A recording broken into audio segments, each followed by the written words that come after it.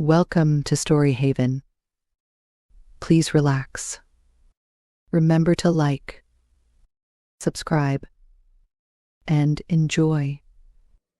Farewell, Love, a Novel by Matilde Serao. Translated by Mrs. Henry Harland. Introduction.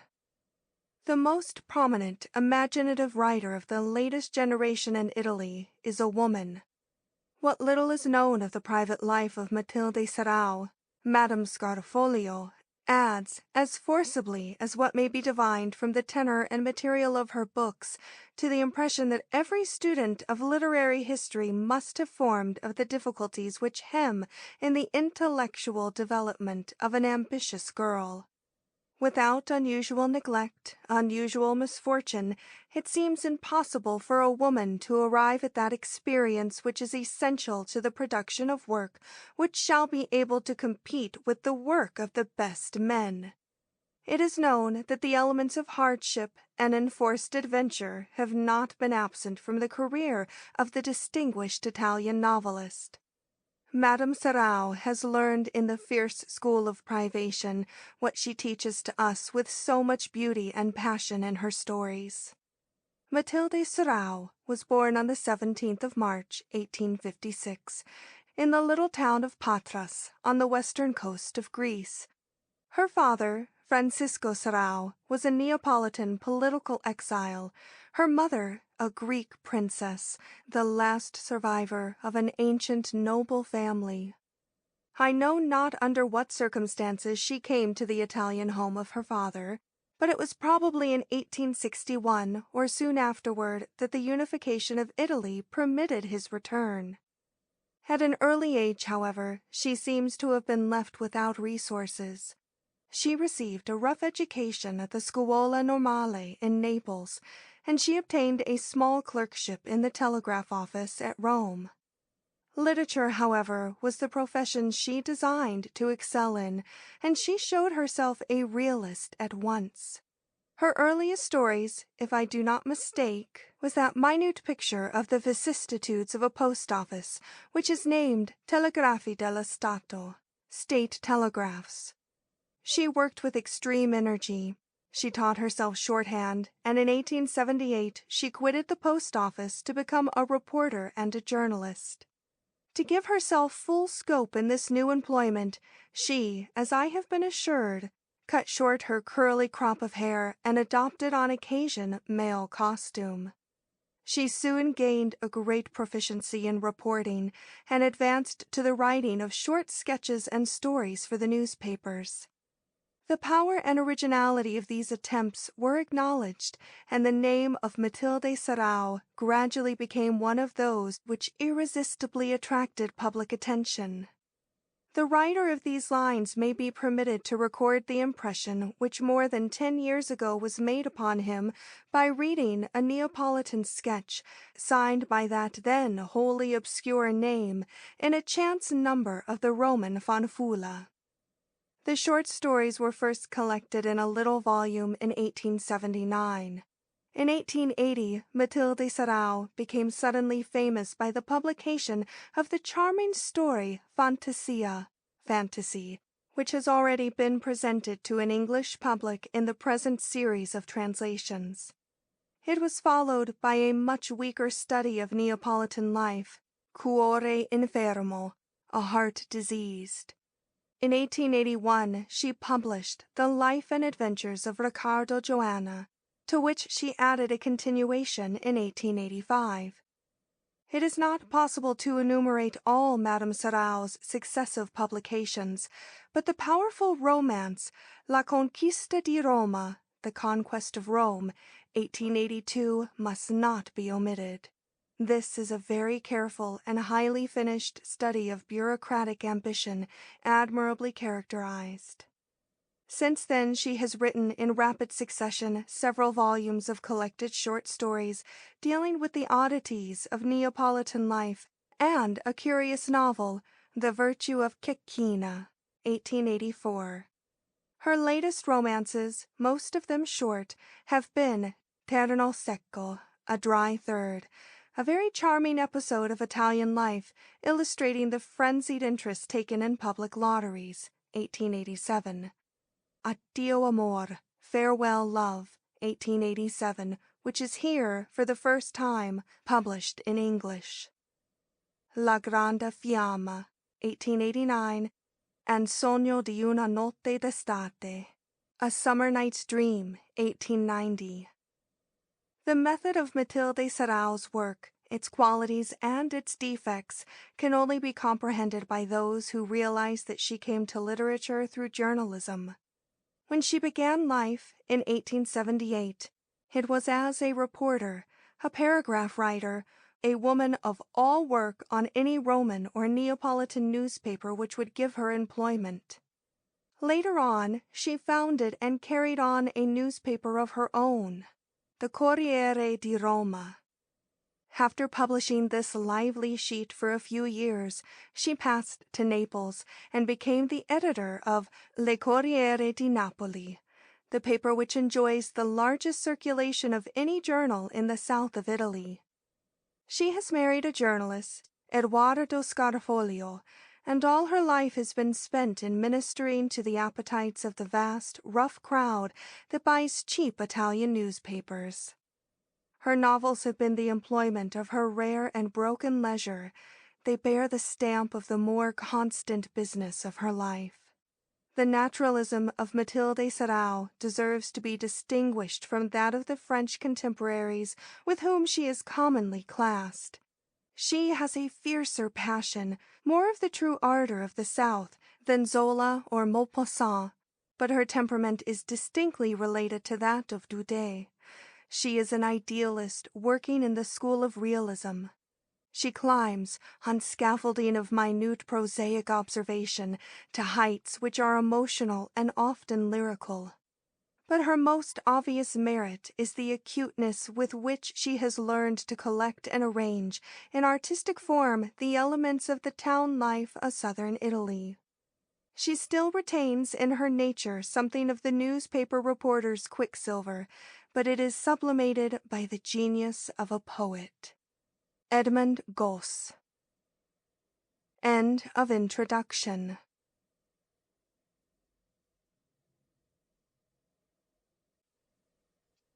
One. Motionless under the white coverlet of her bed, Anna appeared to have been sleeping soundly for the past 2 hours. Her sister Laura, who occupied a little cot at the other end of the big room, had that evening much prolonged her customary reading, which followed the last gossip of the day between the girls. But no sooner had she put out her candle than Anna opened her eyes and fixed them upon Laura's bed, which glimmered vaguely white in the distance. Anna was wide awake. She dared not move, she dared not even sigh, and all her life was in her gaze, trying to penetrate the secret of the dusk, trying to see whether really her sister was asleep. It was a winter night, and as the hour advanced, the room became colder and colder, but Anna did not feel it. The moment the light had been extinguished, a flame had leapt from her heart to her brain, diffusing itself through all her members, scalding her veins, scorching her flesh, quickening the beating of her pulses. As in the height of fever, she felt herself burning up. Her tongue was dry, her head was hot, and the icy air that entered her lungs could not quench the fire in her, could not subdue the tumultuous eruption of her young blood. Often, to relieve herself, she had longed to cry out, to moan, but the fear of waking Laura held her silent.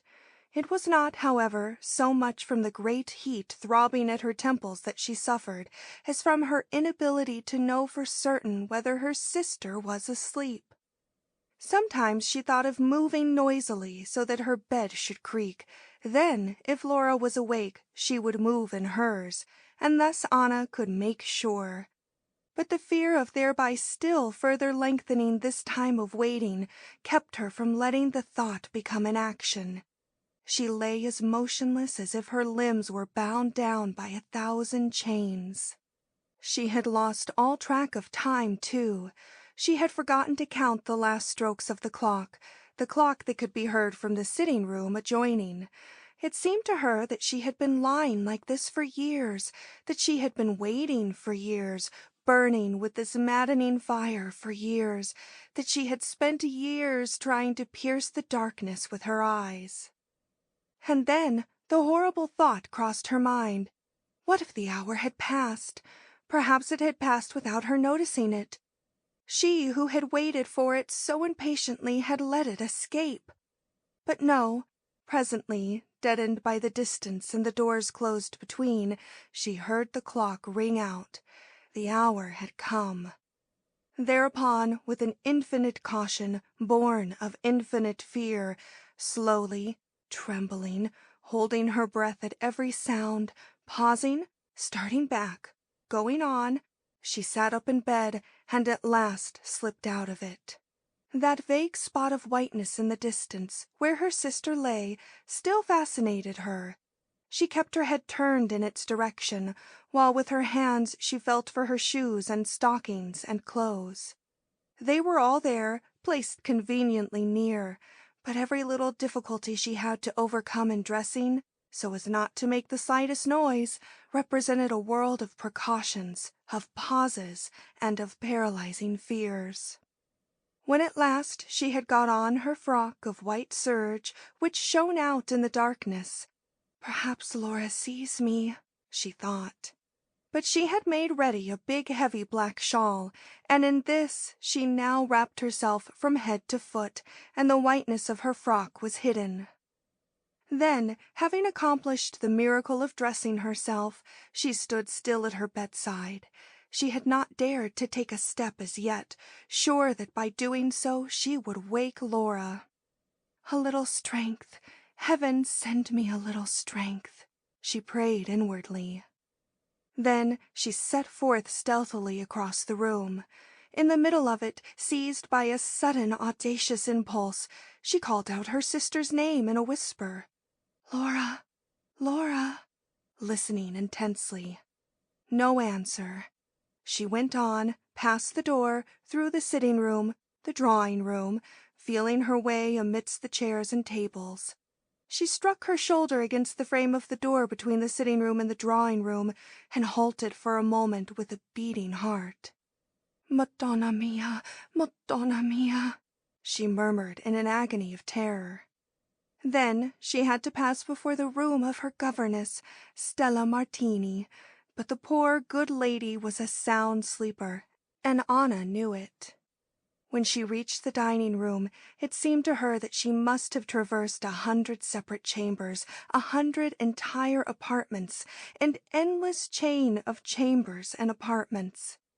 At last she opened the door that gave upon the terrace, and ran out into the night, the cold, the blackness. She crossed the terrace to the low dividing wall between it and the next. "Giustino! Giustino!" she called. Suddenly the shadow of a man appeared on the other terrace, very near, very close to the wall of division. A voice answered, "Here I am, Anna." But she, taking his hand, drew him towards her, saying, "Come, come." He leapt over the little wall. Covered by her black mantle, without speaking, Anna bent her head and broke into sobs. "What is it? What is wrong?" he asked, trying to see her face. Anna wept without answering. "Don't cry, don't cry. Tell me what's troubling you," he murmured earnestly, with a caress in his words and in his voice. "Nothing, nothing. I was so frightened," she stammered. "Dearest, dearest, dearest," he whispered. "Oh, I am a poor creature, a poor thing," she said with a desolate gesture. "I love you so," said Giustino simply in a low voice. "Oh, say that again," she begged, ceasing to weep. "I love you so, Anna. I adore you, my soul, my darling. If you love me, you must be calm. I adore you, my dearest one. Promise me that you won't cry any more then. I adore you, I adore you, I adore you." she repeated, her voice heavy with emotion. He did not speak. It seemed as if he could find no words fit for responding to such a passion. A gust of wind swept over them. "Are you cold?" he asked. "No, feel." And she gave him her hand. Her little hand between those of Giustino was indeed not cold. It was burning. "That is love," said she. He lifted the hand gently to his lips and kissed it lightly, and thereupon her eyes glowed in the darkness like human stars of passion. "My love is consuming me," she went on, as if speaking to herself. "I can feel nothing else, neither cold, nor night, nor danger, nothing. I can only feel you. I want nothing but your love. I only want to live near you always, till death and after death, always with you, always, always." "Ah me," sighed he under his breath. "What did you say?" she cried eagerly. "It was a sigh, dear one, a sigh over our dream." "Don't talk like that! Don't say that!" she exclaimed. "Why shouldn't I say it, Anna? The sweet dream that we have been dreaming together, any day we may have to wake from it. They aren't willing that we should live together." "Who they?" "He who can dispose of you as he wishes, Cesare Diaz." "Have you seen him?" "Yes, today." "And he won't consent?" "He won't consent." "Why not?" "Because you have money and I have none. Because you are noble and I'm not." "But I adore you, Giustino." "That matters little to your guardian." "He's a bad man." "He's a man," said Giustino shortly. "But it's an act of cruelty that he's committing," she cried, lifting her hands towards heaven. Giustino did not speak. "What did you answer? What did you plead? Didn't you tell him again that you love me, that I adore you, that I shall die if we are separated? Didn't you describe our despair to him?"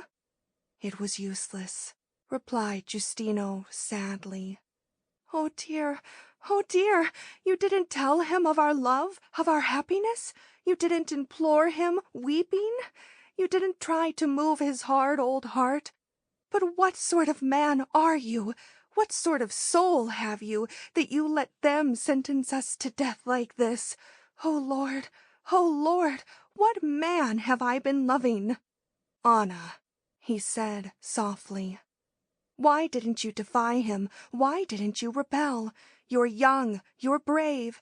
How would Cesare Diaz, almost an old man, with ice in his veins, how could he frighten you?" "Because Cesare Diaz was right, Anna," he answered quietly. "Oh, horror! Horrible sacrilege of love!" cried Anna, starting back.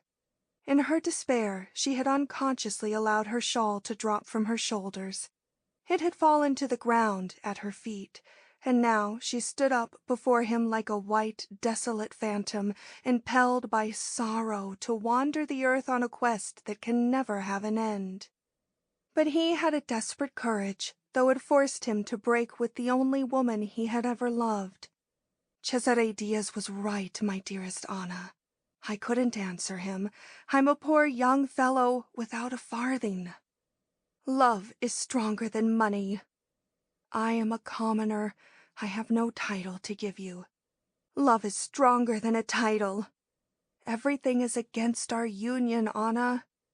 Love is stronger than everything, stronger even than death." After this, there befell a silence. But he felt that he must go to the bottom of the subject. He saw his duty and overcame his pain. "Think a little, Anna. Our souls were made for each other, but our persons are placed in such different circumstances, separated by so many things, such great distances that not even a miracle could unite them. You accuse me of being a traitor to our love, which is our strength, but is it unworthy of us to conquer ourselves in such a pass? Anna, Anna, it is I who lose everything. and yet I advise you to forget this youthful fancy. You are young, you are beautiful, you are rich, you are noble, and you love me. Yet it is my duty to say to you, forget me, forget me. Consider how great the sacrifice is, and see if it is not our duty as two good people to make it courageously. Anna, you will be loved again, better still, by a better man. You deserve the purest and the noblest love. You won't be unhappy long. Life is still sweet for you. You weep, yes. You suffer because you love me, because you are a dear, loving woman. But afterwards you will find your path broad and flowery. It is I who will have nothing left. The light of my life will go out, the fire in my heart. But what does it matter? You will forget me, Anna. Anna, motionless, listened to him, uttering no word. Speak, he said anxiously. I can't forget you, she answered. Try, make the effort.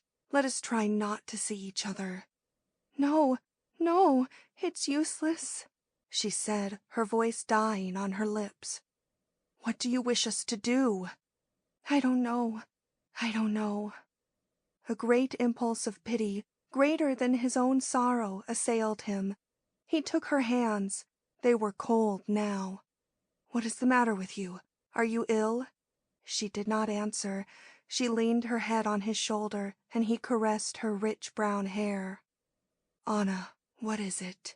He whispered, thrilled by a wild emotion. You don't love me. How can you doubt it? If you loved me, she began, sobbing, you would not propose our separation. If you loved me, you would not think such a separation possible. If you loved me, it would be like death to you to forget and be forgotten. Giustino, you don't love me. Anna, judge by me, she went on softly. I am a poor, weak woman, yet I resist, I struggle, and we would conquer if you loved me. Anna, oh, don't call me by my name, don't speak my name. All this tenderness, what's the use of it? It is good, it is wise, it is comforting, but it is only tenderness. It isn't love. You can think, reflect, determine. That isn't love. You speak of duty, of being worthy of her who adores you, who sees nothing but you in the whole wide world. I know nothing of all that. I love you. I know nothing, and only now I realize that your love isn't love.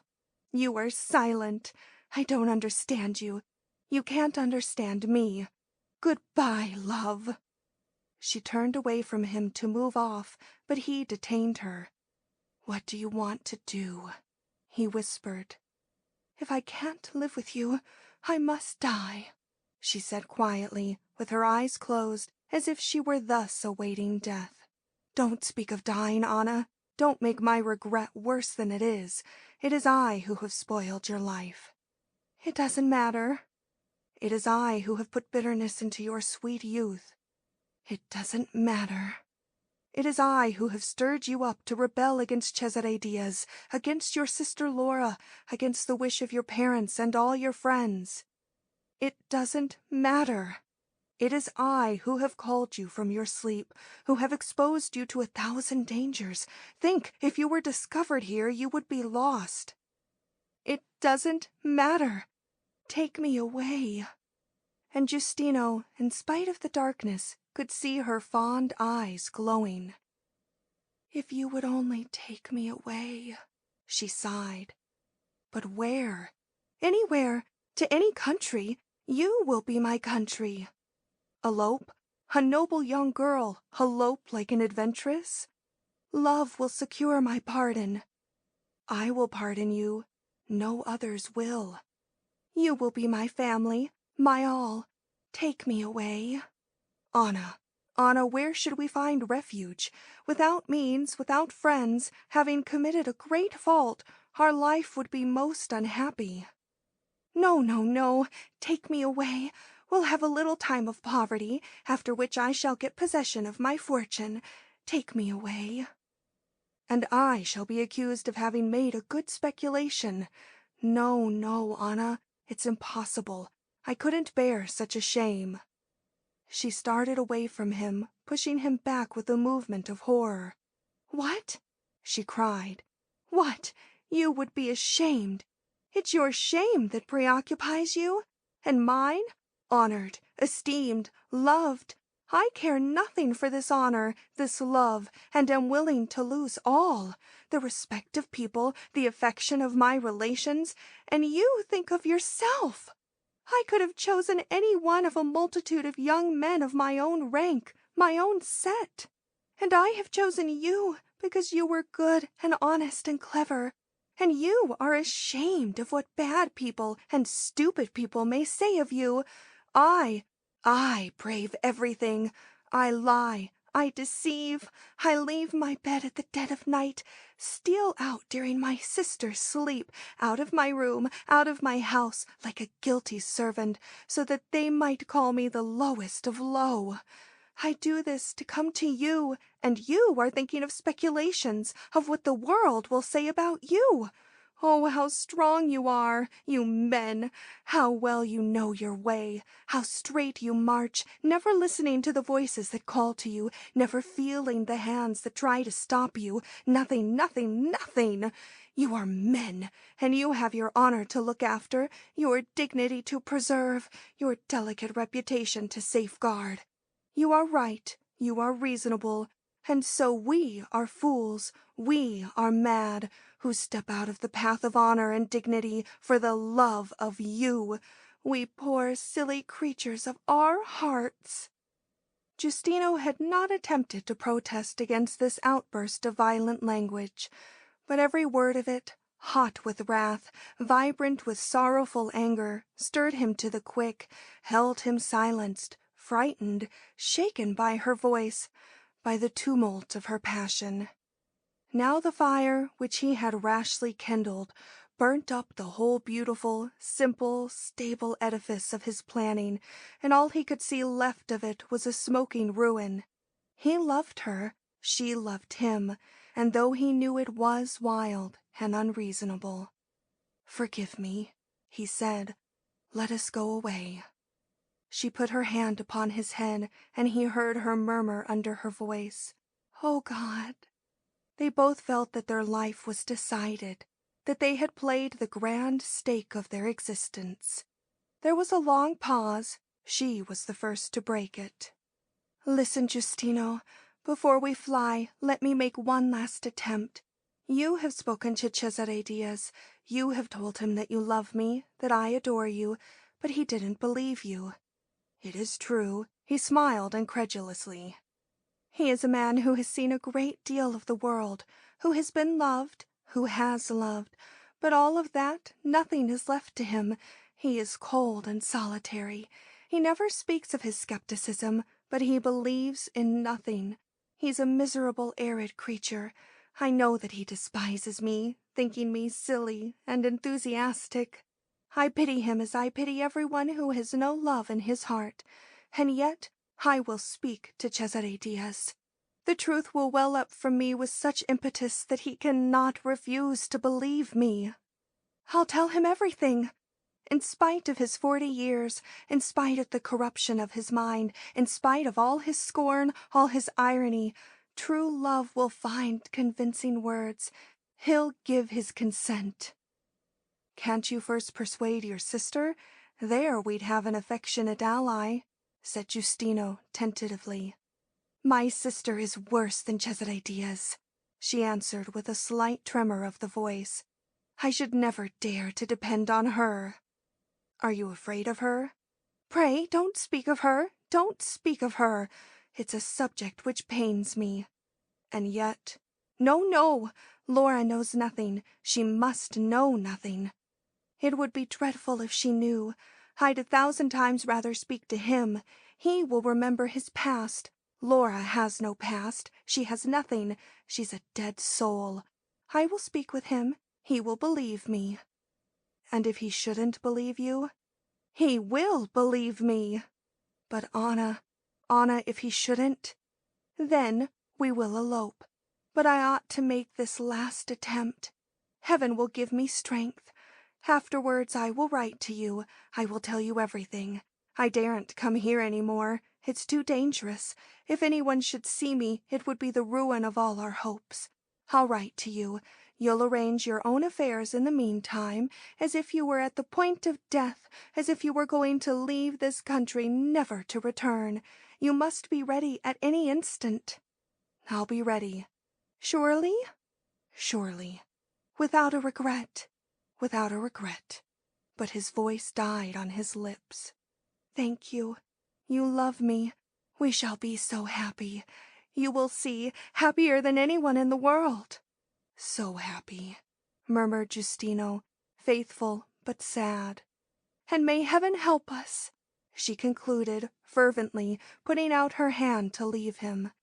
He took her hand, and his pressure of it was a silent vow, but it was the vow of a friend, of a brother, simple and austere. She moved slowly away, as if tired. He remained where he was, waiting a little before returning to his own terrace. Not until some 10 minutes had passed, during which he heard no sound, no movement, could he feel satisfied that Anna had safely reached her room. Once at home, he found himself used up, exhausted, without ideas, without emotions, and speedily he fell asleep. She also was exhausted by the great moral crisis through which she had passed. An immense burden seemed to bow her down, to make heavy her footsteps as she groped her way through the silent house. When she reached the sitting-room, she stopped with sudden terror. A light was burning in the bedroom. Laura would be awake, would have remarked her absence, would be waiting for her. She stood still a long while. She could hear a sound as of the pages of a book being turned. Laura was reading. At last she pushed open the door and crossed the threshold. Laura looked at her, smiled haughtily, and did not speak. Anna fell on her knees before her, crying, "Forgive me! For pity's sake, Laura, forgive me! Laura, Laura, Laura!" But the child remained silent, white and cold and virginal, never ceasing to smile scornfully. Anna lay on the floor weeping, and the winter dawn found her there, weeping, weeping, while her sister slept peacefully. End of Part 1, Chapter 1.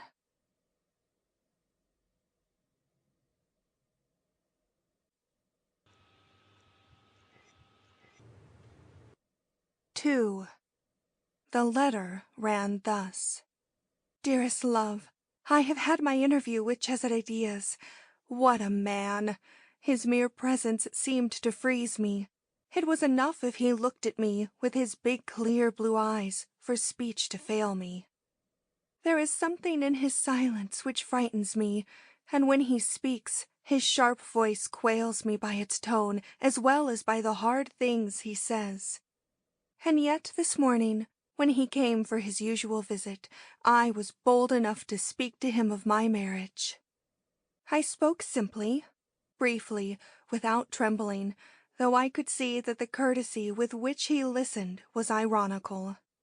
Laura was present, taciturn and absent-minded as usual. She shrugged her shoulders indifferently, disdainfully, and then, getting up, left the room with that light footstep of hers which scarcely seems to touch the earth.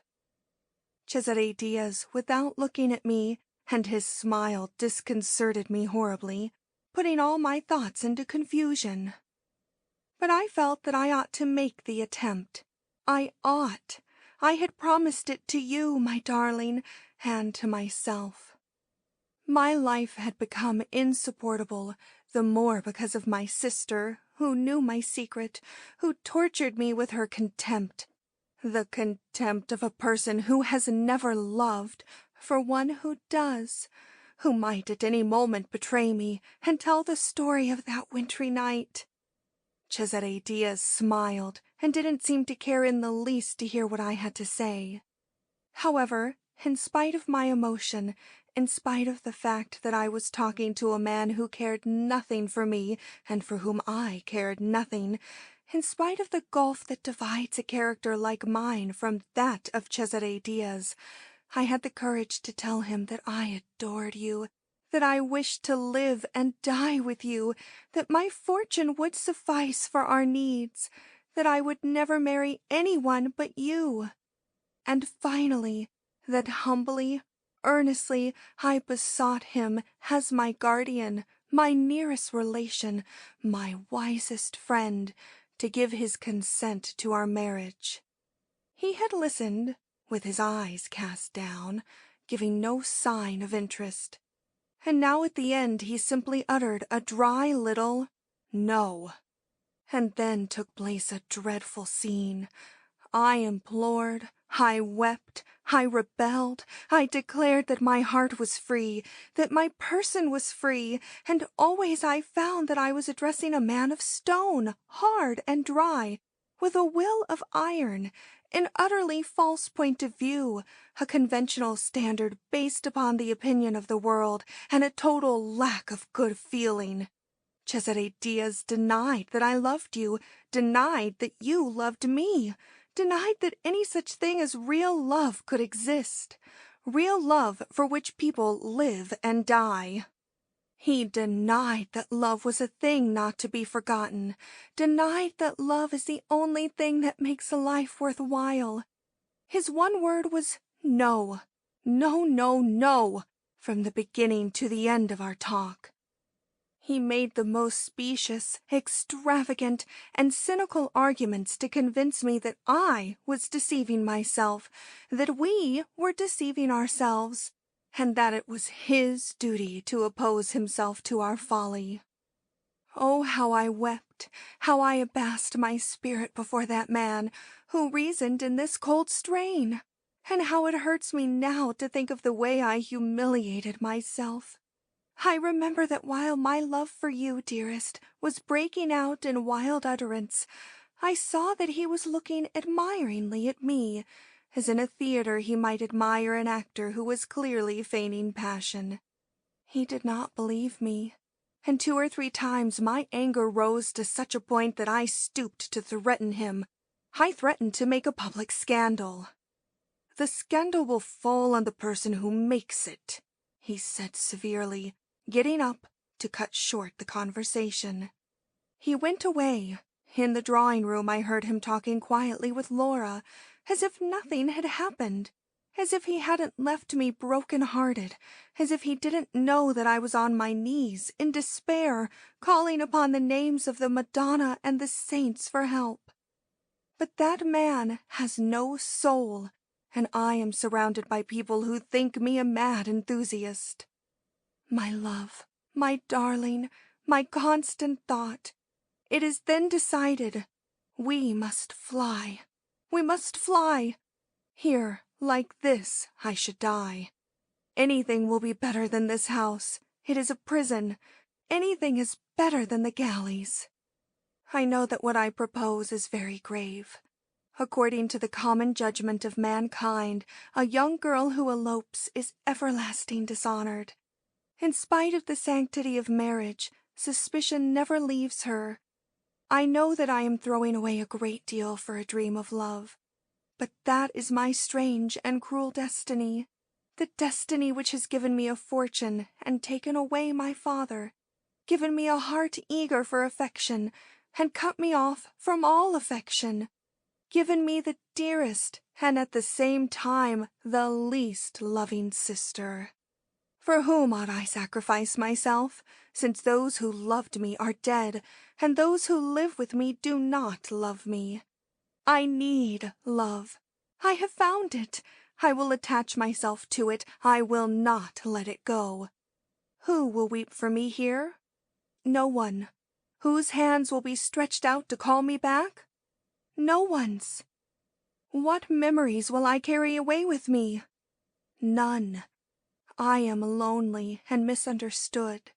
I am flying from ice and snow to the warm sunlight of love. You are the sun.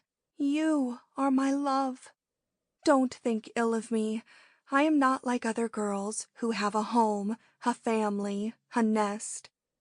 I am a poor pilgrim seeking a home, a family, a nest. I will be your wife, your sweetheart, your servant. I love you. A life passed in the holy atmosphere of your love will be an absolution for this fault that I am committing. I know the world will not forgive me, but I despise people who can't understand one's sacrificing everything for love. And those who do not understand it will pity me. I shall care for nothing but your love. You will forgive me because you love me. So, it is decided.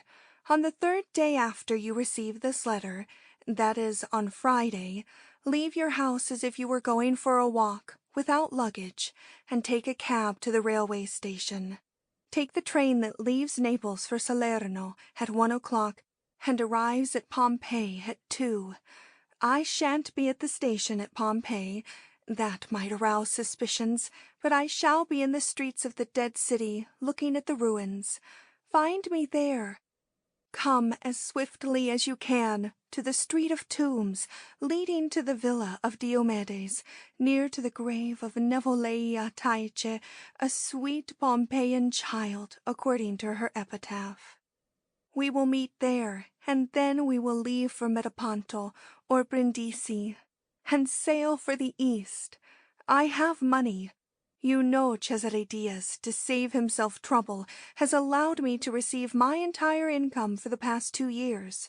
Afterwards, when this money is spent, well, we will work for our living until I come of age.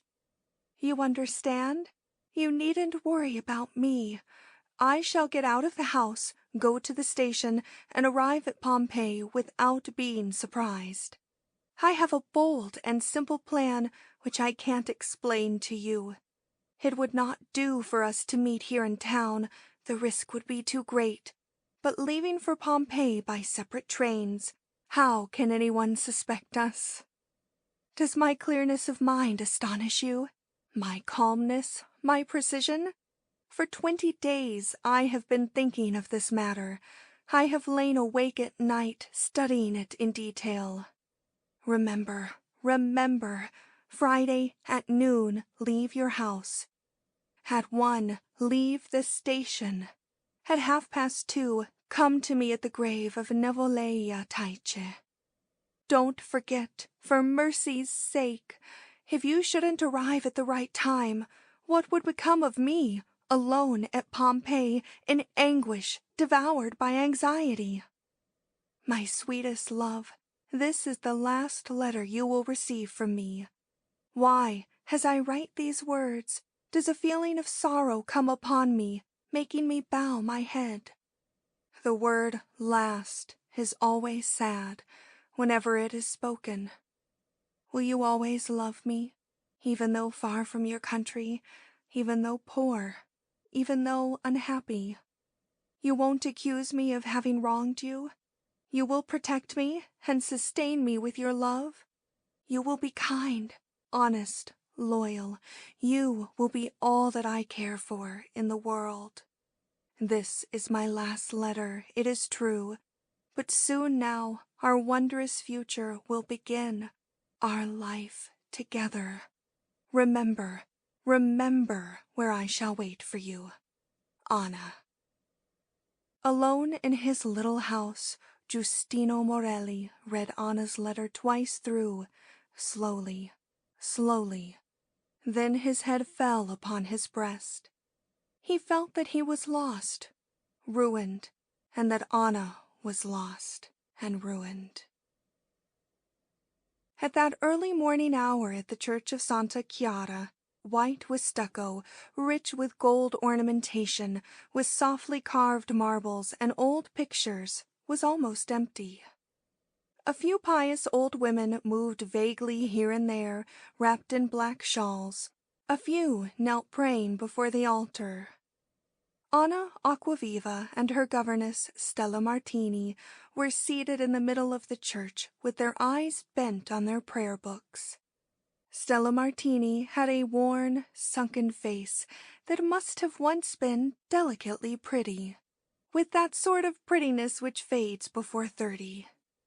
Anna wore a dark serge frock, with a jacket in the English fashion, and her black hair was held in place by a comb of yellow tortoiseshell. The warm pallor of her face was broken by no trace of color. Every now and then she bit her lips nervously. She had held her prayer book open for a long while without turning a page. But Stella Martini had not noticed this. She was praying fervently. Presently, the young girl rose. "I am going to confession," she said, standing still, holding on to the back of her chair. The governess did not seek to detain her. With a light step, she crossed the church and entered a confessional. There the good priest, with the round, childlike face and the crown of snow-white hair, asked his usual questions quietly, not surprised by the tremor in the voice that answered him. He knew the character of his penitent. But Anna answered incoherently, often not understanding the sense of the simple words the priest addressed to her. Sometimes she did not answer at all, but only sighed behind the grating. At last her confessor asked with some anxiety, "What is it that troubles you?" "Father, I am in great danger," she said in a low voice. But when he sought to learn what her danger was, she would give him no details. He begged her to speak frankly, to tell him everything. She only murmured, "Father, I am threatened with disgrace." He then became severe, reminding her that it was a great sin to come thus and trifle with the sacrament of the church, to come to the confessional and refuse to confess. He could not give her absolution. "I will come another time," she said, rising. But now, instead of returning to her governess, who was still praying with her eyes cast down, Anna stole swiftly out of the church into the street, where she hailed a cab and bade the cabman drive to the railway station. She drew down the blinds of the carriage windows, and there in the darkness she could scarcely suppress a cry of mingled joy and pain to find herself at last alone and free. The cab rolled on and on. It was like the movement of a dream. The only thing she could think of was this beautiful and terrible idea that she, Anna Aquaviva, had abandoned forever her home and her family, carrying away only so much of her fortune as the purse in her pocket could hold, to throw herself into the arms of Giustino Morelli. No feeling of fear held her back. Her entire past life was ended. She could never take it up again. It was over. It was over. In that sort of somnambulism which accompanies a decisive action, she was as exact and rigid in everything she had to do as an automaton. At the station, she paid her cabman and mechanically asked for a ticket to Pompeii at the booking office. "Single or return?" inquired the clerk. "Single," she answered. As almost everyone who went to Pompeii took a return ticket, the clerk thought he had to do with an Englishwoman or an impassioned antiquary. She put the ticket into the opening of her glove and went into the first-class waiting room. She looked about her quite indifferently, as if it was impossible that Cesare Diaz, or indeed any one of her acquaintance, should see her there. She was conscious of nothing save a great need to go on, nothing else. It was the first time in her life that she had been out alone like this, yet she felt no surprise. It seemed to her that she had been traveling alone for years, that Cesare Diaz, Laura Aquaviva, and Stella Martini were pale shadows of an infinitely distant past, a past anterior to her present existence, and that they were people she had known in another world. She kept repeating to herself, like a child trying to remember a word, Pompeii, Pompeii, Pompeii. But when she was climbing into the first-class compartment of the train, it seemed suddenly as if a force held her back, as if a mysterious hand forbade her going on. She trembled and had to make a violent effort to enter the carriage as if to brush aside an invisible obstacle. And from that moment, a voice within her seemed to be murmuring confusedly to her conscience, warning her of the great moral crisis she was approaching, while before her eyes the blue Neapolitan coast was passing rapidly, where the wintry cold had given way to a warm scirocco. On the morning train hurried her, over the land, by the sea, between the white houses of Portici, the pink houses of Torre del Greco, the houses pink, white, and yellow of Torre Annunziata. On, and Anna, motionless in her corner, gazing out of the window, beheld a vague, delicious vision of flowers and stars, and kisses and caresses, and an icy terror. A sense of imminent peril lay upon her heart. Oh yes, in a brilliant vision she saw a future of love, of passion and tenderness, a fire-hued vision of all that soul and body could desire. Yet constantly that still, small voice kept whispering to her conscience, "Don't go, don't go. If you go, you are lost." And this presently became so unbearable that, when the train entered the brown, burnt-up country at the foot of Vesuvius, the country that surrounds the great ruin of Pompeii, despair was making her twist the handle of her purse violently with her fingers. The green vines and the laughing villages had disappeared from the landscape. The blue sea, with its dancing white waves, had disappeared. She was crossing a wide, desolate plain, and the volcano, with its eternal wreath of smoke, rose before her. And also had disappeared forever the phantasms of her happiness. Anna was traveling alone through a sterile land where fire had passed, devastating all life, killing the flowers, destroying the people, their homes, their pleasures, their loves. And the voice within her cried, "This is a symbol of passion, which destroys all things and then dies itself." And then she thought that she had chosen ominously in coming to Pompeii, a city of love, destroyed by fire, an everlasting reminder to those who saw it of the tragedy of life. Pompeii, with its hard heart of lava. She descended from the carriage when the train stopped and followed a family of Germans and 2 English clergymen out of the tiny station. She went on, looking neither to right nor left, up the narrow, dusty lane that leads from the railway to the inn at the city's gate. Neither the Germans nor the clergyman noticed her, the solitary young woman with the warm, pale face and the great brown-black eyes that gazed straight forward without interest in what they saw, the eyes of a soul consumed by an emotion. When they had all entered the house, she ensconced herself in a corner near a window and looked out upon the path she had followed, as if waiting for somebody, or as if wishing to turn back. And Anna was praying for the safe coming of Giustino. If she could but see him, if she could hear but his voice, all her doubts, all her pains would fly away. "I adore him,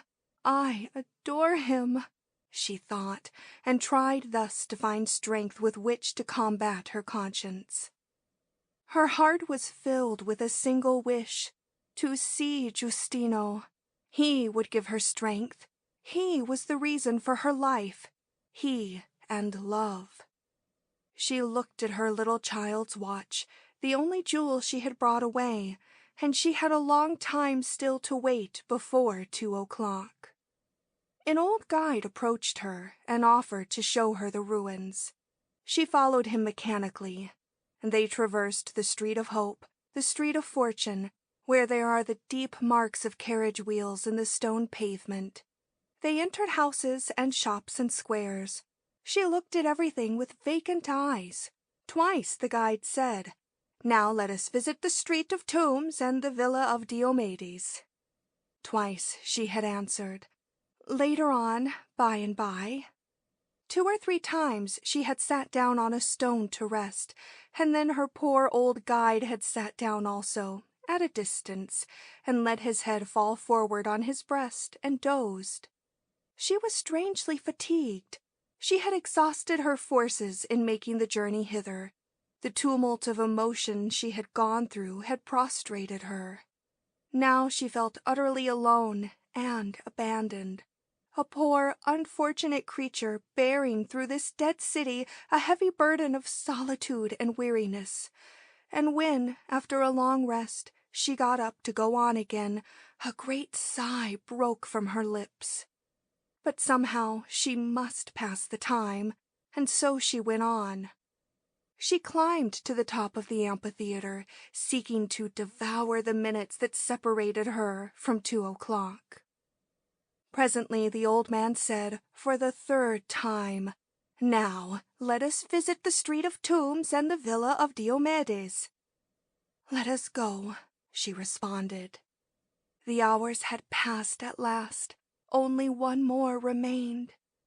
With her watch in hand, as the guide pointed out to her the magnificence of the Villa of Diomedes, she was saying to herself, "Now Giustino is leaving Naples."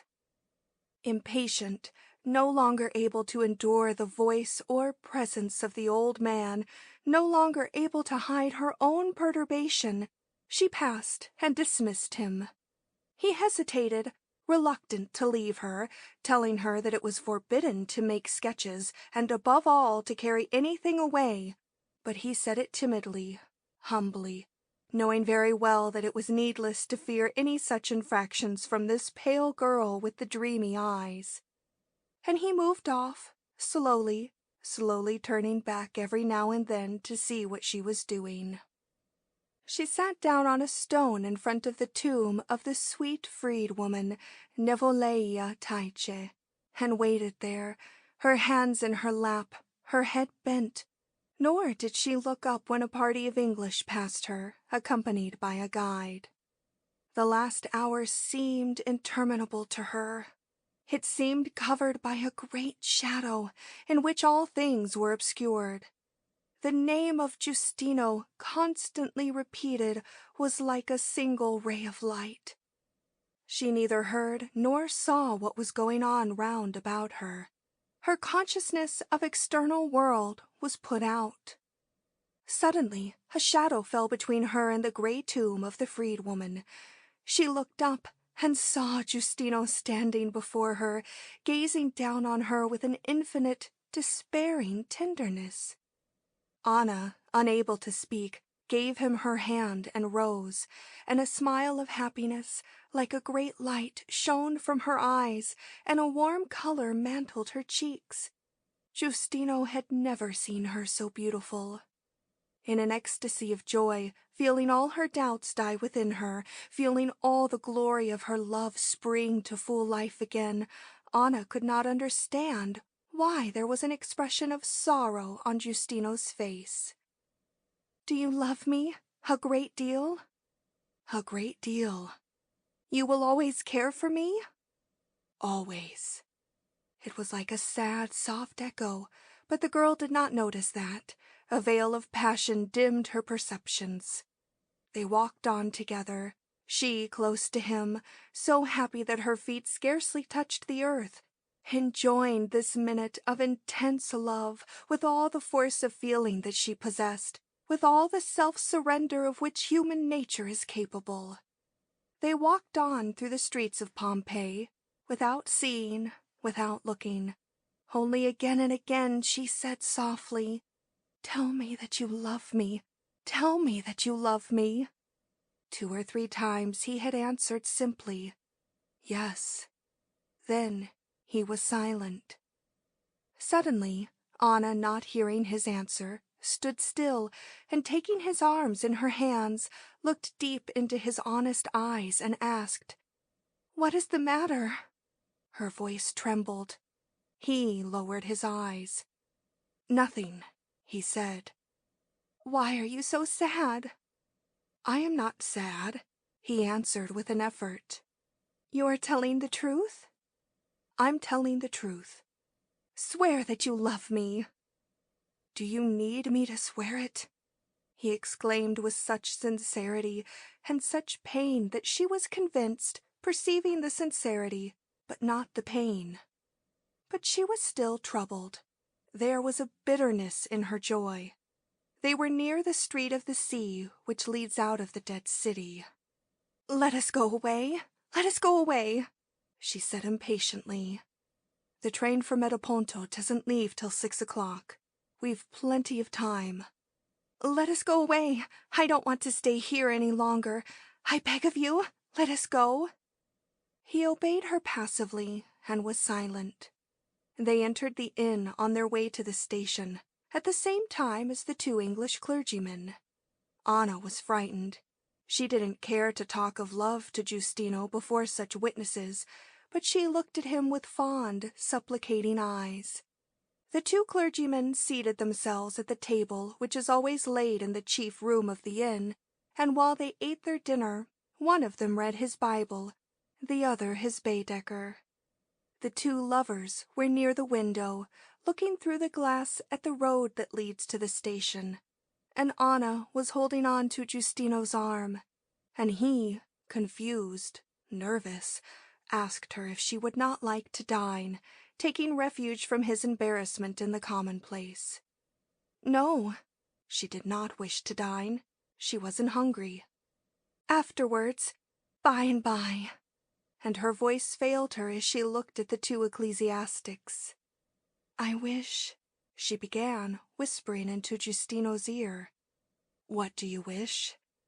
"Take me away somewhere else where I can say something to you." He hesitated. She blushed.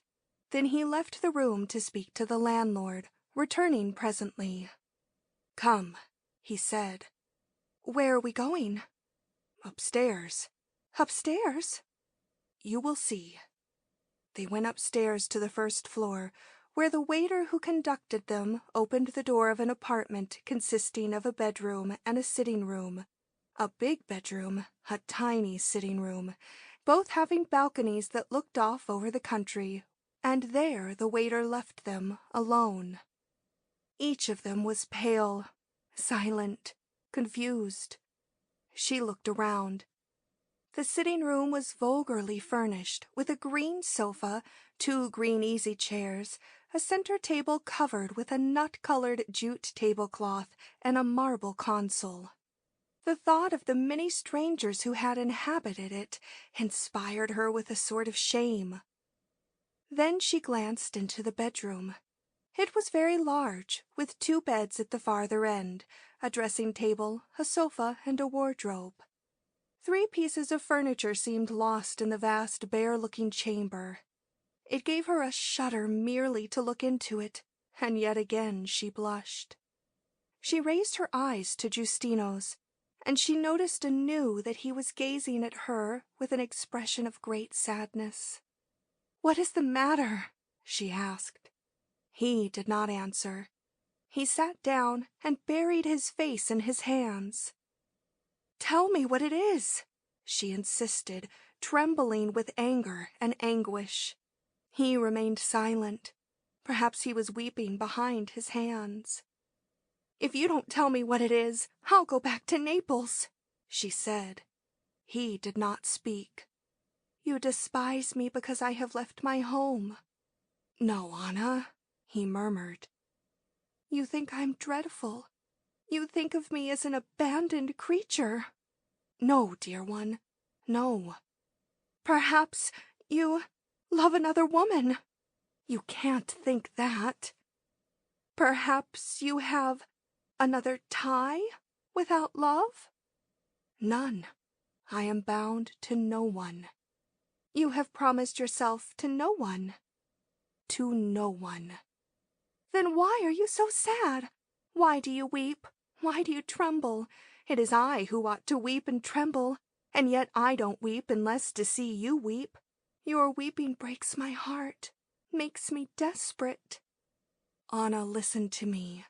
By the memory of your mother, I implore you to listen, to understand. I am miserable because of you, on your account, in thinking of what I have allowed you to do, of how you are throwing away your future, of the unhappiness that awaits you without a home, without a name, persecuted by your family. If you loved me, you wouldn't think these things. You wouldn't say them. I have always said them, Anna. I have always repeated them. I have ruined you. For 3 days I have been in an agony of remorse. It is the same today. Though you are the light of my life, I must say it to you. Today, I can't forgive myself. Tomorrow, you will be unable to forgive me.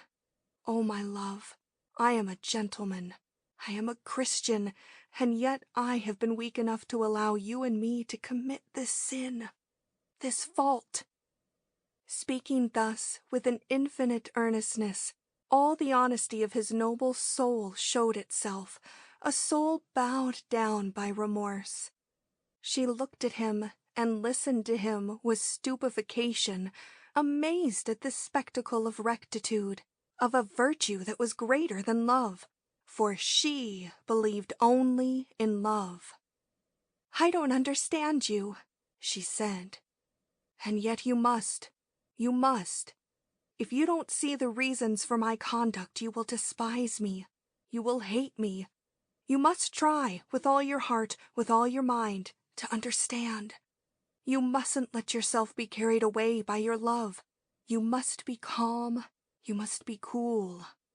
"I can't." "Oh, God," he said in despair. Again he was silent.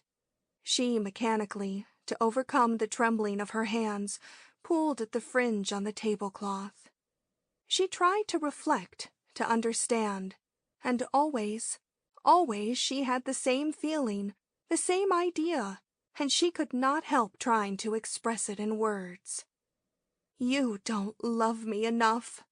She looked into his eyes as she spoke, concentrating her whole soul in her voice and in her gaze. "It is true. I don't love you enough," he answered. She made no sound. She was cut to the heart. The little sitting room, the inn, Pompeii, the whole world appeared to go whirling round her dizzily. She had a feeling as if her temples would burst open, and pressed her hands to them instinctively. "Ah, then," she said after a long pause, in a broken voice, "ah, then, you have deceived me." "I have deceived you," he murmured humbly. "You haven't loved me?" "Not enough to forget everything else. I have already said so." "I understand. What was the use of lying?" "Because you were beautiful and good, and you loved me, and I didn't see this danger. I didn't dream that you would wish to give up everything in this way, that I should be unable to prevent you. Words, words! The essential is, you don't love me." "As you wish to be loved, as you deserve to be loved? No." "That is, without blind passion?" "Without blind passion." "That is, without fire, without enthusiasm?" "Without fire, without enthusiasm." "Then with what?" "With tenderness, with affection, with devotion." "It is not enough, not enough, not enough," she said monotonously, as if talking in her sleep. "Don't you know how to love differently, more as I love?" "No, I don't know how." "Do you ever think you can? Perhaps you can tomorrow or in the future? No, I never can, Anna. I shall always prefer duty to happiness. Poor, weak creature, she murmured with immense scorn. He lifted his eyes toward heaven, as if seeking strength to endure his martyrdom. So, Anna went on slowly, if we were to live together, you would be unhappy? We should both be unhappy, and the sight of your unhappiness, of which I should be the cause, would kill me. Well, then, it is for you to say what you wish.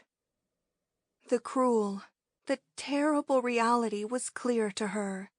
There was only one thing to be said, and that was so unexpectedly dreadful that she hesitated to say it. The truth was so horrible she could not bear to give it shape in speech. She looked at him, at this man who, to save her, inflicted such inexpressible pain on her. And he understood that Anna could not pronounce the last words. He himself, in spite of his great courage, could not speak them. Those last words, for he loved the girl wildly. The terrible truth appalled them both. She got up stiffly and went to the window and leaned her forehead against the glass, looking out over the country and down the lane that led to the little station. Twice before that day she had looked at the same silent landscape, but in the morning, when she was all alone, waiting, thrilling with hope, and again, only an hour ago, leaning on Giustino's arm, she had possessed entire the priceless treasure of a great love. Now all was over. Never more would she know the delight of love. All was over. All. Giustino had not moved from where he sat with his face buried in his hands. Suddenly Anna seized him by the shoulders, faced him to raise his head, and began to speak, so close to him that he could feel her warm breath on his cheek. "And yet you did love me," she said passionately. "You cannot deny it. I know it. I have seen you turn pale when you met me, as pale as I myself. If I spoke to you, my voice made your eyes brighten, as your voice made my heart leap.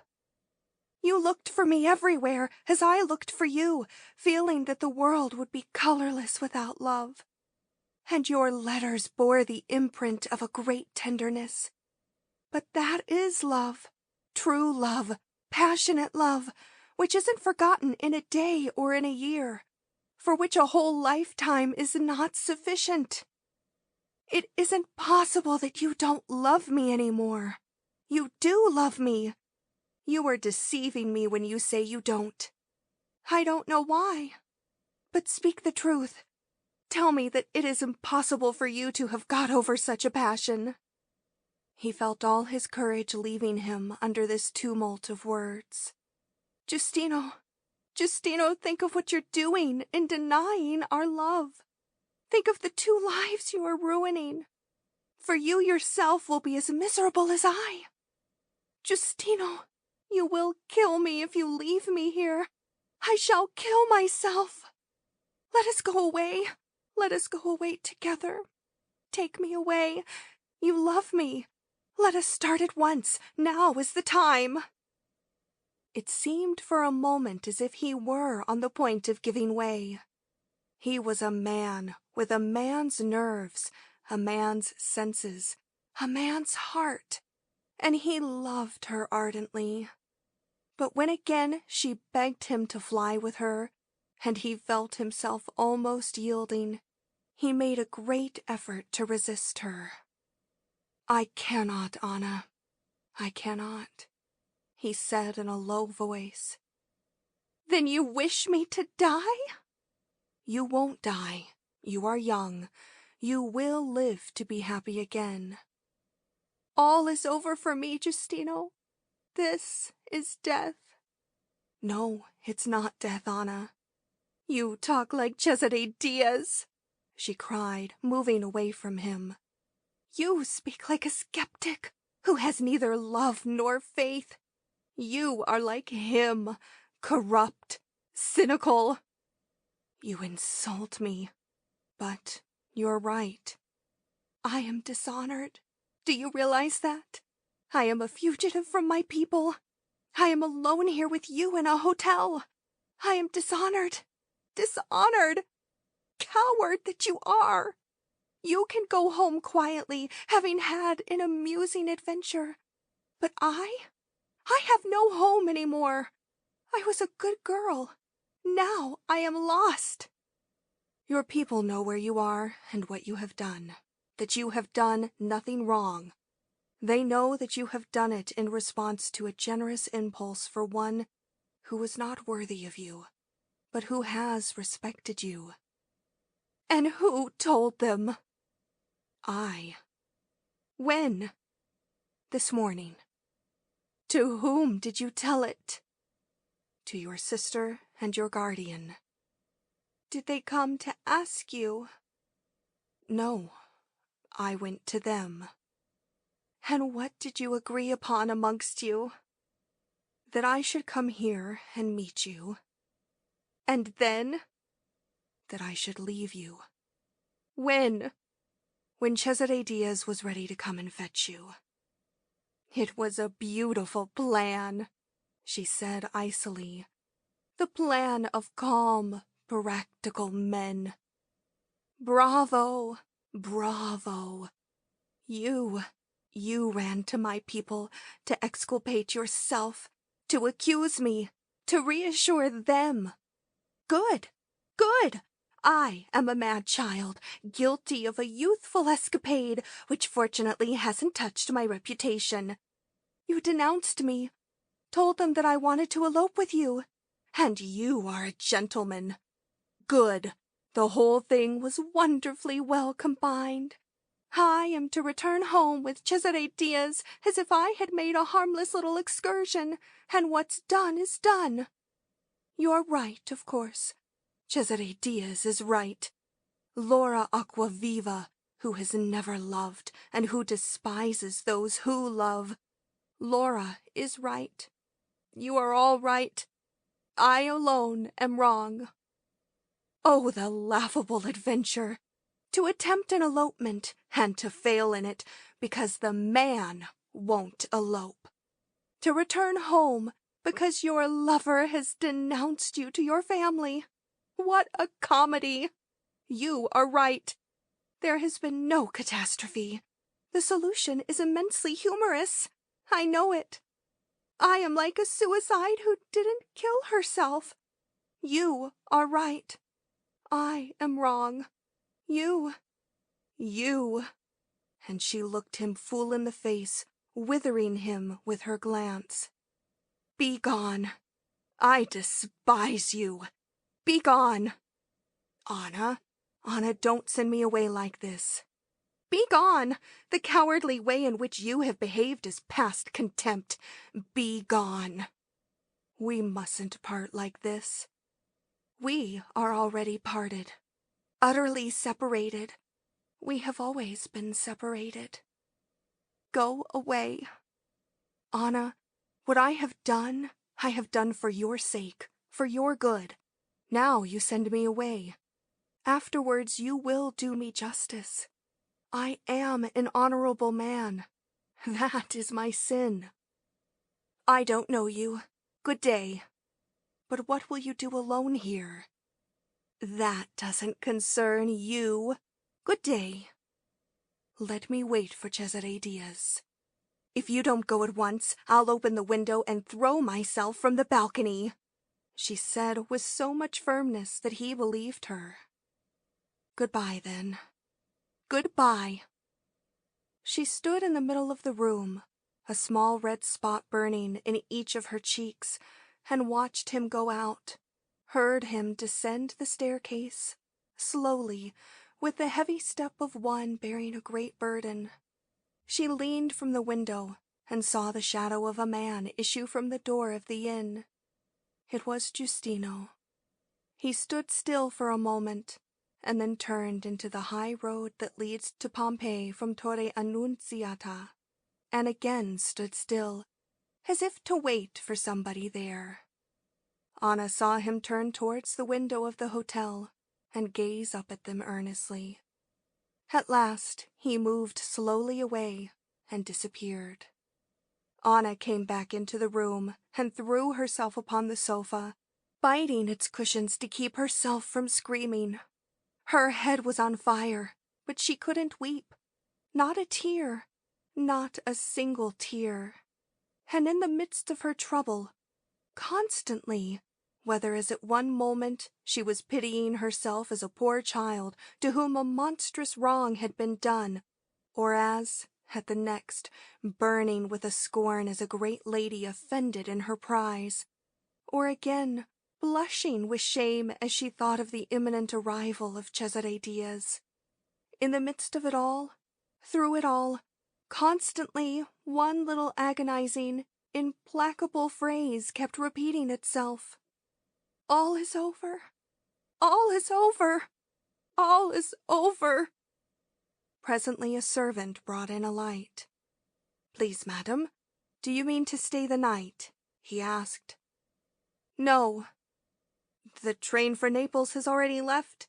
You can go back by way of Torre Annunziata in a carriage." "Someone is coming for me," she said. The servant left the room. By and by, she heard her name called. "Anna! Anna!" She fell on her knees before Cesare Diaz, sobbing. "Forgive me! Forgive me!" He, with a tremor in his voice, murmured, "My poor child." And at home, in her own house, she said to her sister, "Laura, forgive me." My poor Anna.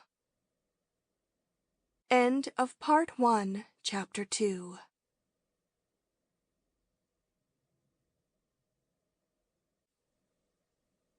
(3) For 3 weeks Anna lay at the point of death, prey to a violent attack of scarlet fever, alternating between delirium and stupor, and always moaning in her pain, while Laura, Stella Martini, and a sister of charity watched at her bedside.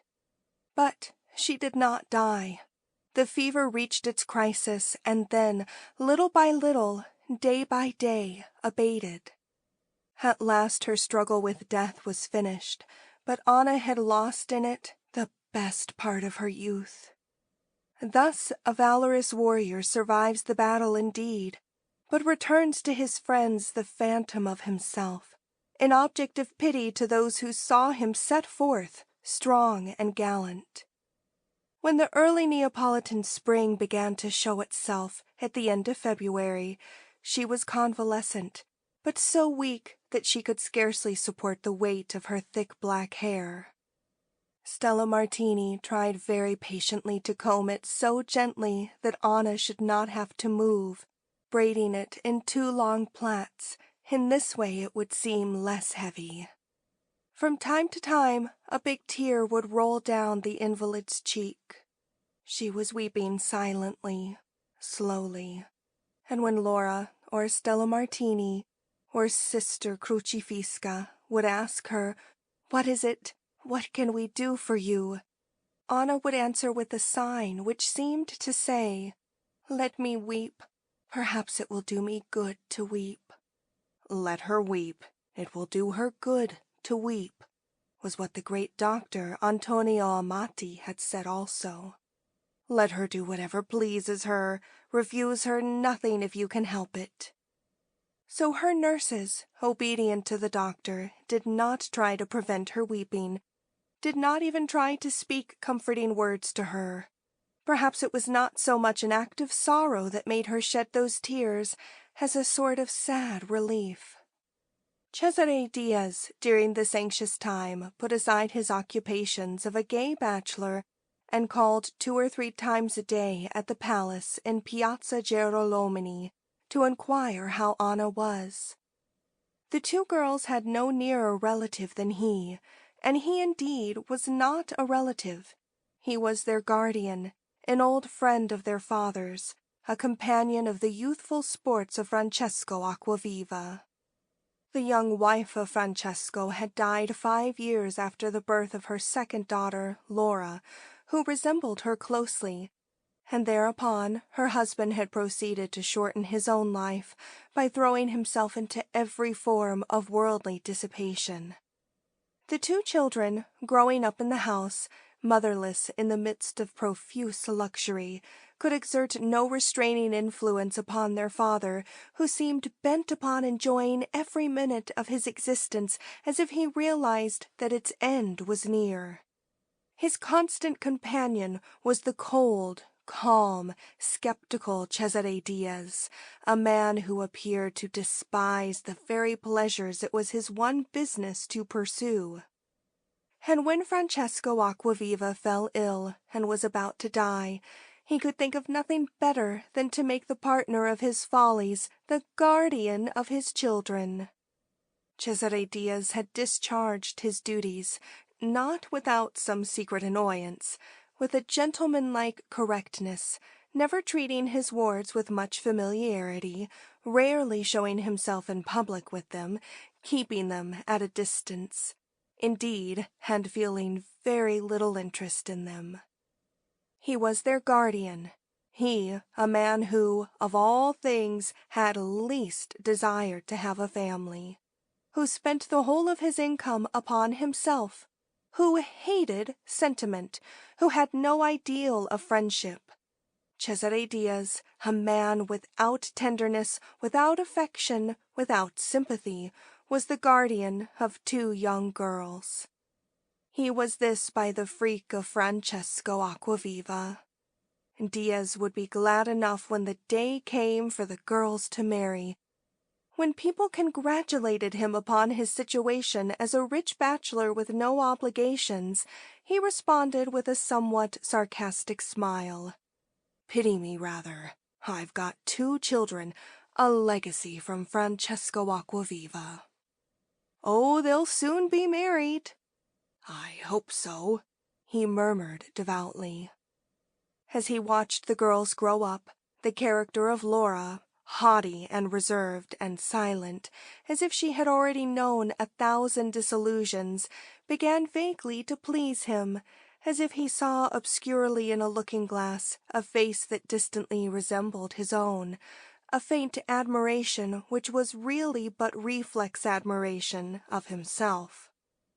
The character of Anna, on the contrary, open, loyal, impressionable, and impulsive, a character full of strong likes and dislikes, imaginative, enthusiastic, generous, had always roused in him a certain antipathy. In her presence he seemed even colder and more indifferent than elsewhere, merciless for all human weakness, disdainful of all human interests. It would have been a miracle if 2 such incompatible natures, each so positive, had not repelled each other. Sometimes, though, Anna could not help feeling a certain secret respect for this man, who perhaps had good reasons born of suffering, for the contempt with which he regarded his fellow beings. And sometimes Diaz told himself that it was ridiculous to be angry with this strange child, for she was a worthy daughter of Francesco Acquaviva, a man who had tossed his life to the winds of pleasure. Diaz asked himself scornfully, "What does it matter?" And so, when he learned that his ward had fallen in love with an obscure and penniless youth, he shrugged his shoulders, murmuring, "Rhetoric."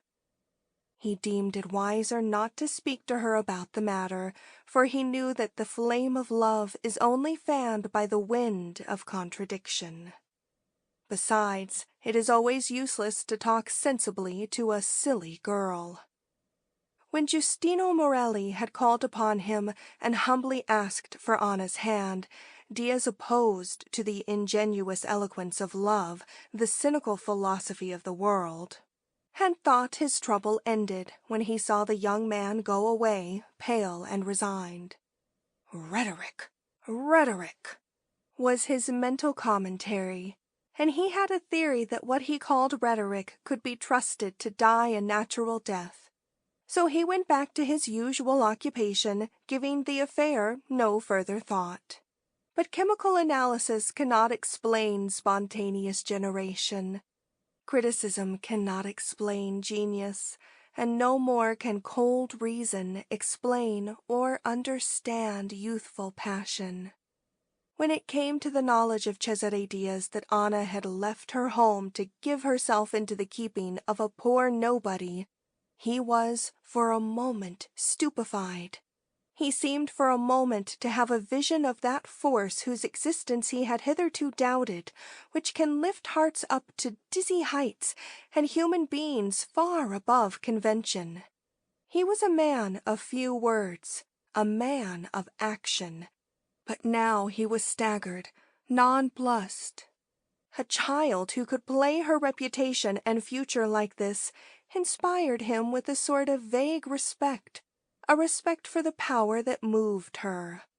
Ah, there was a convolution in the soul of Cesare Diaz, the man of fixed ideas and easy aphorisms, who suddenly found himself face to face with a moral crisis in which the life of his young ward might be wrecked. And he felt a pang of self-reproach. He ought to have watched more carefully over her. He ought to have been kinder to her.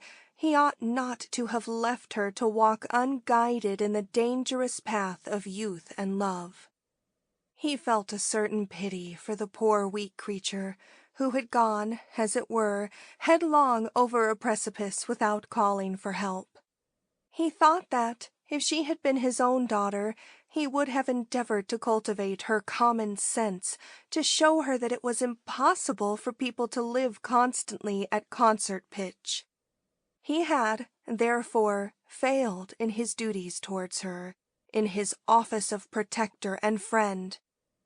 And yet, what faith her dead father, Francesco Acquaviva, had had in him, in his wisdom, in his affection. Anna, who had hitherto inspired him only with that disdain which practical men feel for sentimentalists, now moved him to compassion, as a defenseless being exposed to all the slings and arrows of outrageous fortune. And during his drive from Naples to Pompeii, he promised himself that he would be very kind to her, very gentle. If she had flown from her home, it was doubtless because the love that Giustino Morelli bore her had appeared greater to her than the love of her own people. And doubtless, too, there are hearts to whom love is as necessary as bread is to the body. Never before had Cesare Diaz felt such an emotion as beset him now during that long drive to Pompeii. For years he had been on his guard against such emotions. And accordingly, after that fatal day on which he brought her back to her house, he and Laura and Stella Martini all tried to create round Anna a peaceful atmosphere of kindness and indulgence, as if she had committed a grave but generous error by whose consequences she alone was hurt.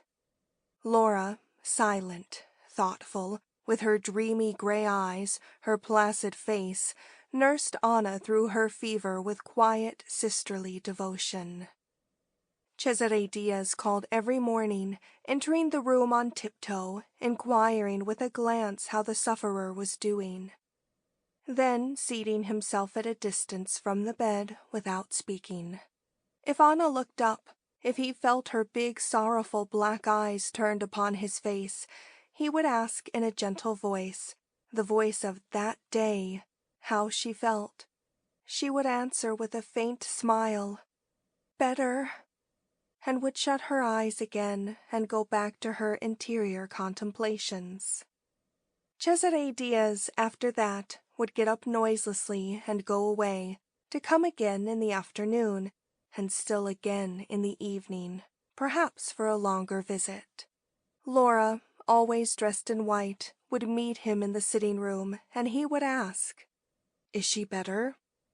She seems to be. Has she been asleep today? No, I don't think she has been asleep. Has she said anything? Not a word. Who is to watch her tonight? I. You will wear yourself out. No, no. Nothing else passed between them. Often he would arrive in the evening wearing his dress suit. He had dined at his club and was off for a card party or a first night at the theater. Then he would remain standing with his overcoat open, his hat in his hand.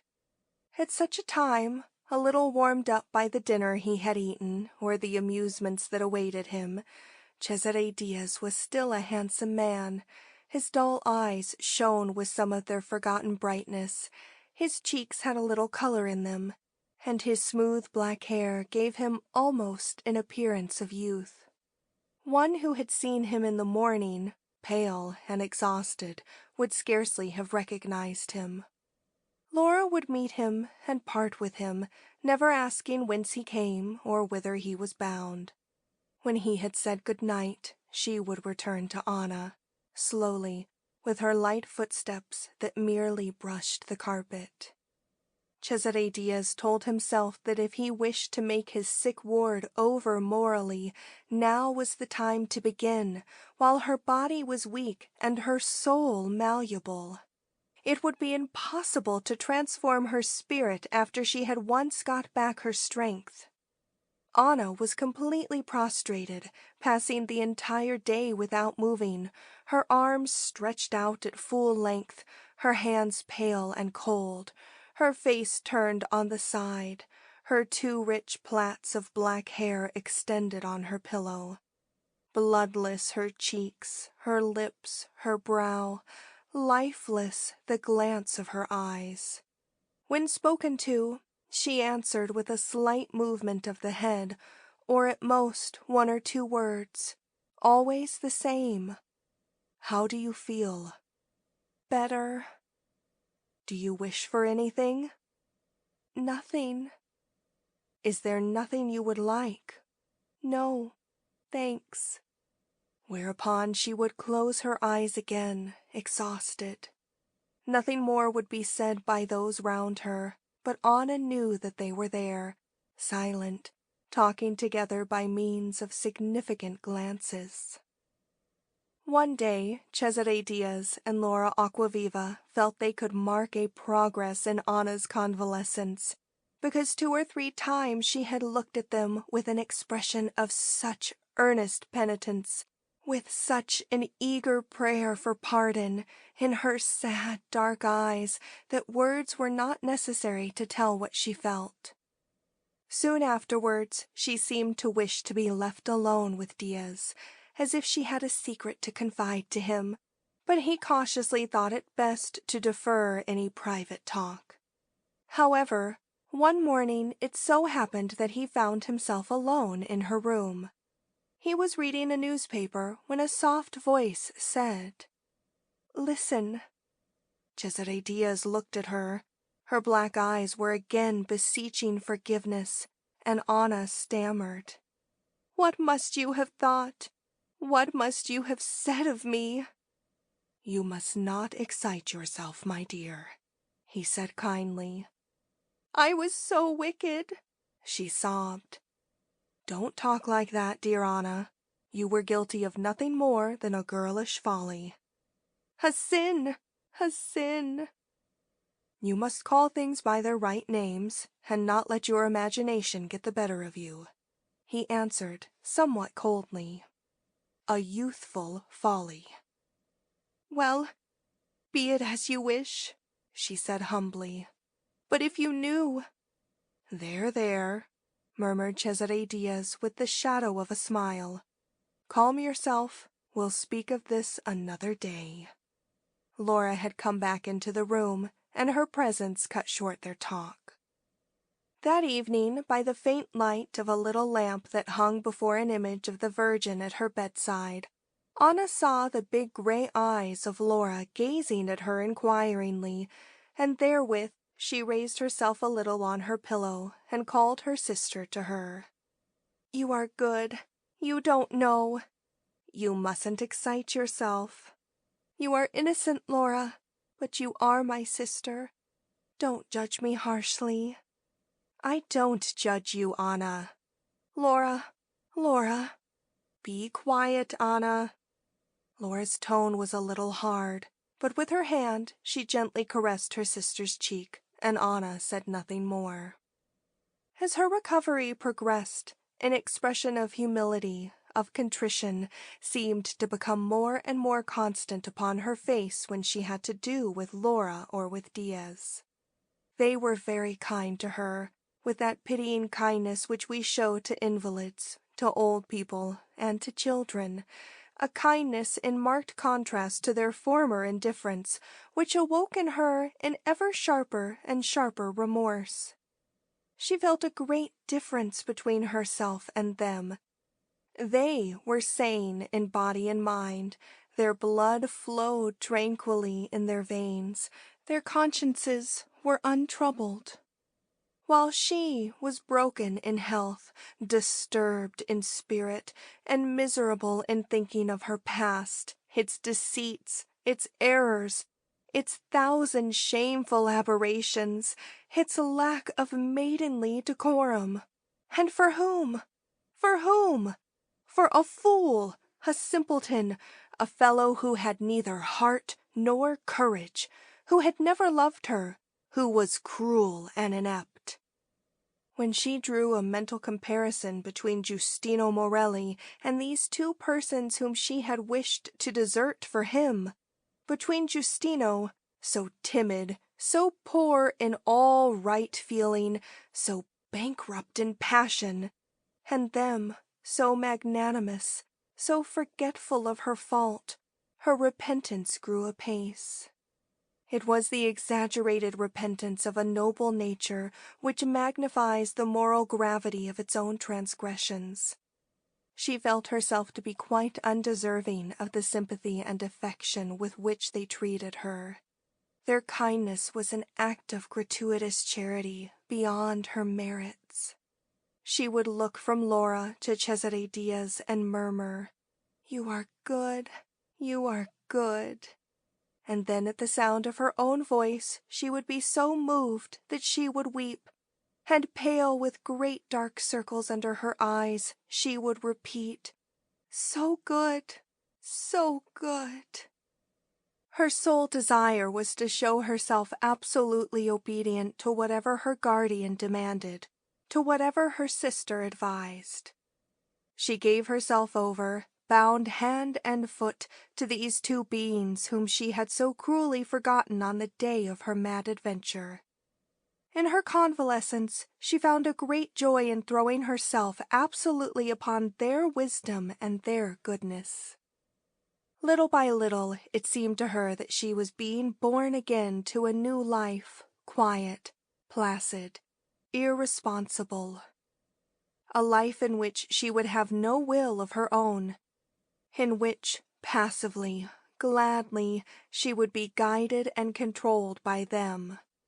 So whenever they spoke to her, whenever they asked for her opinion, whether a window should be opened or closed, whether a bouquet of flowers should be left in the room or carried out, whether a note should be written to a friend who had called to inquire how she was, she always said, "Yes," or, "As you think best," emphasizing her answer with a gesture and a glance. Yes, to whatever Cesare Diaz suggested to her, Cesare Diaz who had grown in her imagination to the proportions of a superior being, far removed from human littleness, invincible, dwelling in the highest spheres of abstract intellect, and, yes, to whatever Laura Aquaviva suggested. Laura the pure, the impeccable, who had never had the weakness to fall in love, who would die rather than be wanting to her ideal of herself. Yes, to whatever her poor governess Stella Martini suggested. Stella so kind, so faithful, whom in the past she had so heartlessly deceived. Yes, to the good sister of charity, Maria del Crocifisso, who passed her life in self-sacrifice, in self-abnegation, in loving devotion to others.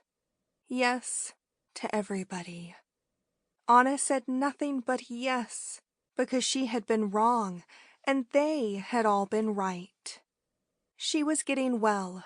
Nothing remained of her illness except a mortal weakness, a heaviness of the head, an inability to concentrate her mind upon one idea, a desire to rest where she was, not to move from her bed, from her room, not to lift her hands, to keep her eyes closed, her cheek buried in her pillow. Cesare Diaz called daily after luncheon, at 2 o'clock, an hour when men of the world have absolutely nothing to do, for visits are not in order till 4. The girls waited for him every afternoon. Laura, with her appearance of being above all earthly trifles, showing neither curiosity nor eagerness. Anna, with a secret anxiety because he would bring a sense of calmness and strength, a breath of the world's air, and especially because he seemed so firm, so imperturbable, that she found it restorative merely to look at him, as weaklings find restorative the sight of those who are robust. He would chat a little, giving the latest gossip, telling where the last night's ball had been, who had gone upon a journey, who had got married, but always with that tone of disdain, that tone of the superior being who sees but is not moved, and yet who seeks to conceal his boredom, which was characteristic of him. Sometimes, though, he would laugh outright at the society he moved in, had its pleasures, had its people, burlesquing and caricaturing them, and ridiculing himself for being led by them. "Oh, you!" cried Anna with an indescribable intonation of respect. She listened eagerly to everything he said. Her fragile soul was like a butterfly that lights on every tiniest flower.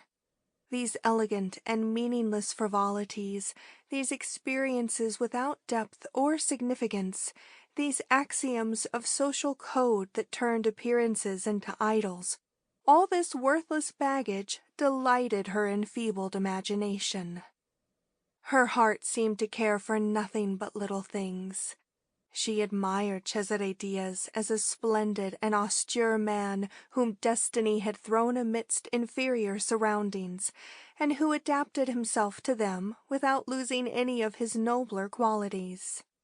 She told herself that his was a great soul that had been born too soon, perhaps too late. He was immeasurably above his times, yet with quiet fortitude he took them in good part. When he displayed his scorn for all human ambitions, speaking of how transitory everything pertaining to this world is in its nature, when he derided human folly and human beings who in the pursuit of follies lose their fortunes and their reputations, when he said that the only human thing deserving of respect was success, when he said that all generosity was born of some secret motive of selfishness, that all virtue was the result of some weakness of character or of temperament, she, immensely impressed, having forgotten during her fever the emotional reasons to be opposed to such effete and corrupt theories, bowed her head, answering sadly, "You are right." Now that she was able to sit up, they were often alone together. Laura would leave them to go and read in the sitting-room, or to receive callers in the drawing-room, or to walk out with Stella Martini. She could always find some pretext for taking herself off. She was a reserved, silent girl who knew neither how to live nor how to love as others did. It was best to leave her to her taste for silence, for self-absorption. Cesare Diaz, a little anxious about her, asked Anna, "What is the matter with Laura?" "She is good. She is the best girl alive," Anna answered, with the feeling she always showed when she named her sister. Cesare Diaz looked at her fixedly. He looked at her like this whenever her voice betrayed emotion. It seemed to him that it was her old nature revealing itself again. He wished to stamp it out, to suffocate it. Her heart was defenseless, too impressionable, the heart of a child.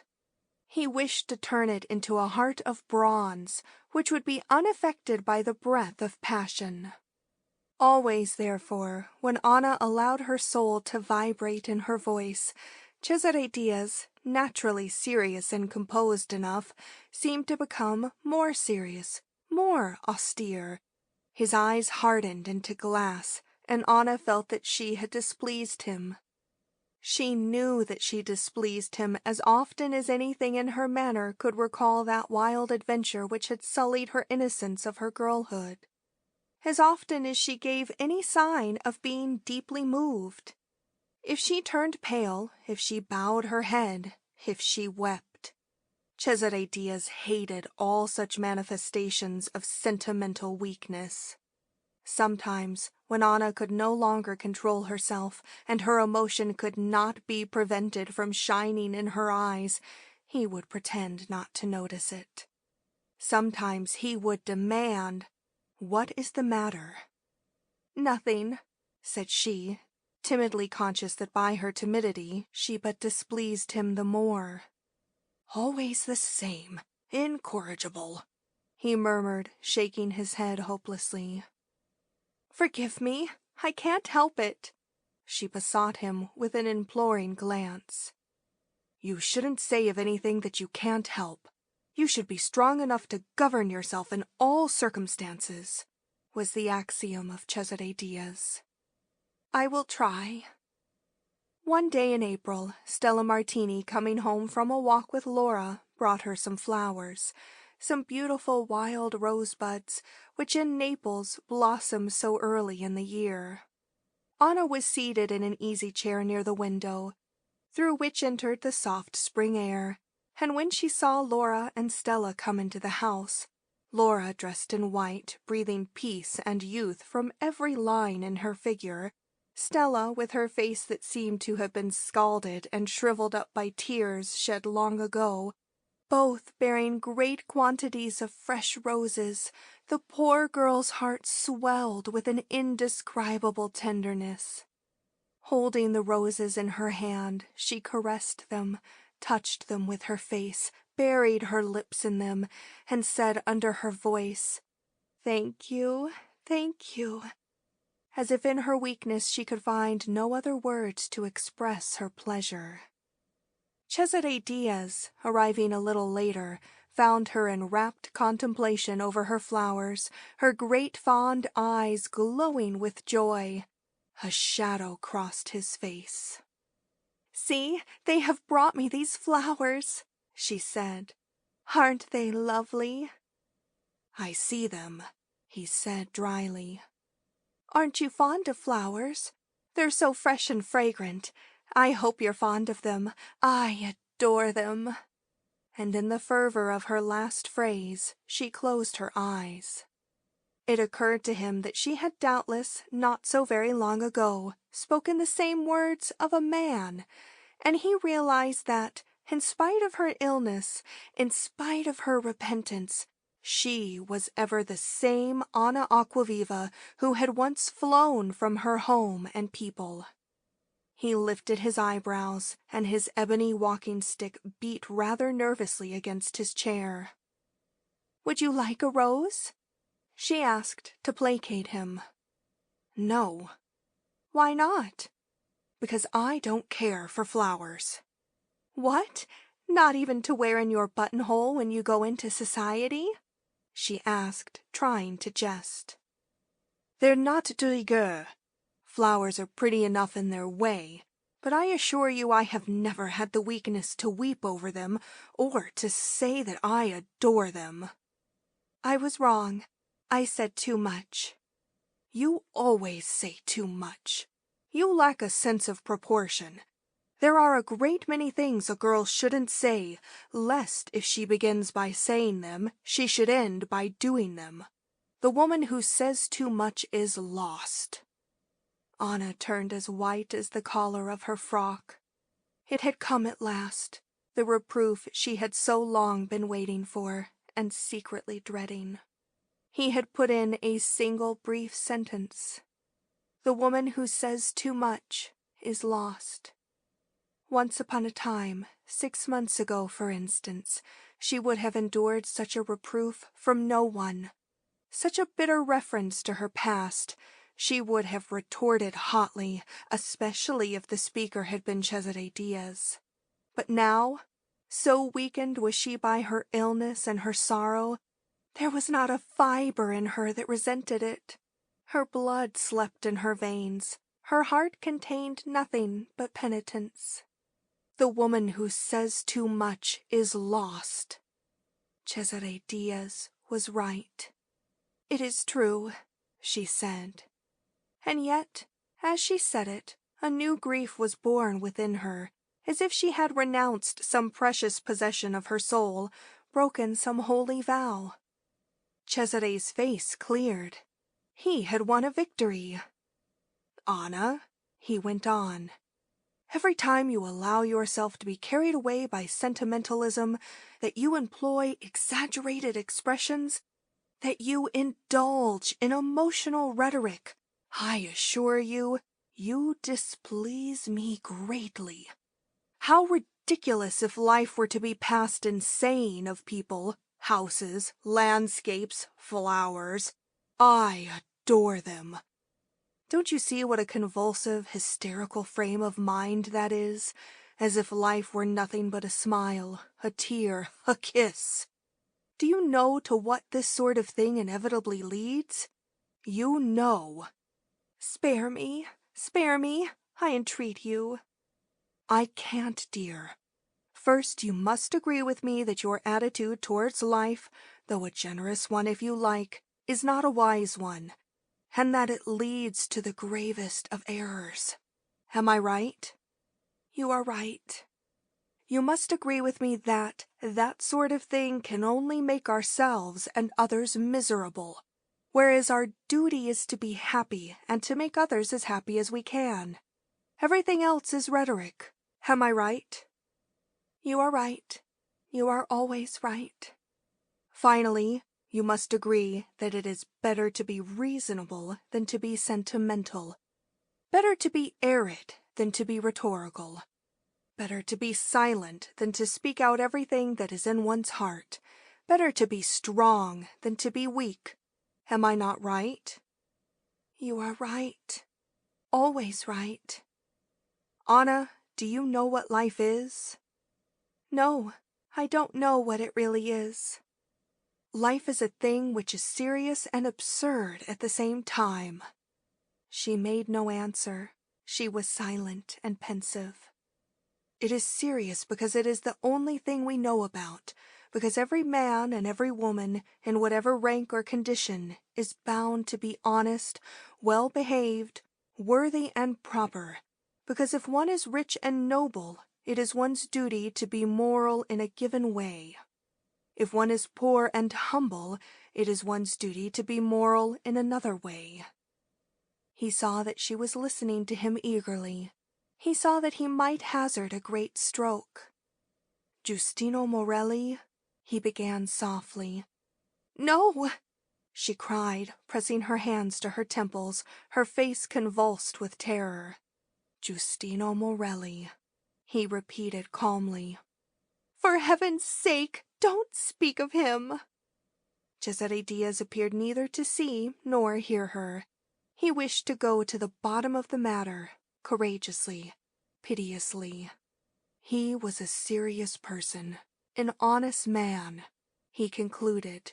"He was an infamous traitor," said Anna in a low voice, as if speaking to herself.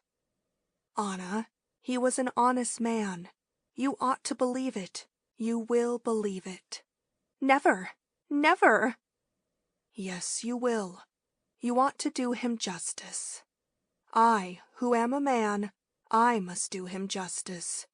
He might have issued from his obscurity. He might have had money, a beautiful wife, a wife whom he loved, for he loved you." "No, no." "Everybody loves in his own way, my dear. retorted Cesare icily. He loved you, but because he did not wish to be thought self-interested, because he did not wish the world to say of him that he had loved you for your money, because he did not wish to hear you, Anna, some day say the same thing, because he could not endure the accusation of having seduced a young girl for her fortune, because he was not willing to let you suffer, as for some years, at any rate, you would have had to suffer, from poverty and obscurity. He renounced you. Do you understand? He renounced you because he was honest. He renounced you, though in doing so he had to face your anger and your scorn. My dear, that man was a martyr to duty, to use one of your own phrases. Will you allow me to say something which may appear ungracious, but which is really friendly? Anna consented with a sign.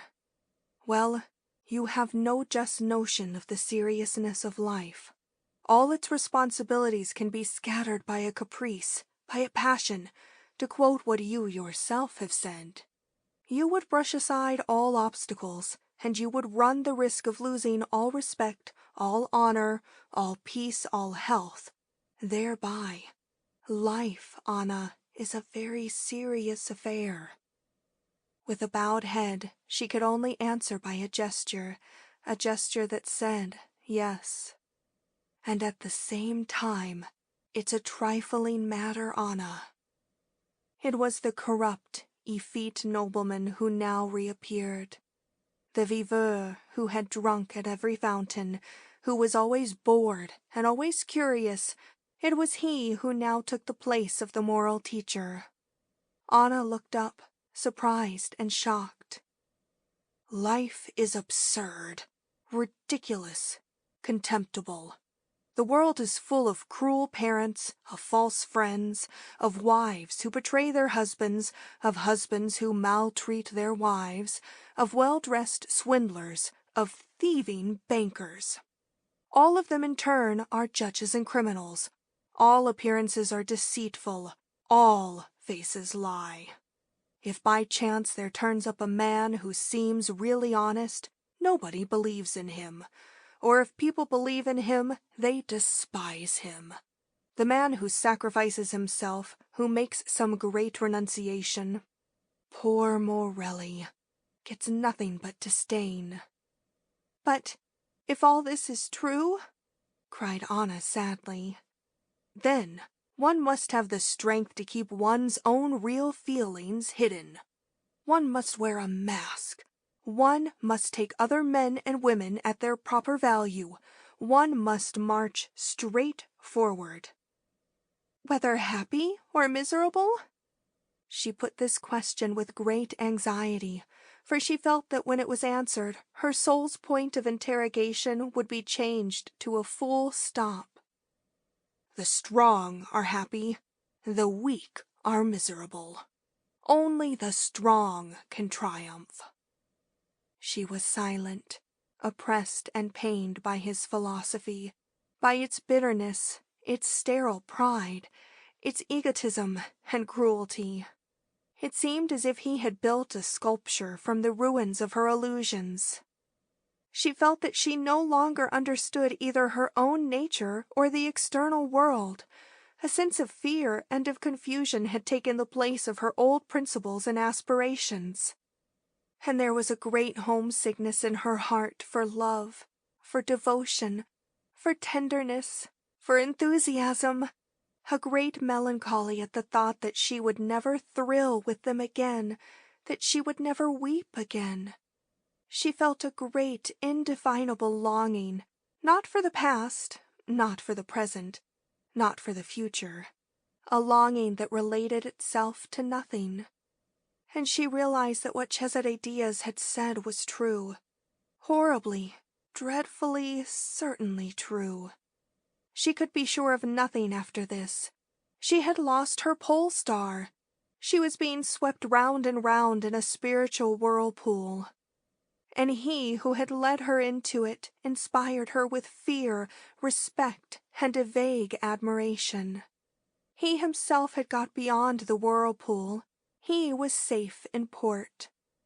Perhaps in despair he had thrown overboard into the furious waves the most precious part of his cargo. Perhaps he was little better than a wreck, but what did it matter? He was in safe harbor. She was not sure whether it was better to brave out the tempest, to lose everything nobly and generously for the sake of love, or to save appearances, make for still waters, and in them enjoy a selfish tranquility. "You are strong?" she said. "Yes," he assented. "And are you happy? Really?" "Very happy. As happy as one can be." By and by she asked, "Have you always been happy?" Cesare Diaz did not answer. Tell me, have you always been happy?" "What does the past matter? Nothing." "And have you ever loved?" "The person who says too much is lost. The person who wants to know too much suffers. Don't ask." She chose a rose and offered it to him. He took it and put it into his buttonhole. At that instant, Laura Acquaviva entered the room. End of Part 1, Chapter 3.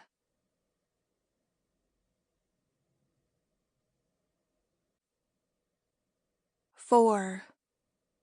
At the opening of the San Carlo Theatre on Christmas night, the opera was The Huguenots. A first night at the San Carlo is always an event for the Neapolitan public, no matter what opera, old or new, is given. But when the work happens to be a favorite, the excitement becomes tremendous. The 2,000 persons, male and female, who constitute society in that town of 500,000 inhabitants, go about for a week beforehand from house to house, from café to café, predicting that the evening will be a success. The chief roles in the Huguenots were to be taken by Giulio Borsi and Roberto Stagno, roles in which the public was to hear these artists for the first time, though they were already known to everybody, either by reputation or from having been heard in other operas. So, on that Christmas Day, the 2,000 members of Neapolitan society put aside their usual occupations and arranged their time in such wise as to be ready promptly at 8 o'clock. The men in their dress suits, the women in rich and beautiful evening toilets. Everybody gave up something, a walk, a call, a luncheon, a nap, for the sake of getting betimes to the theatre. By 7:30, the approaches to San Carlo, its portico, its big and little entrances, all brilliantly lighted by gas, were swarming like ant-hill with eager people. Some came on foot, the collars of their overcoats turned up, showing freshly shaven faces under their tall silk opera hats, or freshly waxed mustaches and beards newly pointed. Others came in cabs, and before the central door, under the portico, which was draped with flags, passed a constant stream of private carriages, depositing ladies muffled in opera cloaks of red velvet or white embroidery. By 8:15, the house was full. Anna and Laura Acquaviva, dressed in white silk and accompanied by Stella Martini, occupied box number 19 of the second tier. Cesare Diaz had a place in box number 4 of the first tier. Anna kept her eyes fixed upon him. He glanced up at her, but did not bow. He only turned and spoke a few words to the young man next to him, who thereupon aimed his opera glass at the girl's box. He was a young gentleman of medium height, with a blonde beard and blonde hair brushed straight back from his forehead. His brown eyes had an expression of great kindness. Anna kept her gaze fixed upon Cesare Diaz. If now and then she turned it toward the stage, it would only be for a brief moment. "That is Luigi Caracciolo," said Laura. "Who?" asked Anna. "Luigi Caracciolo, the man next to Diaz." "Ah." And again Anna turned her face towards box number 4, where Cesare Diaz sat with Luigi Caracciolo. The rest of the theater hung round her in a sort of colored mist. The only thing she clearly saw was the narrow space where those two men sat together. Did they feel the magnetism of her gaze? Cesare Diaz, leaning forward, with his arm on the red velvet of the railing, was listening to the music of Meyerbeer. Now and then he cast an absent-minded gaze round the audience, the glance of a man who knows beforehand that he will find the usual people in the usual places. Luigi Caracciolo appeared to give little heed to the music. He was pulling his blonde beard and studying the ladies in the house through his opera glass, while a slight smile played upon his lips. Presently he fixed his glass on Anna's box. Had he felt that magnetism? At any rate, he kept his glass fixed upon Anna's box. The curtain fell on the first act. Cesare Diaz spoke a word or two to Luigi, and the two men rose and left their places. Suddenly, it seemed to Anna as if all the lights in the theater had been put out. "Stagno sang divinely," said Stella Martini. "Yes," responded Laura. "But didn't it strike you that he rather exaggerated?" "No, I can't say it did." Anna did not hear. Her eyes were closed. There was a rumor in the house of moving people. There was a sound of opening and closing doors. Fans fluttered, men changed their seats, people went and came. Many of the stalls were empty. The round of visits had begun. Husbands and brothers left their boxes to make place for other men beside their wives and sisters, to pay their respects to other men's wives and sisters. There was a babble of many voices idly chatting. It began in the first and second tiers, and it rose to the galleries, the stronghold of students, workmen, and clerks. Anna gazed sadly at that deserted box below her. All at once she heard Laura say, "Luigi Caracciolo and Cesare Diaz are with the Contessa de la Magna." Anna turned round and raised her opera glass.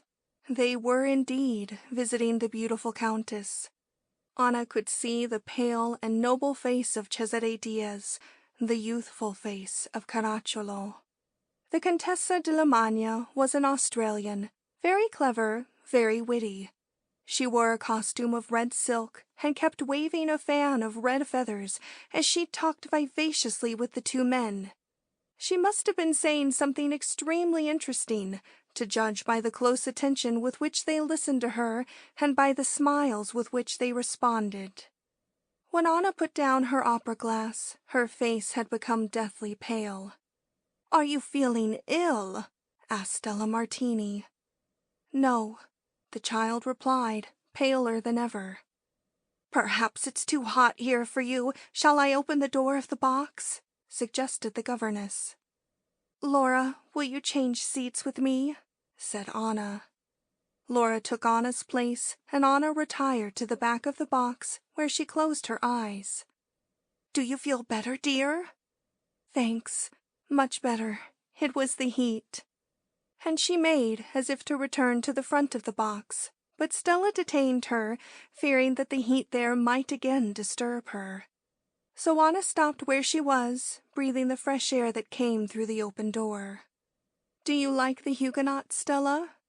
she asked, for the sake of saying something, in the hope, perhaps, of thus forgetting her desire to see what was going on in the box of the Contessa de la Magna. "Very much. And you?" "I like it immensely." "I am afraid that later on you may find it too exciting. You know the fourth act is very terrible. Don't you dread the impression it will make upon you?" "It won't matter, Stella," she said with a faint smile. "Perhaps you would like to go home before the fourth act begins, if you feel nervous about it." "I am not nervous," she murmured, as if speaking to herself. "Or if I am, I'd rather suffer this way than otherwise." "We were wrong to come," said Stella, shaking her head. "No, no, Stella, let us stay. I am all right. I am enjoying it. Don't take me home yet." And she went back to the front of the box, to the seat next to Laura's. "Cesare Diaz and Luigi Caracciolo have left the Contessa de Lamagna," said Laura. "Already? Perhaps they will come here," suggested Stella Martini. "I don't think so. There won't be time," said Laura. "There won't be time," assented Anna. The house had become silent again in anticipation of the second act. Here and there, someone who had delayed too long in a box where he was visiting would say goodbye quietly and return to his place. A few such visitors, better acquainted with their hosts, remained seated, determined not to move. Among the latter were, of course, the lovers of the ladies, the intimate friends of the husbands. From her present station, Anna Aquaviva could not look so directly down upon box number 4 of the first tier as from her former. She had to turn round a little in order to see it, and thus her interest in it was made manifest. Cesare Diaz and Luigi Caracciolo, after their visit to the Contessa de Lamagna, had taken a turn in the corridor to smoke a cigarette, and had then returned to their places. Anna, the creature of her hopes and her desires, could not resist the temptation to gaze steadily at her guardian, though she felt that thereby she was drawing upon herself the attention of all observers and exposing her deepest feelings to ridicule and misconstruction. And now the divine music of Meyerbeer surged up and filled the hall, and Anna was conscious of nothing else, of nothing but the music and the face of Cesare Diaz shining through it, like a star through the mist. How much time passed? She did not know. Twice her sister spoke to her. She neither heard nor answered. When the curtain fell again, and Anna issued from her trance, Laura said, "There is Giustino Morelli." "Ah!" cried Anna, unable to control a contraction of her features. But she had self-constraint enough not to ask where.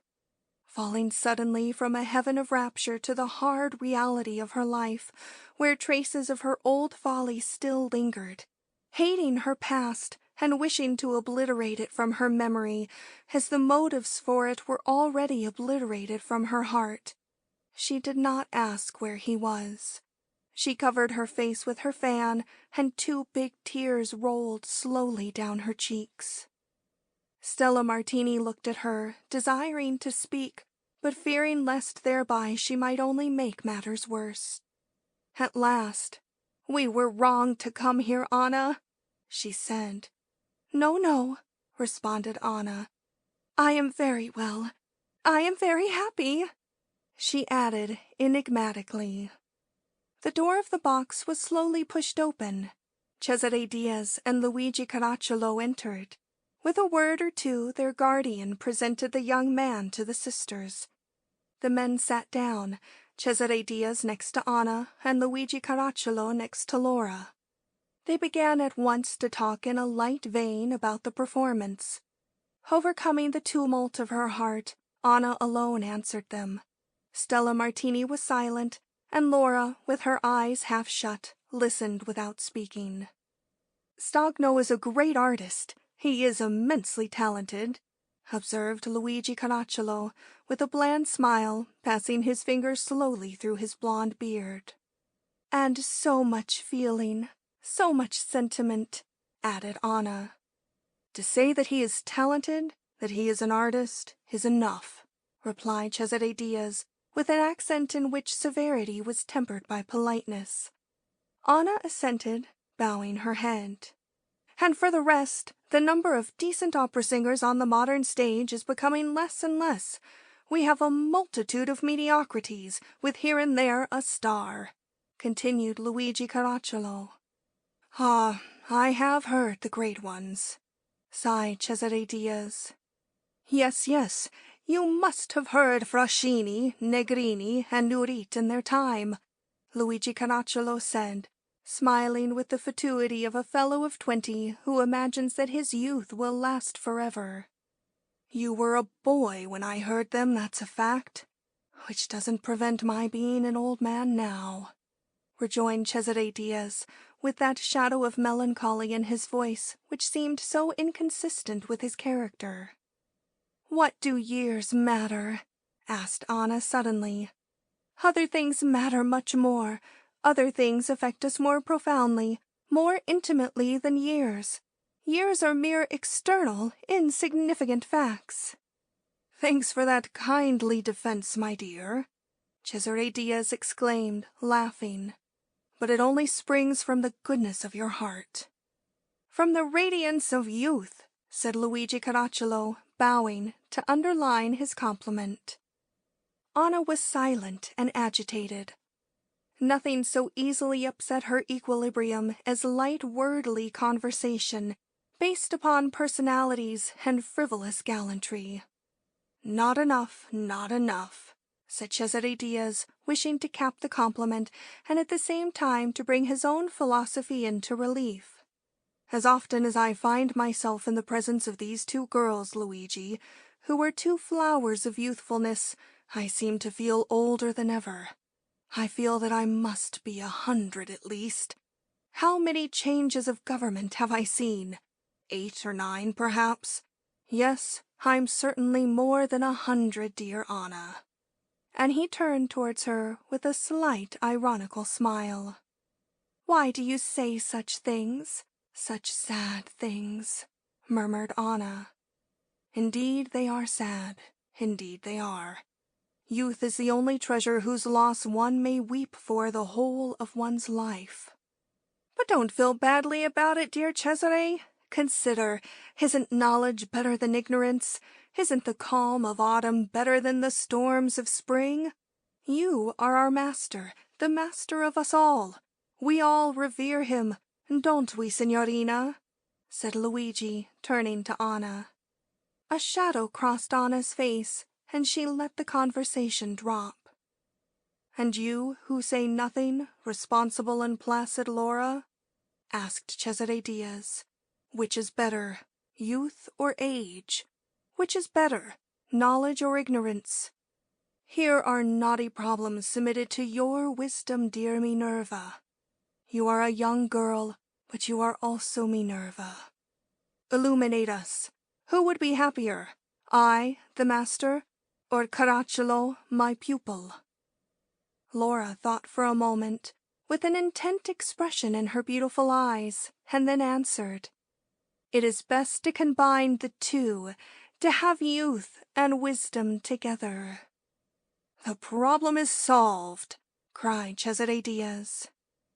"And the entr'acte is over. Everything in its time. Good evening, good evening. Goodbye, Cesare," said Luigi. So Caracciolo took his leave, very correctly, without shaking hands with Diaz. Diaz had risen, but Luigi seemed to understand that he meant to stay in the girl's box. Anna, who had been looking up anxiously, waiting, looked down again now, reassured. The door closed noiselessly upon the young man. "A pleasant fellow," observed Cesare Diaz. "Very pleasant," agreed Stella Martini for politeness' sake, or perhaps because she desired to state her opinion. "In my quality of centenarian, I feel at liberty to stop where I am," said Cesare Diaz, reseating himself behind Anna, while beside him, behind Laura, sat Stella Martini. "You won't get a good view of the stage from there," said Stella. "I don't care to see. It will be enough to hear it, this fourth act." Anna said nothing. Courtesy forbade her looking directly at the scene, for thus she must have turned her back upon Cesare Diaz. It embarrassed her a little to feel him there behind her. She did not move. Their two chairs were so close together, and their two costumes made a striking contrast. His black dress suit, the modern and elegant uniform of the man of the world, so austere and so handsome in its soberness, and her gown of white silk, the ceremonial robe of a young girl in society. She was afraid her arm might touch Cesare's. He held his opera hat in his hand. She forbore to fan herself, lest he might have to change his position. Now and then she raised her handkerchief to her lips, as if to refresh them with the cool linen. While Saint-Prix, stirred by fanaticism, was telling the Catholic lords of the excesses of the Huguenots, and exciting them by his eloquence to share his fury, while the noble Nevers, the husband of Valentina, was protesting against the massacre, while through the silence of the theatre the grand musical poem of hatred, of wrath, of generosity, of love, and of piety was surging up to the fascinated audience, Anna was thrilling at the thought that Cesare Diaz was looking at her hair, at her lips, at her person. She felt that she was badly dressed, pale, awkward, stupid. Wasn't the Contessa de Lamagna 1,000 times more beautiful than she? The Contessa de Lamagna, with her dark complexion and her blue eyes, and her expression of girlish ingenuousness deliciously contrasted with womanly charm. The Contessa de Lamagna, whom Cesare Diaz had visited before coming to his ward's box. Wasn't there 100 women of their set present in the theatre this evening, each of them lovelier than she? Young girls, smiling brides, and ladies to whom maturity lent a richer attraction, all of them acquaintances of Cesare Diaz, who, from time to time, looked at them through his opera-glass. And indeed, her own sister, the wise Minerva, was she not more beautiful, more maidenly, more poetical than Anna? Was it not because of her beauty, her pure profile, her calm smile, that Cesare had called her by that gracious name, Minerva? Anna bowed her head, as if oppressed by the heat and the music, but really from a sense of self-contempt and humiliation. There was a looking-glass behind her. She was sorry now that she hadn't made an inspection of herself in it on entering the box. She had forgotten her own face. Fantastically, she imagined it as brown and scarred and hideously pallid. Her white frock made it worse. She registered a silent vow that she would always hereafter wear black. Only blonde women could afford to dress in white. "You have dropped your fan," said Cesare Diaz, stooping to recover it. He smiled as he handed it to her. "Thank you," said she, taking the fan. Presently she put it down on an empty chair next to her. Cesare Diaz picked it up and began to fan himself. Then he pressed it to his face. "What is it perfumed with?" he asked. "Heliotrope." "I like it," he said, and put the fan down. She was burning with a desire to take it, to touch what he had touched, but she dared not. Cesare Diaz leaned forward a little to look at the stage. He was so close to her, it seemed to Anna that she could hear him breathe. For her own part, a sort of intoxication, due no doubt in some measure to the passionate art of the great composer, whose music surged like a flood about her, she mounted from her heart to her brain. She was conscious of nothing save a great world of love, save the near presence of Cesare Diaz. Her soul held a new and precious treasure, a new joy. She delighted herself with the illusion that the beating of her own heart was the beating of Cesare's. She forgot everything, the place, the time, the future, youth, age, beauty, everything. Motionless with her eyes cast down, she seemed to float in a wave of soft, warm light, aware of one single sweet sensation, his nearness to her. She had forgotten the stage, the people round her, Stella Martini, her sister Laura. The music itself was only a distant echo. Her whole being was concentrated in an ecstasy which she hoped might never end. She did not dare to move or speak, lest she might thereby wake from her heavenly dream. She had again entered anew into the land of passion. She was one of those natures which, having ceased to love, begin again to love. I could die like this, she thought. She felt that she could die thus, in a divine moment, when new love, young and strong, has not yet learned the lessons of sorrow, of shame, of worldly wickedness that await it. It would be sweet to die with one's illusions undisturbed, to die in the fullness of youth, before one's ideals have begun to decay, to die loving, rather than to live to see love die. So on the stage, Raoul and Valentina, victims of an irrepressible but impossible passion, were calling upon heaven for death, praying to be allowed to die in their divine moment of love. Anna, recoiling from the thought of the future, with its inevitable vicissitudes, struggles, tears, and disappointments, realized the fascination of death. Involuntarily, she looked at Cesare. He smiled upon her, and thereat she smiled too, like his faithful image in a mirror. And her sublime longing to die disappeared before the reality of his smile. She looked at him again, but this time he was intent upon the scene. Anna felt that her love was being sung for her by the artists there, by Raoul and Valentina. Cesare said to her, "How beautiful it is." "It is beautiful," she murmured, bowing her head. It seemed to her that his voice had been unusually soft. What was the reason?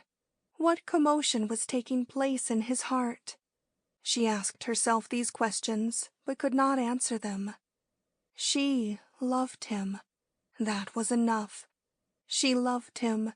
She could not hope to be loved by him. The music ceased. The curtain fell. "Have you ordered the carriage?" Cesare Diaz asked of Stella Martini. "Yes, for 12 o'clock. If you'll wait for me a moment, I'll go and get my overcoat." The ladies were putting on their cloaks when Cesare came back, wearing his hat and overcoat. He helped Stella on with hers, then Laura, then Anna. And looking at the sisters, he said, "You ought to have your portraits painted, dressed like this. I assure you, you are looking extremely handsome. I speak as a centenarian." Laura smiled. Anna looked down, embarrassed. Her trouble was increased when she saw Cesare politely offer his arm to Stella Martini. Had she hoped that he would offer it to her? He motioned to the girls to take the lead in leaving the box. Anna put her arm through Laura's and went out slowly. He conducted them to their carriage, and when they were safely in it, "I shall walk," he said. "It's such a fine evening. Good night." In the darkness, as they drove home, Laura asked, "Did you see Giustino Morelli?" "No, he wasn't there." "What do you mean? He was there." "For me, he wasn't there. Giustino Morelli is dead." End of Part 1, Chapter 4.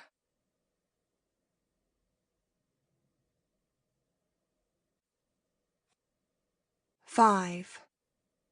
Cesare Diaz encouraged the attentions which his young friend Luigi Caracciolo was paying to his ward, Anna Acquaviva. He encouraged them quietly, with the temperance which he showed in all things, not with the undisguised eagerness of a father anxious to marry off his daughter. And yet he was certainly anxious to marry her off. He was anxious to hand his responsibilities over to a husband, to confide to the care of another the safeguarding of that ardent and fragile soul, which threatened at any moment to fall into emotional errors. 1,000 symptoms that could not escape his observant eye kept him in a state of secret nervousness about her. It was true, nevertheless, that she had greatly changed for the better. Thanks to his constant watchfulness, to his habit of reproving her whenever she betrayed the impulsive side of her nature, to his sarcasm, to his biting speech, she had indeed greatly changed in manner.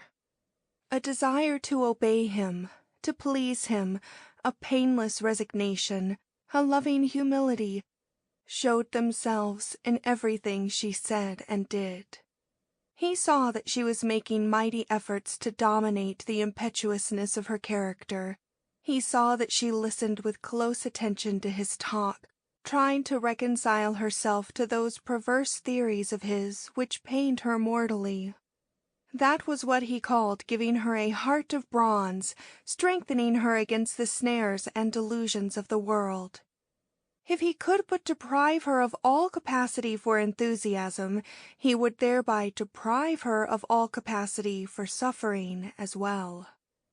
Cesare Diaz congratulated himself upon this labor of his, glorifying himself as a sort of creator who had known how to make over the most refractory of all metals, human nature. And yet his mind was not quite at ease. Her docility, her obedience, her self-control roused his suspicions.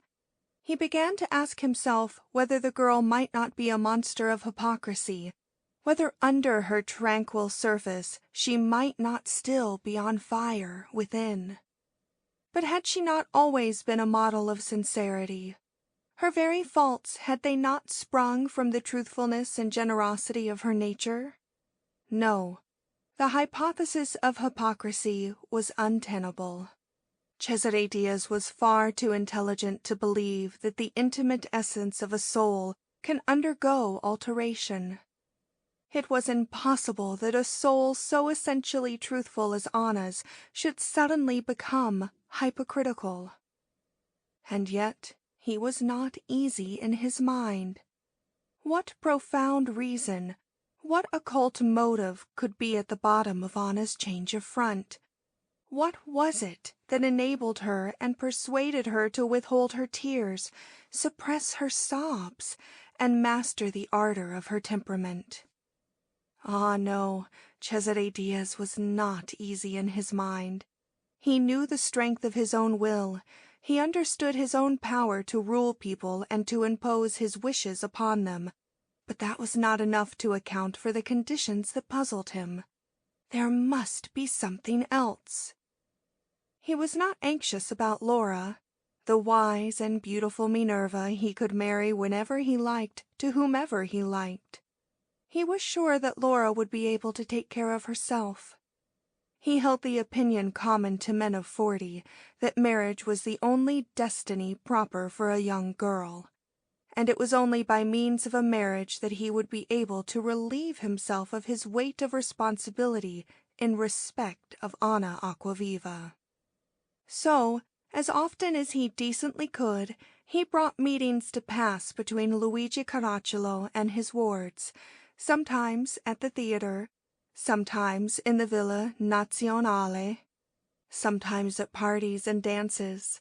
Indeed, it would seldom happen that Cesare would speak to the girls in public without the handsome young Luigi Caracciolo appearing a few minutes later. There was probably a tacit understanding between the two men. Anna seemed to be unconscious of what was going on. Whenever her guardian approached her, presenting himself with that elegant manner which was one of his charms, she welcomed him with a luminous smile, giving him her hand, gazing at him with brilliant, joyful eyes, listening eagerly to what he had to say, and by every action showing him her good will. And when, in turn, Luigi Caracciolo followed, she gave him a formal handshake and exchanged a few words with him, distantly, coldly. He would try his hardest to shine before her, to bring the talk round to subjects with which he was familiar, but their interviews were always so short. At the theatre, between the acts, at the villa, walking together for 10 minutes at the utmost, at a ball, during a quadrille, and always in the presence of Laura, or Stella, or the Marchese Scibola, the girl's distant cousin, who often chaperoned them, and always watched from afar by their guardian Cesare Diaz. The relations between Luigi Caracciolo and Anna Acquaviva were such as, save in rare exceptional cases, always exist between people of the aristocracy. They were founded upon conventionality, tempered by a certain amount of sympathy. The rigorous code of our nobility forbids anything approaching intimacy. Luigi Caracciolo's courtship of Anna was precisely like that of every other young man of his world. During the Carnival, it became a little more pressing, perhaps. He began to take on the appearance of a man in love.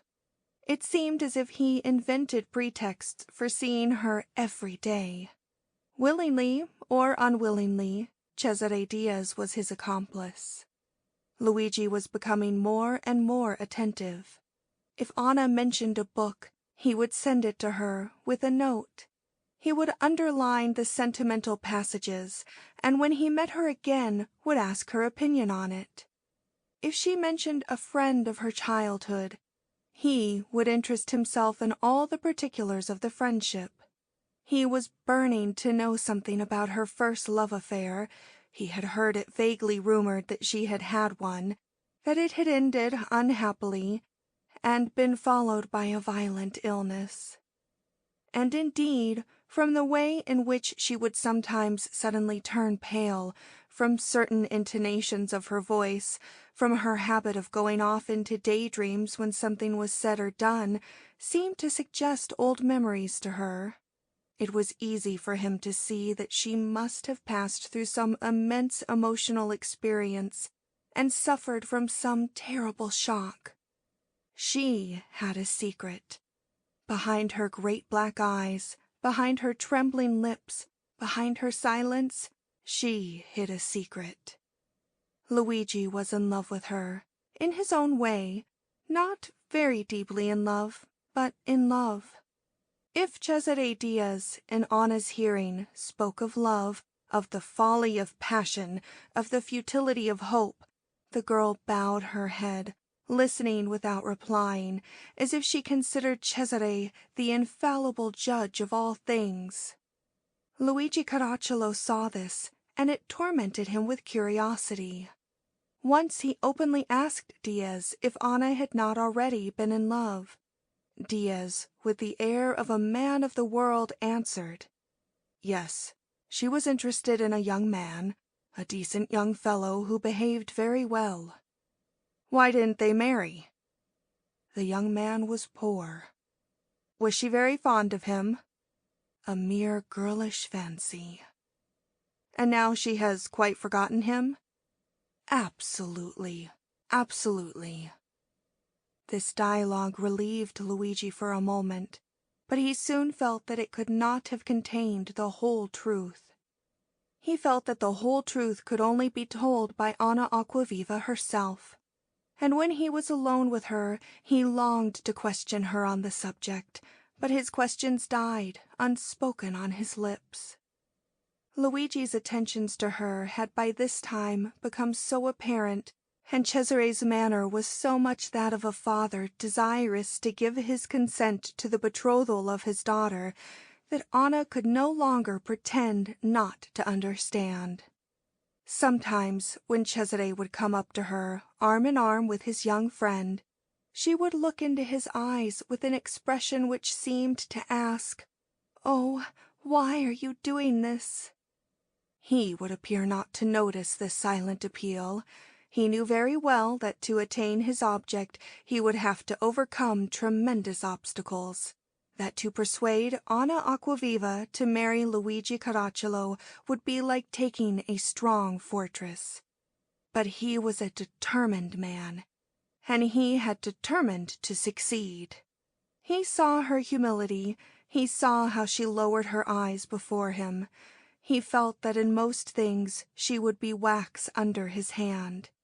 But he was not at all sure that she would obey him when it came to a question of love.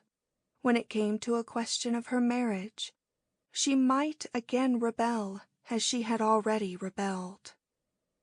Anna felt a latent irritation at perceiving Luigi's intentions and Cesare's approval of them, and she revenged herself by adopting towards the young man a demeanor of haughty politeness, against which he was defenseless. She took pleasure in contradicting him. If he seemed sentimental, and he was often sentimental in his way, which involved an element of sensuality, she became ironical, uttering paradoxes against sentiment in general. Her voice grew hard. She seemed almost cynical. From sheer amiability, Luigi Caracciolo always ended by agreeing with her, but it was easy to see that in doing so he was obeying his affection for her. He had quite the air of saying that she was right, not because he was convinced, but because she was a charming woman of whom he was devoutly fond. "You agree with me for politeness' sake. What weakness!" she said angrily, with the impatience that women take no pains to conceal from men whom they don't like. The slight smile with which Luigi assented to this proposition, and implied, moreover, that weakness born of a desire to please a loved one was not altogether reprehensible, annoyed her more than ever. Anna wished the whole exterior world to keep tuned to her own ruling thought, and anybody who by any means prevented such a harmony became odious to her. Such an one was Luigi Caracciolo. Cesare Diaz, with his acute insight, watched the couple rather closely. When he saw Anna trying to avoid a conversation with Luigi, refusing to dance with him, or receiving him with scant courtesy, a slight elevation of his eyebrows testified to his discontent. One day, when she had turned her back upon the young man at a concert, Cesare Diaz, coming up, said to her, "You appear to be treating Caracciolo rather badly, Anna." "I don't think so," she replied, trembling at his harsh voice. "I think so," he insisted, "and I beg you to be more civil to him." "I will obey you," she answered. For several days after that, she seemed very melancholy. Laura, who continued to sleep in the same room with her, often heard her sighing at night in her bed. 2 or 3 times she had asked a little anxiously, "What is the matter?" "Nothing, nothing. Go to sleep," Anna replied. On the next occasion of her meeting Caracciolo, she treated him with exaggerated gentleness, in which, however, the effort was very apparent. He took it as so much to the good. She persevered in this behavior during their next few interviews, and then she asked Diaz triumphantly, "Am I doing as you wish?" "In what respect?" "In respect of Caracciolo. Do you need my approbation?" he asked in surprise. "For politeness' sake alone, you should be civil to the young man." "But it was you who told me to be so," she stammered meekly. "I merely told you what a young lady's duty is, that's all." She bent her head contritely. She had made a great effort to please Cesare Diaz, and this was all the recognition she got. However, she could not feel towards him the least particle of anger, and the result was that her dislike of Luigi Caracciolo took a giant's stride. Luigi Caracciolo's name was in everybody's mouth. Everybody talked about him to her, Laura, Stella Martini, the Marchese Schibilla. She shrugged her shoulders without answering. Her silence seemed like a consent, but it is easy to guess that it was really only a means of concealing her unpleasant thoughts. When, however, it was her guardian who mentioned Caracciolo, vaunting not only his charms, but also the seriousness of his character, she became excessively nervous. She looked at him in surprise, wondering that he could speak thus of such a disagreeable and vulgar person, and smiling ironically. One day, overcome by impatience, she asked, "But do you really take him so seriously?" "Who? Caracciolo?" "Of course, Caracciolo." "I take every man seriously who deserves it, and he does, I assure you." "I don't want to contradict you," she said softly. But that is not my opinion." "Have you really an opinion on the subject?" he responded with a slight inflection of contempt. "Yes, indeed, I have an opinion." "And why?" "Why, because the opinions of young girls don't count, my dear. You are very intelligent, there's no doubt of that, but you know absolutely nothing." "But after all," she exclaimed, "do you really wish to persuade me that Caracciolo is a clever man?" "Certainly." "That he has a heart?" "Certainly," he answered curtly. "That he is sympathetic?" "Certainly," he repeated for the third time. Well, well," she said, disconcerted. "I find him arid in mind, hard of heart, and often absurd in his manners. No one will ever convince me of the contrary. He's a doll, not a man. Such a creature, a man! It doesn't require much knowledge to see through him." "It is quite unnecessary to discuss it, my dear," said Cesare Diaz icily. "We won't discuss it farther. I'm not anxious to convince you, but it doesn't matter. Think what you like of anybody. It's not my affair to correct your fancies. I have unlimited indulgence still at your disposal for your extravagances. But there's only one thing I can't tolerate: ingratitude. Do you understand? I hate ingratitude." "But what do you mean?" she cried in anguish. "Nothing more. Good night." He turned on his heel and went away. For 10 days he did not reappear in the Aquaviva household. He had never before let so long an interval pass without calling, unless he was out of town. Stella Martini, not seeing him, ingenuously sent to ask how he was.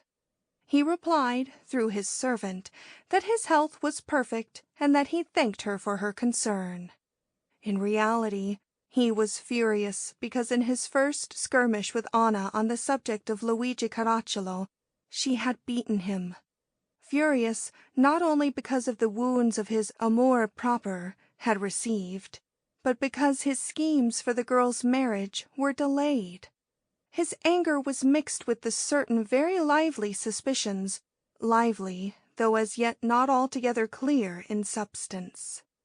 It was impossible that Anna's conduct should not be due to some secret motive. He began at last to wonder whether she was still in love with Giustino Morelli. Meanwhile, he refrained from calling upon her, well aware that in dealing with women no method is more efficacious than to let them alone. And indeed, Anna was already sorry for what she had said, not because it wasn't true, but because she felt that she had thereby offended Cesare Diaz, perhaps very deeply. But what could she do? What could she do? That Cesare Diaz should plead with her for another man. It was too much. She felt that she must no longer trust to time. She must take decisive action at once. Cesare's absence caused her great bitterness. Her regret for what she had said was exceedingly sharp during the first few days. She realized that she had been wrong, at least in manner. She ought to have held her tongue when she saw his face darken and heard his voice tremble with scorn. Instead, in her foolish pride, she had held up her head and spoken and offended him. For 2 days, and during the long watches of 2 nights, stifling her sobs so that Laura should not hear them, she had longed to write him a little note to ask his pardon. But then she had feared that that might increase his irritation. Mentally, she was constantly on her knees before him, begging to be forgiven, as a child begs, weeping. She believed, she hoped he would come back.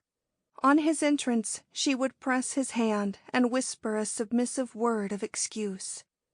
She had not yet understood what a serious thing his silent vengeance could be. He did not call, and now a dumb grief began to take the place of Anna's contrition, a dumb, aching grief that nothing could assuage, nothing, because everything reminded her of its cause, his absence. Whenever she heard a door opened or the sound of a carriage stopping in the street before the house, she trembled. She had no peace. She accused him of injustice. Why was he so unjust towards her? Towards her, who ever since that fatal day at Pompeii had only lived to obey him. Why did he punish her like this, when her only fault had been that she saw the insignificance, the nullity of Luigi Caracciolo? Every hour that passed intensified her pain. In her reserve, she never spoke of him. Stella Martini said now and again, "Senor Diaz hasn't called for a long time. He must be busy." "No doubt," replied Laura absently. "No doubt," assented Anna in a weak voice. She was burning up with anxiety, with heartache, with suspicion and jealousy. Yes, with jealousy.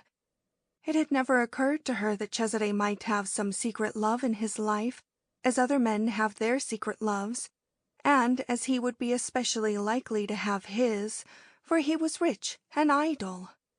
In her ingenuousness and ignorance, it had never occurred to her. It was as if other women didn't exist, or as if existing, they were quite unworthy of his interest. But now it did occur to her. In the darkness of his absence the thought came to her and took possession of her, and sometimes it seemed so infinitely likely that she could scarcely endure it. It was more than probable that amongst all the beautiful women of his acquaintance there was one whom he loved. It was with her that he passed his hours, his entire day perhaps. That was why Anna never saw him. At the end of a week her distress had become so turbulent that her head reeled, as it used to reel when she thought of flying with Giustino Morelli. As it used to reel then? Nay, more, worse than then. In those days she had not felt the consuming fires of jealousy, fires that destroy forever the purest joys of love. In those days the man she cared for was so absolute in his devotion to her. She had not tasted the bitterness of jealousy, a bitterness beyond the bitterness of gall and wormwood, a poison from whose effects those who truly love never recover. But who was she, the woman that so powerfully attracted Cesare as to make him forget his child? The Contessa de la Magna, perhaps? Yes, it must be she, that dark lady with the blue eyes, the wonderful toilets, the youthful color, the vivacious manner. She was indeed an irresistible enchantress. Poor Anna. During Cesare's absence, she learned all the phases of hope and fear, of torturing jealousy, of wretched loneliness. He did not come. Perhaps he would never come again. What had he said? That he detested ingratitude, that he despised people who were ungrateful. Ungrateful? She! But how could he expect her to thank him for wishing to marry her to Luigi Caracciolo? Was she really ungrateful? 3 or 4 times she had written to him, begging him to come. Now a simple little note, now a long, passionate letter, full of contradictions, wherein, to be sure, the word love never appeared, but where it could be read between the lines. Now a frank, short love letter. But each in turn had struck her as worse than the others, as more trivial, more ineffectual, and she had ended by tearing them to pieces. It was she who had put it into Stella Martini's head to send to inquire how he was. His curt response to that inquiry struck a chill to her heart. He was in town, and he was well. Then she would go out for long walks with Stella in the hope of meeting him. One afternoon in February, at last she did meet him thus in the street. "How do you do?" she said nervously. "Very well," he answered with a smile. "It's a long while since we have seen you," said Stella Martini. "I hadn't noticed." "You haven't called for many days," said Anna, looking into his eyes. "Many?" "8 days." 8. Really? Are you sure? "I have counted them," she said, turning away her head as if to look at the sea. "I'm sure that's a great compliment," and he bowed gallantly. "It wasn't a compliment. It was affection. It was gratitude." "Good. I see you're in a better frame of mind. I'll call tomorrow." When he had left them, Anna and Stella went on towards the Mergellina, walking more rapidly than before. Anna kept looking at the sea, with a slight smile on her lips, a new color in her cheeks. She buried her hands in her muff. Had he not pressed one of those hands at parting with her? Now and then she would look backwards, as if expecting to see him again in this hour of the promenade.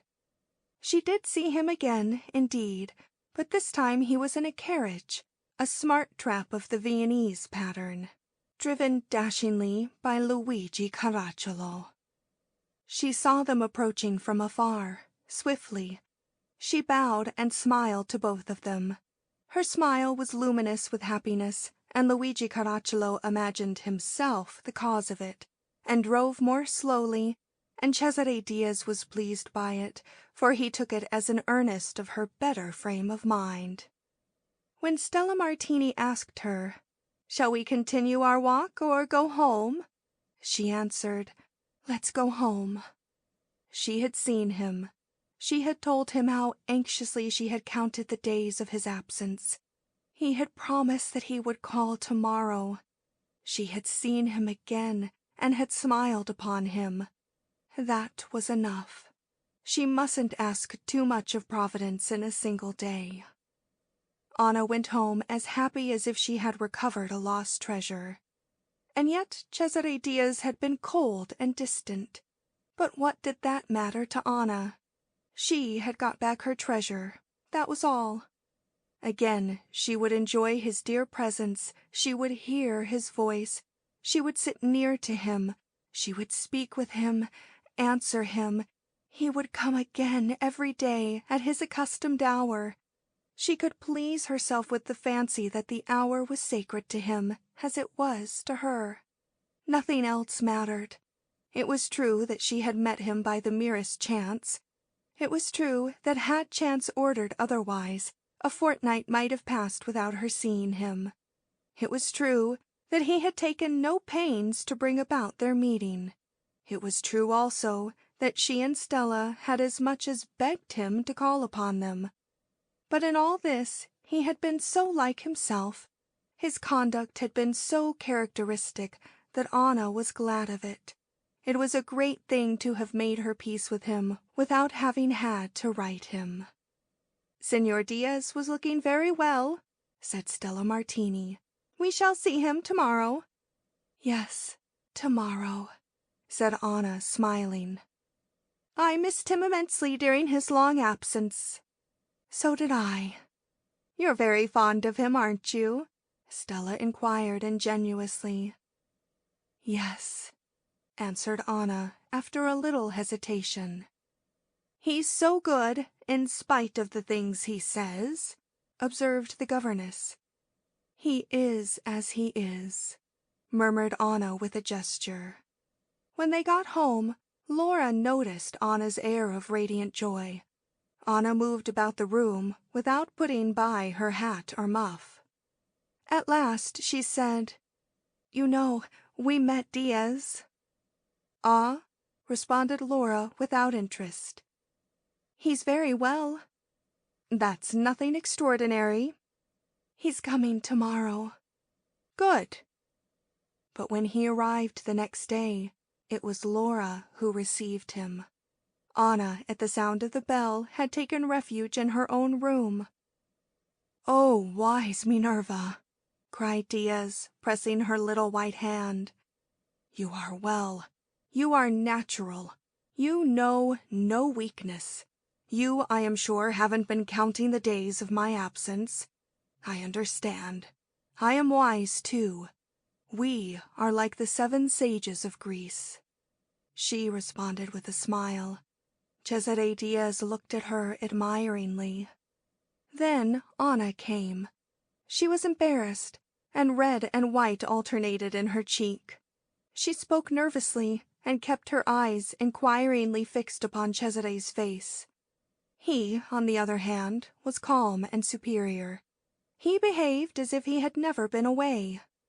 He had the good sense not to mention Luigi Caracciolo, and Anna, who was waiting for that name as for an occasion to show her submissiveness, was disconcerted. Diaz appeared to have forgotten the ingratitude with which he had reproached her. He had the countenance of a man too magnanimous to bear a grudge, and Anna was more than ever disconcerted by such unmerited generosity. For several days he did not speak of Caracciolo. Then, noticing how Anna said yes to every remark he made, little by little he began to reintroduce the subject. Little by little Caracciolo regained his position, became a new, an important member of their group. He returned to the attack, encouraged by the smile he had received that day in the Mergellina. His manner was more devoted than ever. He treated the girl as a loved object before whom he could pass his life kneeling. She could not control a movement of dislike at first seeing him, because it was he who had occasioned her quarrel with Cesare Diaz. But Luigi did not notice it, and she soon got herself in hand, determined to treat him as kindly as she possibly could. It was a sacrifice she was making to please Cesare Diaz. She closed her eyes to shut out the vision of the peril towards which she was advancing. She compromised herself with Luigi Caracciolo day after day. She compromised herself as a girl does only with the man she means to marry, accepting flowers from him, answering his notes, listening to his compliments. And at night, when she was alone, she would tremble with anger and with self-contempt, counting the steps she had made during the afternoon towards the great danger. But the fear of seeing Cesare Diaz again absent himself for 8 days, the fear that he might again pass 8 days at the feet of the Contessa de la Magna, or at those of some other beautiful woman, this fear rendered her so weak that she went on, not knowing where she might stop, feeling that she was approaching the most terrible crisis of her life. Cesare Diaz, somewhat easier in his mind about the girl, appeared to be pleased in a fatherly way by her conduct. It seemed as if he was watching his chance to speak the decisive word. Anna, dreading that word, had got into an overwrought nervous condition where her humor changed from minute to minute. Now she would cry, now she would laugh, now she would blush, now she would turn pale. "What's the matter?" asked Diaz. "Nothing," she answered, passing her hand over her eyes. But at his question she smiled radiantly, and he felt that he had worked a little miracle. He was a clever man, and he knew that he must strike while the iron was hot. He must attack Anna in one of her moments of meekness, or not at all. Luigi Caracciolo became more and more pressing. He loved the girl, and he told her so in every look he gave her. And time was flying. Everybody who met Anna congratulated her upon her engagement, and when she replied, "No, I'm not engaged," people shook their heads, smiling skeptically. One afternoon, angry with Caracciolo because of a letter he had written to her, and which he insisted upon her answering, she said to Diaz, who was talking with Laura, "I want to speak to you." "Good. I want to speak to you." "Then, will you call tomorrow?" "Yes, in the morning." He returned to his conversation with Laura. All night long she prayed for strength and courage. And when, the next morning, she was alone with him, too frightened to speak, she simply handed him Caracciolo's letter. He took it, read it, and silently returned it.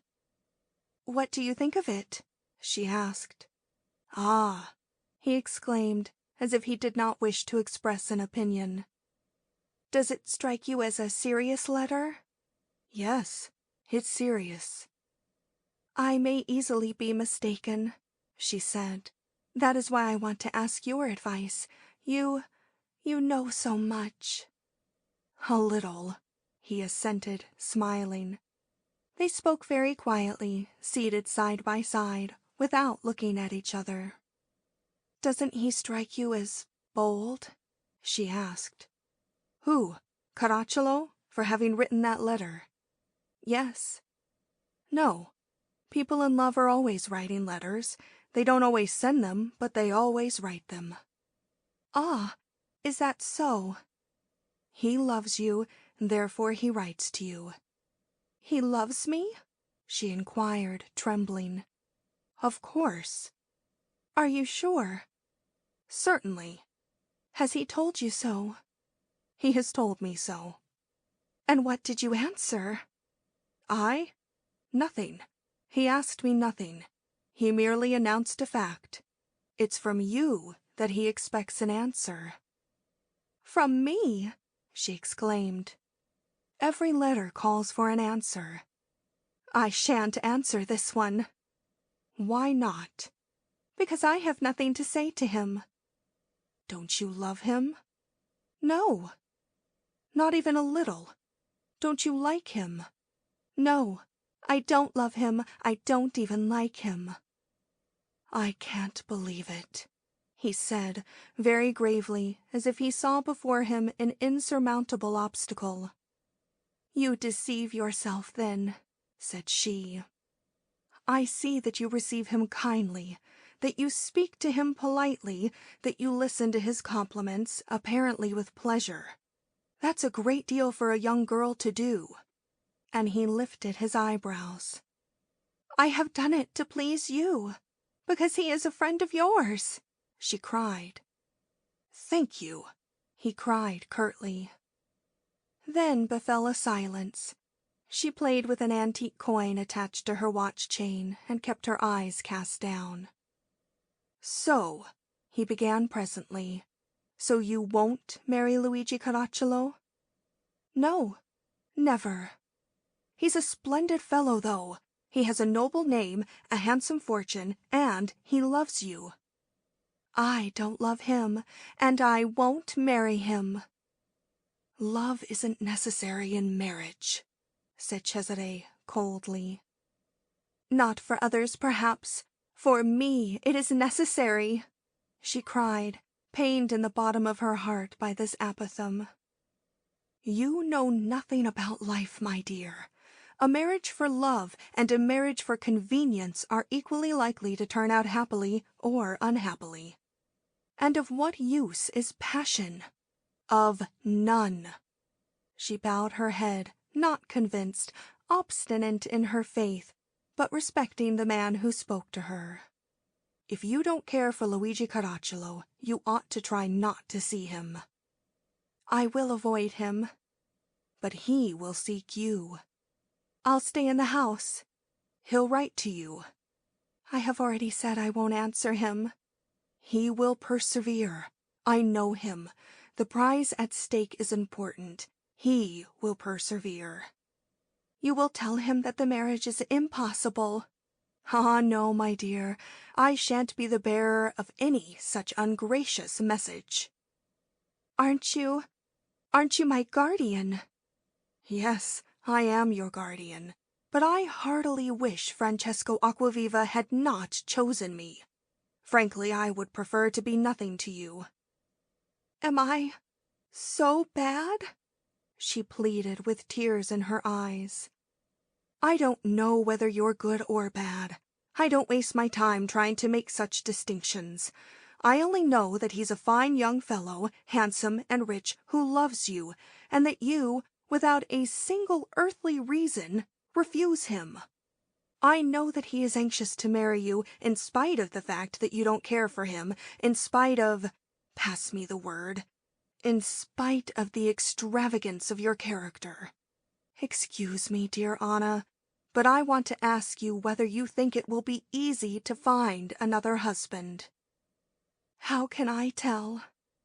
I ask, do you think another will be likely to ask you for your hand? Excuse me, I don't understand, she said, turning pale, because she did understand. My dear, have you forgotten the past? What past?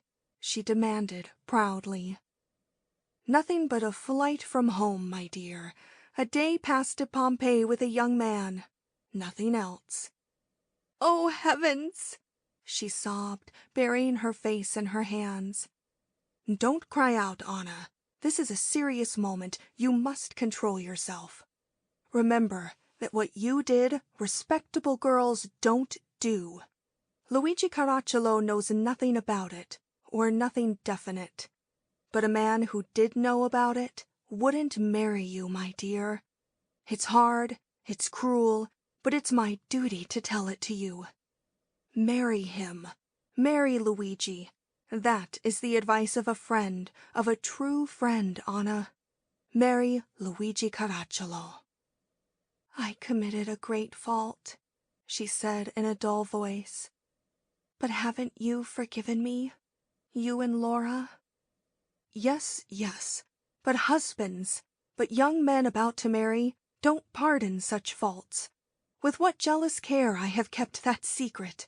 I have guarded it as if I were your father. And now you let a chance like this slip away, not realizing that such a chance may never come again. But another man, an equal of Caracciolo, where is he to be found? It is true that I committed a great fault, she said, returning always to the same idea. But my honor was untouched. I am the only person who knows that. It is enough for me that you know it. Anna, you're a foolish child, that's what you are. You fall in love with a penniless nobody, you escape from your home, you risk your honor, and you are saved by a miracle. Afterwards you are ill, you get well, you forget the young beggar, and then when a fine fellow like Caracciolo falls in love with you, you refuse him. You're mad, Anna. Marry Luigi Caracciolo. I beg you to marry him. You can't ask me that, she murmured. Love is a fancy. Marry Caracciolo. I can't. But why not? It's not a sufficient reason to say that you don't love him. Look for another reason, then, she said. I'll find it. Cesare Diaz had spoken these words in a threatening tone, unusual to him. He rarely lost his temper. After a long pause, he asked, smiling sarcastically, You're in love with someone else, I suppose? Anna did not answer. She wrung her hands and hid her eyes. Why don't you answer? You've fallen in love again, have you not? Again? What do you mean? She exclaimed. I mean that to explain your refusal of Luigi Caracciolo, you must be in love with some other man. You little girls believe the passion is everlasting. You believe in faithfulness that lasts, if not beyond the grave, at least up to its brink. Are you still in love with Giustino Morelli? Oh, don't insult me like that, she cried in a convulsion of sobs. Calm yourself, he said, studying her with cold curiosity, while she wept. Oh, for pity's sake, don't think of me like that, she besought him. Say anything that I deserve, but not that, not that. Calm yourself, repeated Diaz. We will speak of this another day. Listen, she cried. Don't go away yet. Forgive me first for having interfered with one of your plans. But marry Luigi Caracciolo? I can't. Indeed, I can't. I never can. You smile at my word never. You are right. The human heart is a fickle thing. Forgive me, but you will see that I am not wrong. You will never, never have any more trouble with me. I will be so obedient, so meek. I will do everything you wish. Compared to you, I am such a little, poor, worthless thing." She was weeping. Giustino Morelli and Luigi Caracciolo had disappeared from the conversation. Only Cesare Diaz and Anna Acquaviva remained in it. He listened with growing curiosity. If in one sense he had lost a battle, in another his vanity had gained a victory. A smile passed over his face. "Don't cry," he said. "Oh, let me cry. I am so unhappy, so miserable. I have played away my life so foolishly. But I didn't know. I swear to you I didn't understand. Now all is over. I am a lost woman." "Don't exaggerate." "Oh, you yourself said it. You are right. A respectable girl who holds dear her honor, who is jealous of her reputation, doesn't fly from her home, doesn't throw herself into the arms of a man. You are right. You only. You are always right. You who are so wise. But if you knew what it was like, this madness that springs up from my heart to my brain, if you knew how I lose my head when my feelings get the better of me, you would be sorry for me." "Don't cry any more," he said very low. "Ah, if tears could only wash out the past," she sighed. "Goodbye, Anna," he said, rising. "Don't go away," and she took his hand. "I haven't said anything to you yet. I haven't explained. You are going away angry with me, but you are right. The sooner it is finished, the better. Today I have no strength. I irritate you. Women who make scenes are always tiresome. But you ought to know. You ought. I will write to you. I will write everything down. I will write everything. You permit me to, don't you? Say that you permit me. I can't live unless you let me write and tell you everything." "Write," he said softly. "And you forgive me?" "I have nothing to forgive. Write. Goodbye, Anna." She sat down. Diaz went away. Laura and Stella came into the room. "Well, is the marriage arranged?" asked Stella, not noticing Anna's red eyes and pale cheeks. "No, it will never be arranged." An hour later, Laura asked, "Are you in love with Cesare Diaz?" "Yes," answered Anna, simply. End of Part 1, Chapter 5.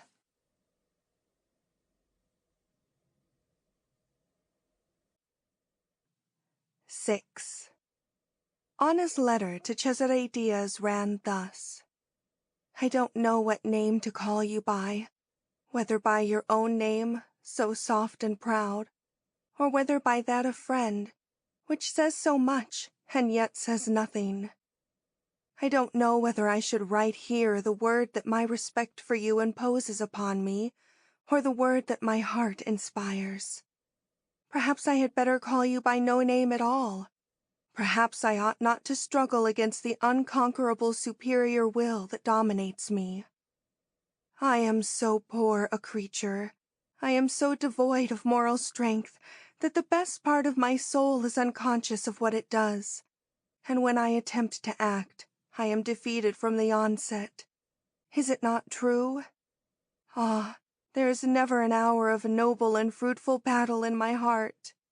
Only an utter ignorance of things, of feelings, a complete surrender to the sweetness of love, and thereby the loss of all peace, all hope. How you must despise me! You are just and wise. You can't help despising a poor, weak little thing like me.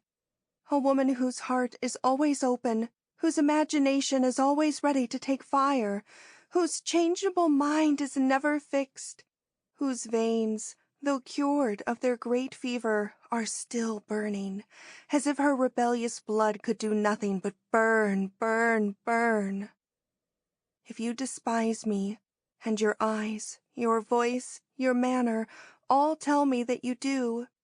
You are quite right. I never seem to be doing wrong, yet I am always doing it. And then, when I see it, it is too late to make good my error, to recover my own happiness, or to restore that of others. Ah, despise me, despise me. You are right to despise me. I bend to every wind that blows, like a broken reed.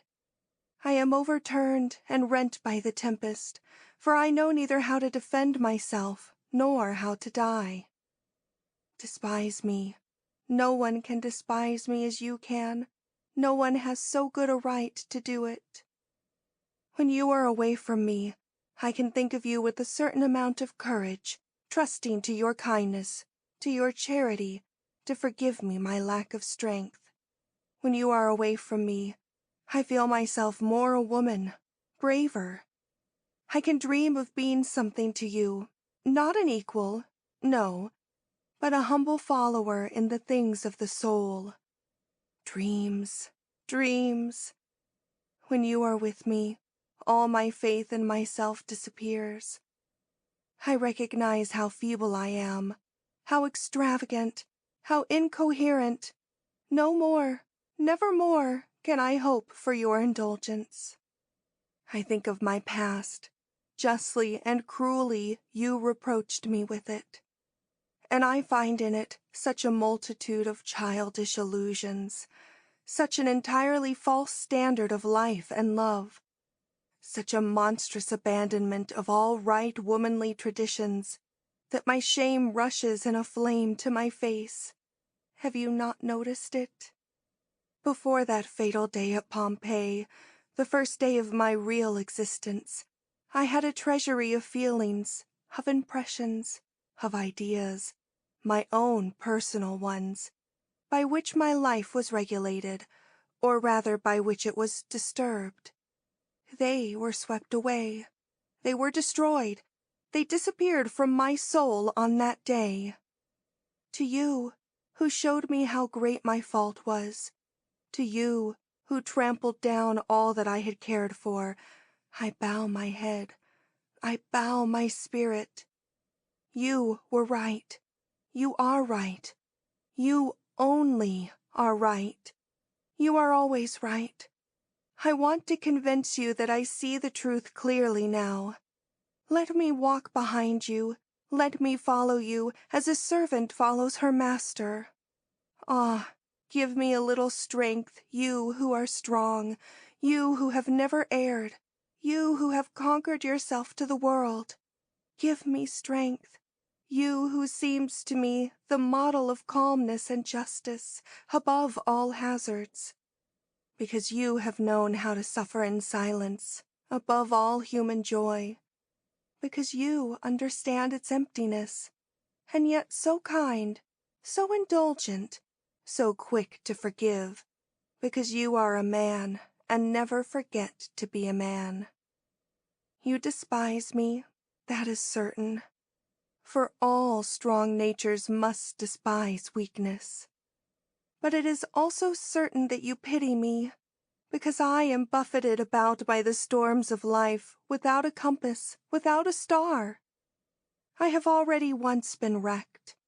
In that wreck I left behind me years of health and hope, the best part of my youthful faith. And now I am in danger of being wrecked again, utterly and forever, unless you save me. Say what you will to me, do what you will with me, insult me after having despised me, but don't leave me to my weakness. Don't withdraw your support from me. It is my only help. What shall I call you? Friend? Friend, I shall be lost if you do not save me. If you refuse to allow my soul to follow yours, strengthened by your strength, if you cast me out from your spiritual presence, if you do not give me the support that my life finds in yours. Friend, friend, friend, don't cast me off. Say what you will, do what you will, but don't separate me from you. If you do, I shall die. I, a beggar, knock at your door." The letter continued. "You wounded me profoundly when you said that it was perhaps Giustino Morelli, the man for whose sake I refused to marry Luigi Caracciolo. I cannot hear the bare name of Morelli without shuddering with contempt. It isn't that I am angry with him, no. It is that he does not exist for me. He is the vain shadow of a dead man. On the evening of the Huguenots, ah me, that music sings constantly in my soul. I shall never forget it. He was there, and I didn't see him. I wouldn't see him. I don't hate him.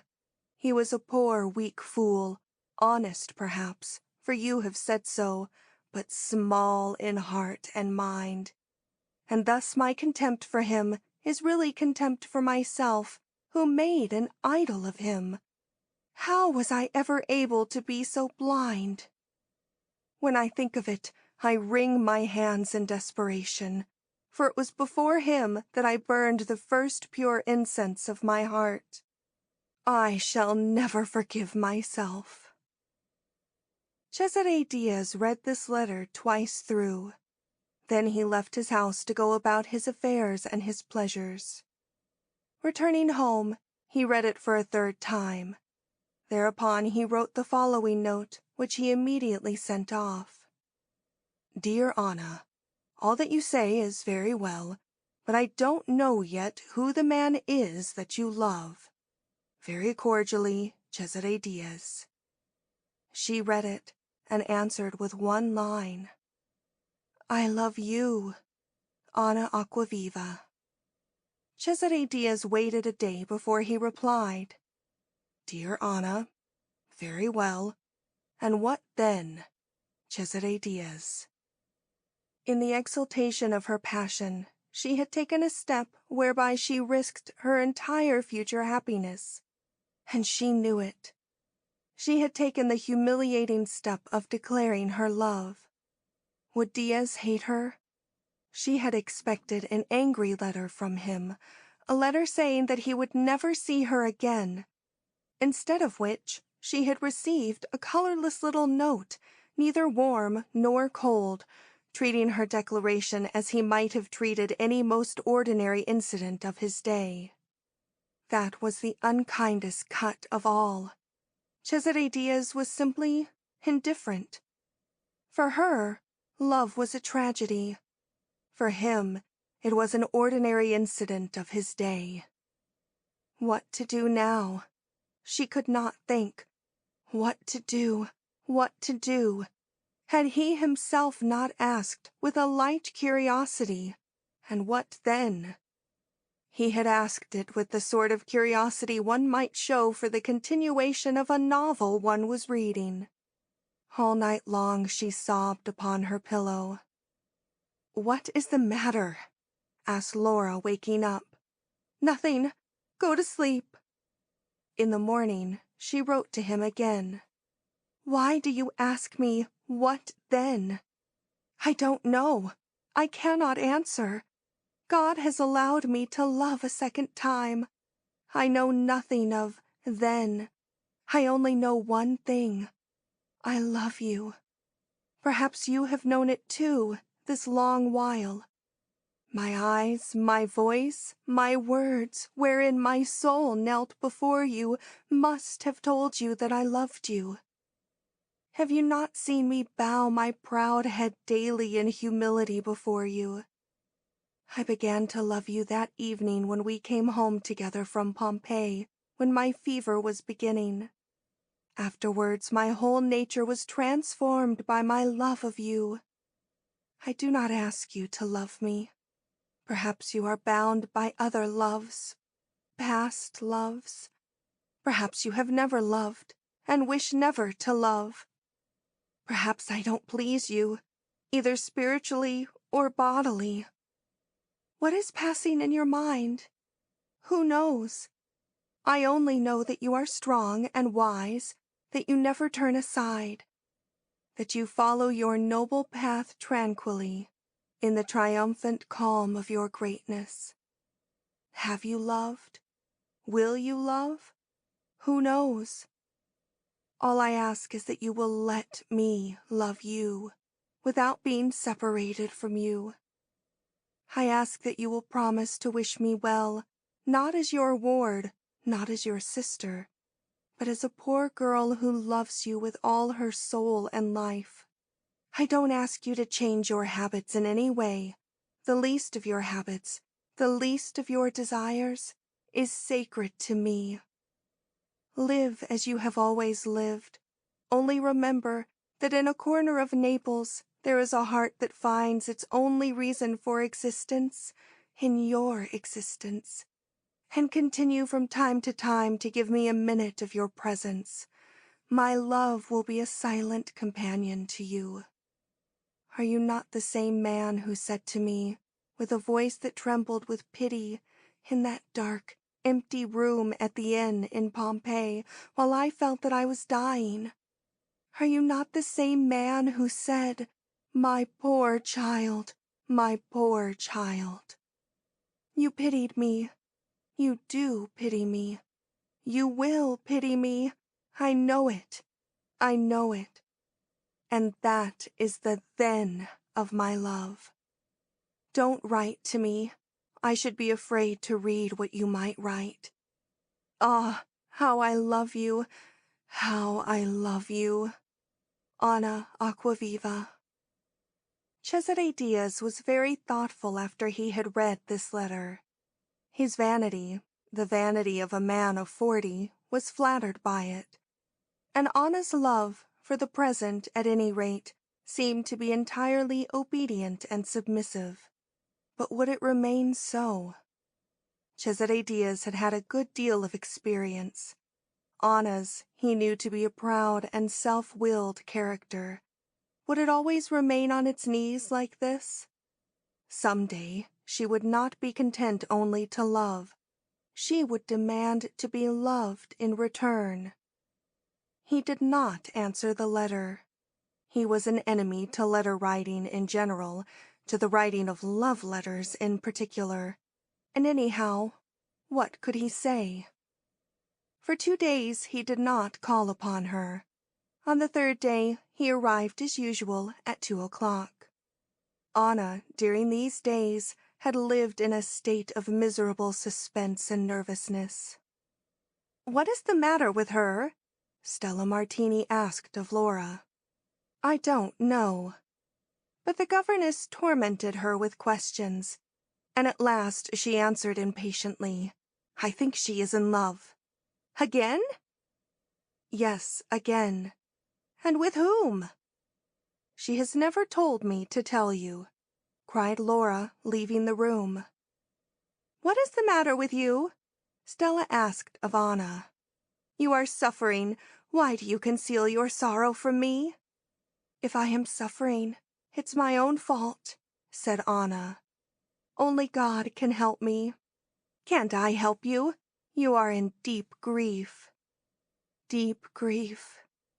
"You have placed your hopes where they can't be realized? Again?" "Again." "Why, dear? Explain it to me." "Because it is my destiny, perhaps." "You are young, beautiful, and rich. You ought to be the mistress of your destiny. It is only poor, solitary people who have to submit to destiny." "I am poorer than the poorest beggar that asks for alms in the street." "Don't talk like that," said Stella, gently taking her hand. "Tell me about it." "I can't tell you about it. I can't. It is stronger than I am," said Anna, and her anguish seemed to suffocate her. "Tell me nothing then, darling. I understand. I'm only a poor servant, but I love you so. And I want to tell you, Anna, that there are no sorrows that can't be outlived. If heaven doesn't help me, my sorrow will kill me. The only irremediable sorrow in this world is the death of someone whom we love," said Stella, shaking her head. You will see. I would rather die than live like this. But is the case quite desperate? Is there no ray of light? Perhaps. Is it a man on whom your hope depends? Yes. Do I know him? But Anna put her finger on her lips to silence Stella. The bell had rung, and at the sound of it, Stella heard a great sigh escape from Anna's breast. "What is it?" she asked. "Nothing, nothing," said Anna, passing her pocket handkerchief over her face. "Go to the drawing-room." "Must I leave you alone?" "I beg you to. I'm so upset. I want a minute of peace." "And you will come afterwards?" "I'll come when I can, when I am calm again." Stella went slowly away. In the drawing-room she found Diaz, who was showing a copy of the Illustrated Figaro to Laura. Diaz bowed and asked, "And Anna?" "She will come presently." "Is she well?" "Not ill." "Then she is not well?" "I don't think so, but you will see for yourself." He and Laura returned to the engravings in the Figaro, which were very good.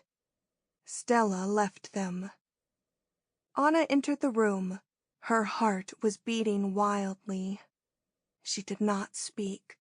She sat down at the opposite side of the table on which the newspaper was spread out.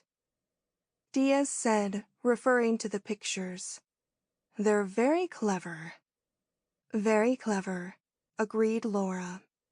Diaz bowed to Anna, smiling and asking, "How do you do?" "Well," she answered. "Signora Martini told me that she feared you were not very well." "It's her affection for me that imagines things. I am quite well." In his tone, she could feel nothing more than pity for her. "I am only a little nervous." "It's the weather, the sirocco," said Diaz. "Yes, the sirocco," replied Anna. "You'll be all right when the sun shines," said he. "When the sun shines, perhaps," she repeated mechanically. Laura rose and left the room. After a silence, Cesare Diaz said, "Is it true, then, that you love me?" Anna looked at him. She could not speak. She made a gesture that said, "Yes." "I should like to know why," he remarked, playing with his watch chain. She looked her surprise, but did not speak. "Yes, why?" he went on. "You must have a reason. There must be a reason if a woman loves one man and not another. Tell me. Perhaps I have virtues whose existence I have never suspected." Anna, confused and pale, looked at him in silence. He was laughing at her, and she besought him with her gaze to have pity upon her. "Forgive me, Anna, but you know it is my bad habit not to take seriously things that appear very serious to others. My raillery hurts you, but some day you must really try to tell me why you care for me." "Because you are you," she said softly. "That's a very profound reason," he answered, smiling. "But it would require many hours of meditation to be understood. And of course, you will always love me?" "Always." "May I say something that will pain you?" "Say it," she sighed. "It seems to me, then, that you are slightly changeable. A year ago you thought you loved another, and would love him always. Confess that you have utterly forgotten him. And in another year, what will my place be?" But he checked himself. She had become livid, and her eyes were full of tears. "I have pained you very much.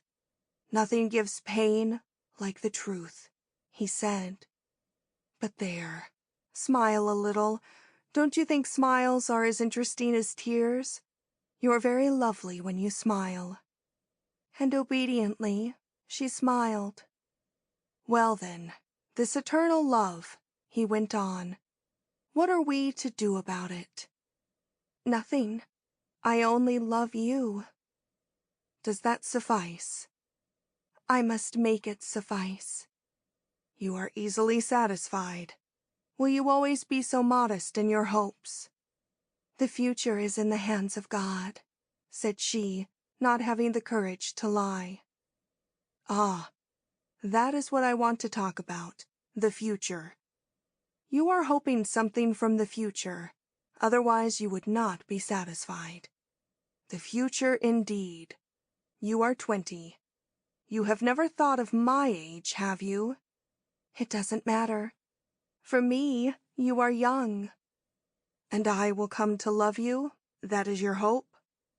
"I have asked for nothing. Don't humiliate me."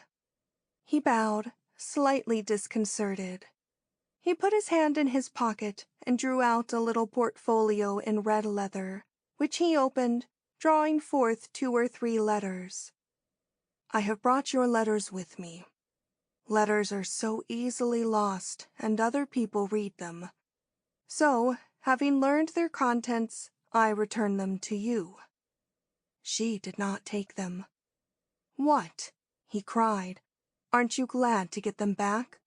But there's nothing women wish so much as to get back the letters they have written."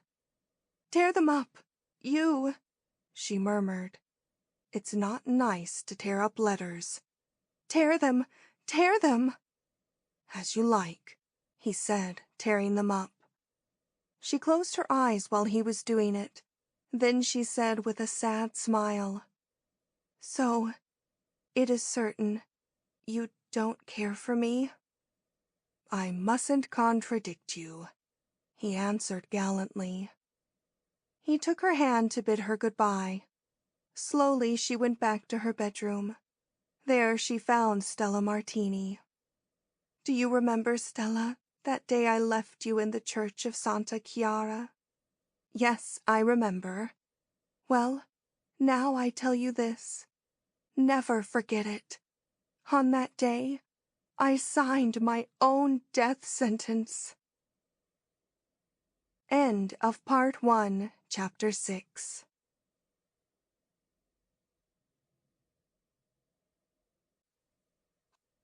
"7. The Villa Caterina was embowered amongst the flowering orange trees of Sorrento. On the side, towards the town, the villa had a beautiful Italian garden, where white statues gleamed amidst green leaves, and where all day long one could listen to the laughing waters of fountains. From the garden a door led directly into a big drawing-room. On the other side of the house a broad terrace looked over the sea. This was the summer house of the Acquaviva family. It was bigger and handsomer than the house in Naples. There was greater freedom, greater luxury, greater cheerfulness here than in the gloomy palace of the Piazza dei Gerlomini. The girls were very fond of the Villa Caterina, and their father, Francesco Acquaviva, had been very fond of it. He had named it for his wife. It was here that the couple had passed all the summers of their married life. It was here that Caterina Acquaviva had died. The girls had a sweet, far-away memory of their mother. In her room at the villa, she was almost like a living presence to them. When the spring came, Anna began to speak of going to Sorrento. She felt that if she could get away from Naples, she might experience a change of soul.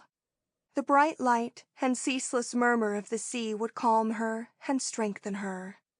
When Laura or Stella asked her, "What is the matter?" she would answer, "I don't like being here." She said nothing of her great sorrow. She shut it into her heart and felt that it was killing her by inches. She passed long hours in silent meditation, her eyes fixed vaguely upon the air. When spoken to, she would start nervously and look at her interlocutor as if she had suddenly been called back from a distant land of dreams. Those who loved her saw her moral and physical trouble. She stayed in the house day after day. She gave up her walks. She went no more to the theater. She had lost her interest in the things that used to please her. She was very gentle, very kind to everybody. To Cesare Diaz she showed an unfailing tenderness. She was often silent before him. When he spoke to her, he would reply with a look of such deep melancholy that even his hard heart was touched. She was very different to the impetuous creature of former times. When the spring came, with its languorous warmth, her weakness increased.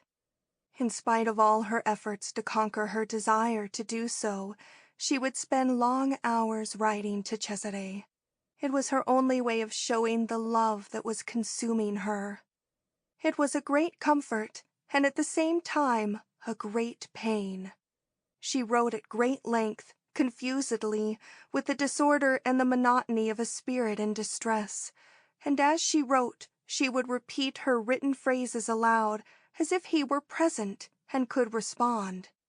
She wrote thrilling with passion, and her cheeks burned.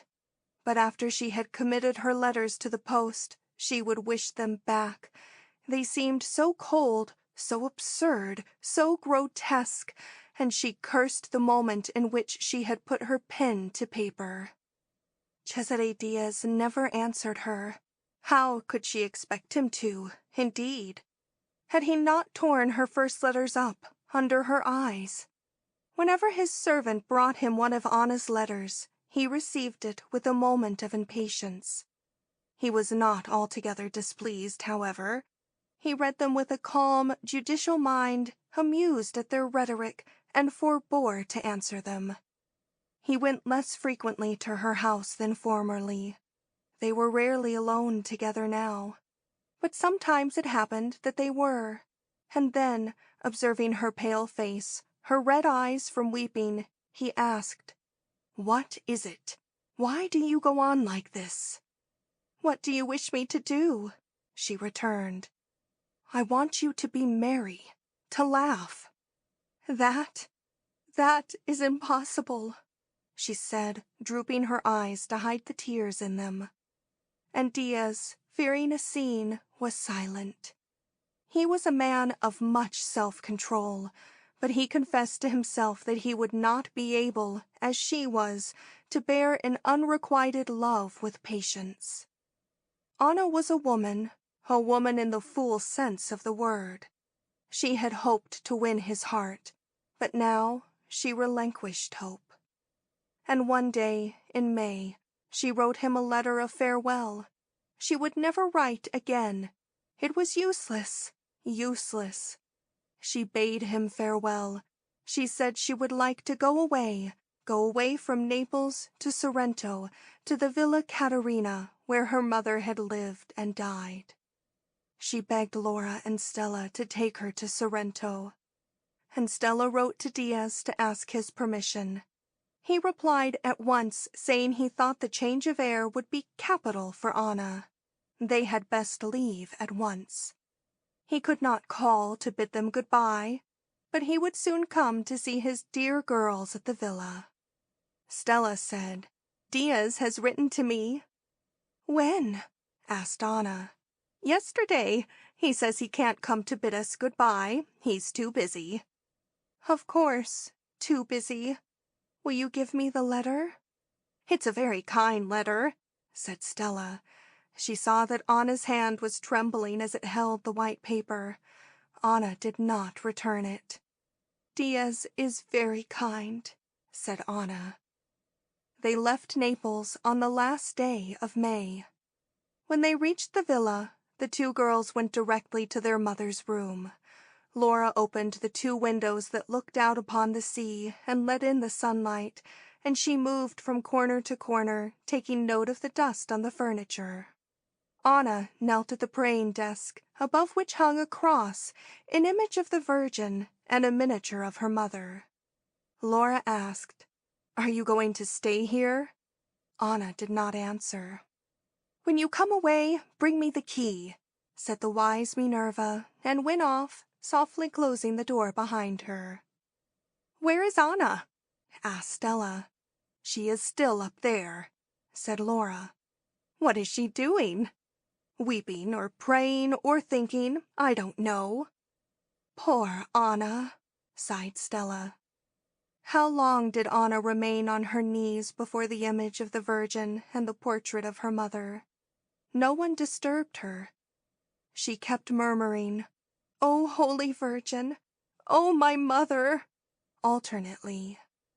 When she came away, having closed the windows and locked the door, she was so pale that Stella said, "You have stayed up there too long. It has done you harm." "No, no," Anna answered. "I am very well. I am so much better. I am glad we have come here. I should like to live here always." But Stella was not reassured, and at night the thought of her pupil troubled her and would not let her sleep. Sometimes she would get up and go to the door of Anna's room. There was always a light burning within. 2 or 3 times she had entered. Anna lay motionless on her bed with her eyes closed. Then Stella had put out the light. "Why do you leave your light burning at night?" she asked Anna one day. "Because I am afraid of the dark." Thereupon Stella had prepared a little lamp for her, with a shade of opalescent crystal that softened its light, and almost every night Stella would go to Anna's room to see whether she was asleep. Her pale face in the green rays of the lamp had the semblance of a wreck slumbering at the bottom of the sea. Sometimes, hearing Stella's footsteps, Anna opened her eyes and smiled upon her, then relapsed into her stupor. For it was not sleep. It was a sort of bodily and mental torpor that kept her motionless and speechless. Stella returned to her own room, in no wise reassured. And what most worried this good woman was the long visit which Anna made every day to the room of her dead mother. The villa was delightful during these first weeks of the summer, with its fragrant garden, its big, airy, cheerful, luxurious apartments, its splendid view of the sea. In the cool and perfumed mornings, in the evenings that palpitated with starlight, every window and balcony had its special fascination. But Anna saw and felt nothing of all this. Her mother's room alone attracted her. There she passed long hours kneeling beside the bed, or seated at a window, silent, gazing off at the sea, with a white, expressionless face. Sometimes Stella came to the door and called, "Anna! Anna!" "Here I am," she answered, starting out of her reverie. "Come away, it is late." "I am coming." But she did not move. It was necessary to call her again and again. Her stations there exhausted her. She would return from them with dark circles under her eyes, her lips colorless, the line of her profile sharpened and accentuated. Stella felt a great pity for her, a great longing to be of help to her. She tried to persuade her to cut short her vigils in her mother's room. "You ought not to stay so long. It is bad for you." "No, no," Anna answered, "if you knew the peace I find there." "But a young girl like you ought to wish for the excitements of life, not the peace." "There are no more flowers for Margaret," quoted Anna, going to the window and looking towards the sea. During the whole month of June, a lovely month at Sorrento, where the mornings are warm and the evenings fresh, Anna fell away visibly in health and spirits. Laura and Stella did not interfere with her, but it saddened them to witness her decline. Stella's anxiety was almost motherly.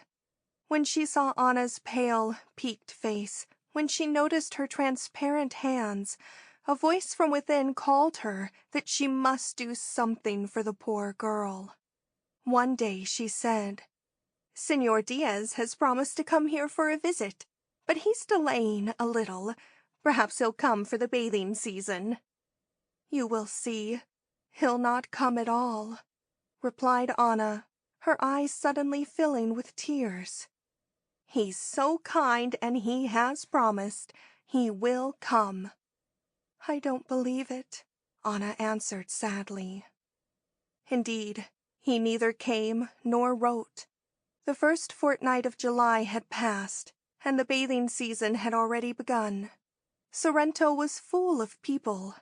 In the evening, till late into the night, from every window, from every balcony, and from the big, brilliantly lighted drawing rooms of the hotels came the sounds of singing and dancing, the tinkling of mandolins, the laughter of women, a gay, passionate summer music. The villas were protected from the sun by blue and white striped awnings, which fluttered in the afternoon breeze like the sails of ships. At night, the moon bathed houses, country, and the sea in a radiance dazzling as snow. Anna, in the midst of all this merriment, this health and beauty, felt only the more profoundly a great longing to end her life. It was seldom now that she so much as moved from one room to another. In the evening, when Stella and Laura would go out to call upon their friends, Anna would seat herself in an easy-chair on the terrace of the villa and fix her eyes upon the sky, where the Milky Way trembled in light, and on the sea beyond her, people were singing in boats or sending up fireworks from yachts. Round about her sounded the thousand voices of the glorious summer night, voices of joy, voices of passion. Anna neither saw nor heard. But in Stella's face she could not help noticing an expression of sympathy which seemed to say, "I have divined, I have guessed." And in the kiss which Stella gave her before going out, on the evening of the 17th of July, Anna felt an even deeper affection than usual. Laura and Stella were going to a dance at the Villa Victoria. "Be strong, and you will be happy," Stella said, and her kiss seemed meant as a promise of good news. But the poor child did not understand. She took Stella's words as one of those vague efforts at consolation which people make for those who are inconsolable, and shook her head, smiling sadly. Lovely in her white frock, Laura too came and kissed her. And then she heard the carriage drive away. Anna left the drawing-room and went out upon the terrace. There was a full moon. Its light was so brilliant one might have read by it. There was something divinely beautiful in the view, from the horizon to the arch of the sky, from the hills behind her, covered with olives and oranges, to the sea before her. And she felt all the more intensely the sorrow of her broken life. She lay back in her easy-chair with her eyes closed. "Good evening," said Cesare Diaz. She opened her eyes, but she could not speak. She could only look at him, and she did so with such an expression of desolate joy that he told himself, "This woman really loves me." He appeared to be very thoughtful. He drew up a chair and sat down next to her. "Are you surprised to see me, Anna? Didn't I promise to come?" "I thought that you had forgotten. It is so easy to forget." "I always keep my promise," he declared. When had she heard him speak like this before? With this voice, this inflection? When? Ah, she remembered. When she was ill, when they thought she was going to die. So it was pity for one threatened with death that had brought him to Sorrento. It was pity that banished its habitual irony from his voice. "The air of Sorrento hasn't cured you," he said, bending a little to look at her. "It hasn't cured me. It has cured me of nothing. I think I shall never be cured. There is no country in the world that can cure me. There is only one doctor who can do you any good. That doctor is yourself." He opened his silver cigarette case, took out a cigarette, and lit it. She watched the vacillating flame of his match, and for a moment did not speak. "It is easy to say that," She went on finally with a feeble voice. "But you know, I am a weak creature. That is why you have so much compassion for me. I shall never be cured, Cesare." "Are you sure?" "I am sure. I have tried. My love has proved itself stronger than I. It is destroying me. My heart can no longer endure it." He looked off into the clear air of the night, watching the spiral of his cigarette smoke. "And all those beautiful spiritual promises," he said, "that wonderful structure of abnegation, of sacrifice, of unrequited love, has come to nothing. Those plans for the future which you conceived in such lofty unselfishness have failed." "Failed, failed!" she exclaimed with a sigh, gazing up at the starry sky as if to reproach it with her own unhappiness. "All that I wrote to you was absurd, a passing illusion. All my plans were based upon absurdities. Perhaps there are people in the world who are so perfectly made that they can be contented to love and not be loved in return. They are fortunate. They are noble. They live only for others. They are purity incarnate. But I am a miserable, selfish woman, nothing else. I have expected too much, and I am dying of my selfishness, of my pride." She raised herself in her chair, grasping its arms nervously with her hands and shaking her beautiful head, wasted by grief. He was silent. He threw away his cigarette, which had gone out. The soft moonlight covered all things. "I am so earthly," she went on. "I have prayed for a better nature, for an angelic heart, raised above all human desires, that I might simply love you and wish for nothing else. I have exhausted myself with prayers and tears, trying thus to forget that you could not care for me. I have forbidden myself the great comfort of writing to you. I left Naples and came here, far away from you who are my light, my life. In vain I have passed whole days here, praying to my mother and to the Madonna to free me from these terrible, heavy earthly chains that bind me to that longing to be loved, and that are killing me. No use, no use. My prayers have not been answered. I have come away from them with a greater ardor, a more intense longing than ever. I am a woman. I am a woman who doesn't know how to lift herself above womanly things, who woman-like longs to be loved, and who will never, never be consoled for the love she cannot have." After a long pause, he asked, "And what do you wish me to do, Anna?" "Nothing." "Nothing?" "There is nothing to be done. All is ended. All is over. Or rather, nothing has ever been begun.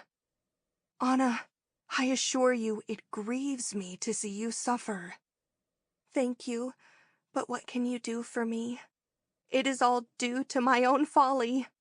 I admit that I am unbalanced, extravagant. I know it. I am paying dearly for my folly. Ah, the expiation is hard. It is all due to my one mistake, my one fault. Everybody is very kind to me, more than kind, but I have sinned, and I must expiate my sin." "But how is it all to end?" he cried. "Do you know what the simplest solution would be?" "What?" "My death. Ah, to rest forever, under the earth, in a dark grave." "Don't say that. People don't die of love." "Yes, that is true. There is indeed no recognized disease called love. Neither ancient nor modern doctors are acquainted with it. They have never discovered it in making their autopsies. But love is such a subtle deceiver. It is at the bottom of all mortal illnesses.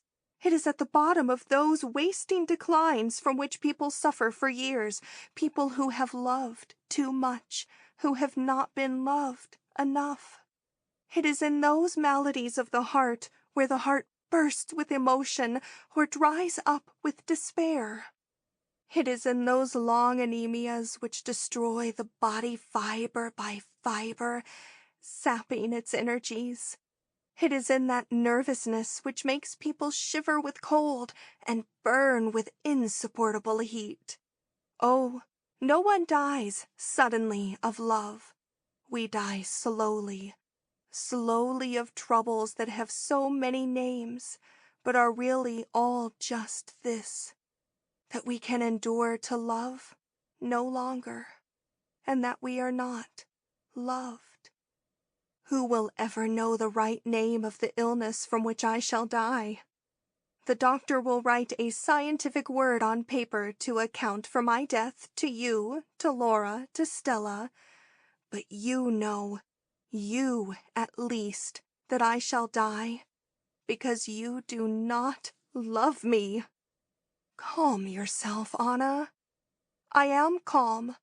I have no longer the shadow of a hope, but I am calm, believe me. I have to tell you these things because they well up from my soul of their own accord. I am an absolutely desperate woman, but I am calm. I shall always be calm. Don't answer me. Everything that you can say I have already said to myself. All is ended. Why should I not be calm? But if you no longer hope for anything, then you have hoped for something. For what? He asked with a certain curiosity.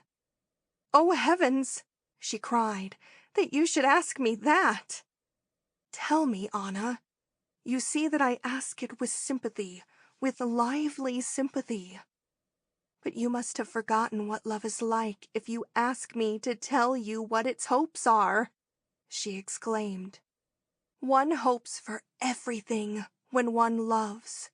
From the moment when I first trembled at the sound of your voice, from the moment when first the touch of your hand on mine thrilled me with delight, from the moment when first the words you spoke, whether they were hard or kind, scornful or friendly, seemed to engrave themselves upon my spirit, from the moment when I first realized that I was yours for life, from that moment I have hoped that you might love me.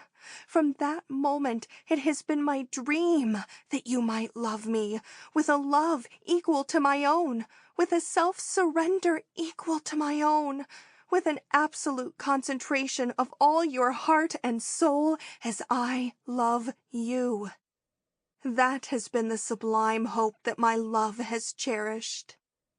It was an illusion, he said softly, looking off upon the broad shining sea, bathed in the moonlight. I know it. Why do you remind me of it? Why are we talking of it? My soul had fallen into a torpor, but now you rouse me from it. My heart throbs as if you had reopened its wound. Don't tell me again that you don't care for me. I know it. I know it. Anna, why do you torment yourself like this? Ah, yes, I have known it a long while now. My great hope died little by little, day by day, as I saw how unlike me you were, how far from me, as I understood your contempt for me, your pity, as I realized that there were secrets in your life which I could not know, as I perceived that the differences of our ages and tastes had bred differences of feeling. In 100 ways, voluntarily and involuntarily, you showed me that love did not exist for you, either that you would never love, or at any rate, that you would never love me. I read my sentence written in letters of flame upon my horizon, and yet, you see, In spite of the blows that fate had overwhelmed me with, I was not resigned. I told myself that a young and ardent woman could not thus miserably lose herself and her love. I thought that there was a way of saving herself which ought to be tried, a humble way, but one that I could pursue in patience. Shall I tell you my other dream? Yes, tell me. Well, I dreamed that you would let me unite my weak and stormy youth to your warm and serene maturity, in such a manner as to complete more profoundly and more intimately the work of protection that Francesco Acquaviva had confided to you at his death. You saved me at Pompeii. That seemed to sanction a supreme act of devotion on my part. My dream was simple and modest. I would love you with all my strength, but in silence. I would live with you, loving and following you like a fond shadow.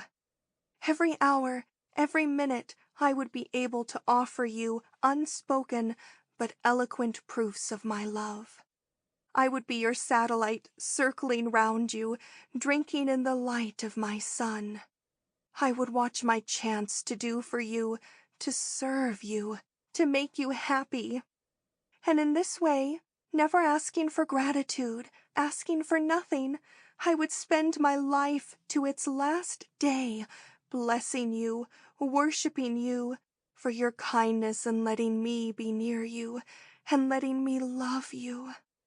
Ah, what a vision!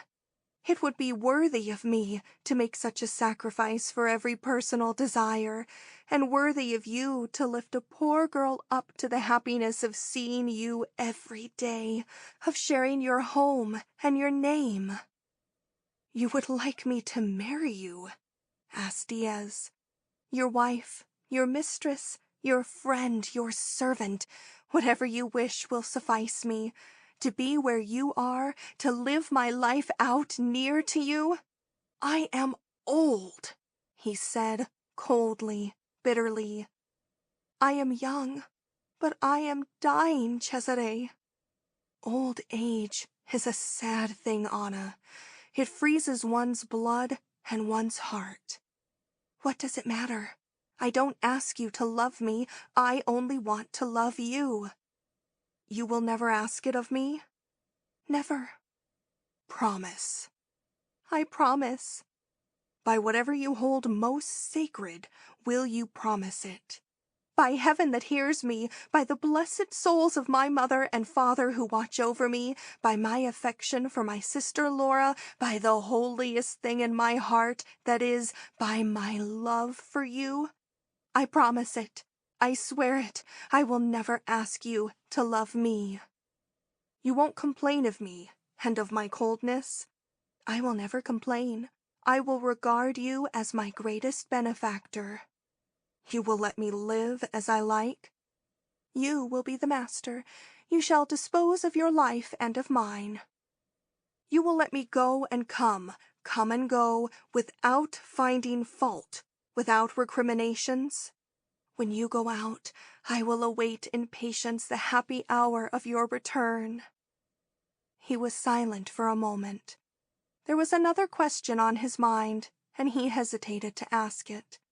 But with burning eyes, with hands clasped imploringly, she waited for him to go on. You won't torment me with jealousy? He asked at last. Oh, heavens! She cried, stretching out her arms and beating her brow with her hands. Must I endure that also? As you wish, he said coldly. I see that I displease and offend you. I am making demands that are beyond your strength. Well, let us drop the subject. And he rose as if to go away. She moved towards him and took his hand. No, no, don't leave me. For pity's sake, stay a little longer. Let us talk. Listen to me. You ask me not to be jealous. I'll not be jealous. At least, you'll not see my jealousy. Do you wish me to visit the woman you're in love with, or have been in love with, or the woman who's in love with you? Do you wish me to receive the women who are your friends? I'll do it. I'll do everything. Put me to the most dreadful trial, I'll endure it. Ask me to go to the furthest pass a soul and body can reach, I'll do it. For you. I wish to be free, heart-free. That is all, he said firmly. As you are today, so you will always be, free in heart, she responded. Listen to me, Anna, and understand me clearly. For a moment, try to escape from your own personality. Forget that you are you and that you love me. For a moment, consider calmly and carefully the present and the future. Anna, I am old and you are young, and the discrepancy of our ages, which now seems trifling to you, in 10 years' time will seem terrible. For I can only decline, while you will grow to maturity. In your imagination, you have conceived an ideal of me which doesn't correspond to the truth, and which the future will certainly correct to your sorrow. Between our characters and our temperaments, there is a profound gulf. We have no reason to believe that the future can close it up. If I'm making a sacrifice, as I confess I am, in speaking to you thus, it is certain that you would make a more painful and a more lasting one in living with me. Think of it. Think of it. Think of my age, of your illusions which must inevitably be destroyed, of our mutual sacrifice. Anna, there is still time. She looked at him, surprised to hear him speak in this earnest way, the man who was accustomed to dominate all his own emotions. He was really moved. His brow was knitted, and on it, for the first time, Anna could read a secret distress. There was something almost like shyness in his eyes. He seemed less distant, less strong, perhaps, than he had ever seemed to her before, but more human, more like other people who suffer and weep. Anna, Anna, he went on. Put aside all selfishness and be yourself the judge. Judge whether I ought to consent to what you wish. I have told you cruelly, brutally, what I shall expect from you in return from my sacrifice. I have repeated to you again and again what a grave step it is that you propose. Now, my dear child, be calm and judge for yourself. She was leaning with her 2 hands on the parapet of the terrace and kept her eyes cast down. But why? She asked slowly in a low voice. Why are you willing, you who are so wise, so cold, who despise all passion as you do? Why are you willing to make this sacrifice? Who has persuaded you? Who has won you? I am willing because you have told me that there is no other way of saving you, because Stella Martini has written to me saying that I ought to save you, because I myself feel that I ought to save you. It is for pity, then, that you are willing to do this thing? You have said it, he replied, not wishing to repeat the unkind word. God bless you for your pity, she said humbly, crossing her hands as if in prayer. There was a deep silence. He stood with his head bowed, thinking and waiting for her to speak. She was looking to the sky as if she wished to read there the word of her destiny. But in her heart and in her mind, from the sky and from the glorious landscape, only one word would she hear. Well, Anna, what have you to say? Why do you ask? I love you, and without you, I should die. Anything is better than death. You are my life. Then you will be my wife and my friend, he said resolutely. Thank you, love. And she knelt before him. When he had gone away, she bent down and kissed devotedly the wall of the terrace where he had leaned, speaking to her. And then she went to each of the big vases that stood in a row along the terrace, and picked all the flowers that grew in them, the roses, the geraniums, the jasmine buds, and pressed them to her bosom in a mass, because they had listened to her talk with him. And before re-entering the house, she looked again, with brilliant eyes full of happiness, upon the sea and the sky and the wide moonlit landscape. Within the house, everyone was asleep. The servant who was sitting up for Laura and Stella nodded in the antechamber. Anna was quite alone, and her heart danced for joy. Silently she passed through the house and entered her mother's room. "Oh, Mamma, Mamma, it is you who have done this," she said. End of Part 1, Chapter 7.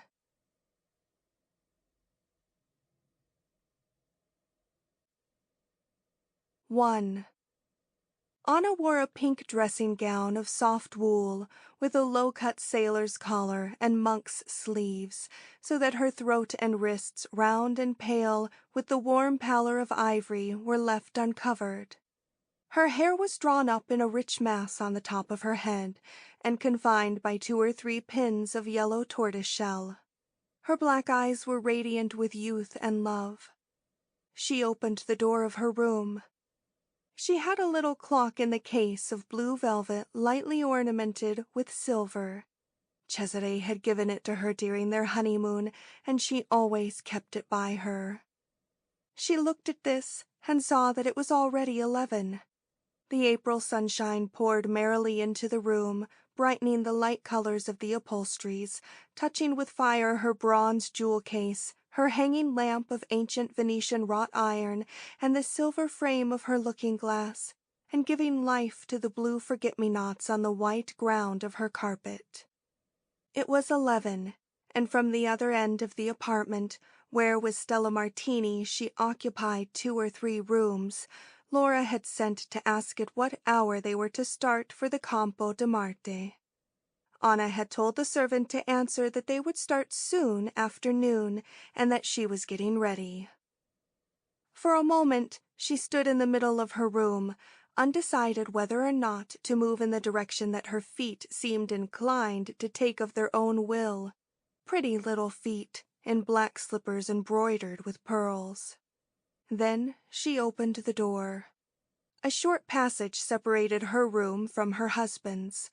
Her husband's room had a second door, letting into a small hall, whence he could leave the house without Anna's knowing it, without her hearing so much as a footstep.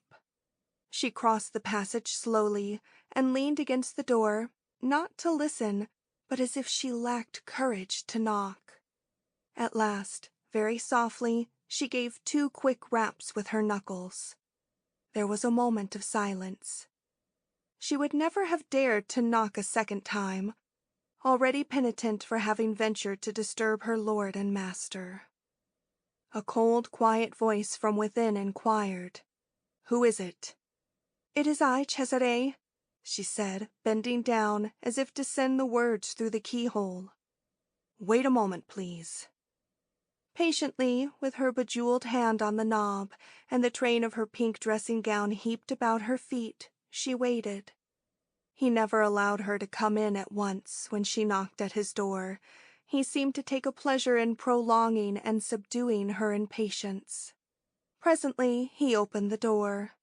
He was already dressed for the Campo de Marte, in the appropriate costume of a lover of horse racing. "Ah, my dear lady," he said, bowing with that fine gallantry which he always showed to women. "Aren't you dressed yet?" And as he spoke, he looked at her with admiring eyes. She was so young and fresh and living, with her beautiful round throat, her flower-like arms issuing from her wide monk's sleeves, and her tiny feet in their black slippers, that he took her hand, drew her to him, and kissed her on the lips.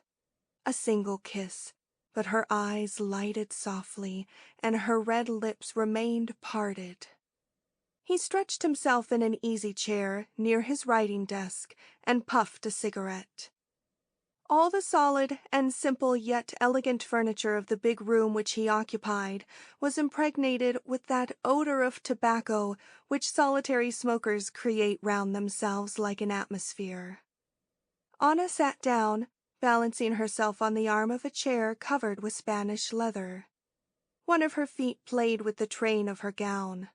She looked about, marveling as she always did, at the vast room, a little bleak with its olive plush, its arms, its bookcase, its handful of books in brown bindings, and here and there a bit of carved ivory or bright-colored necktie, and everywhere the smell of cigarette smoke.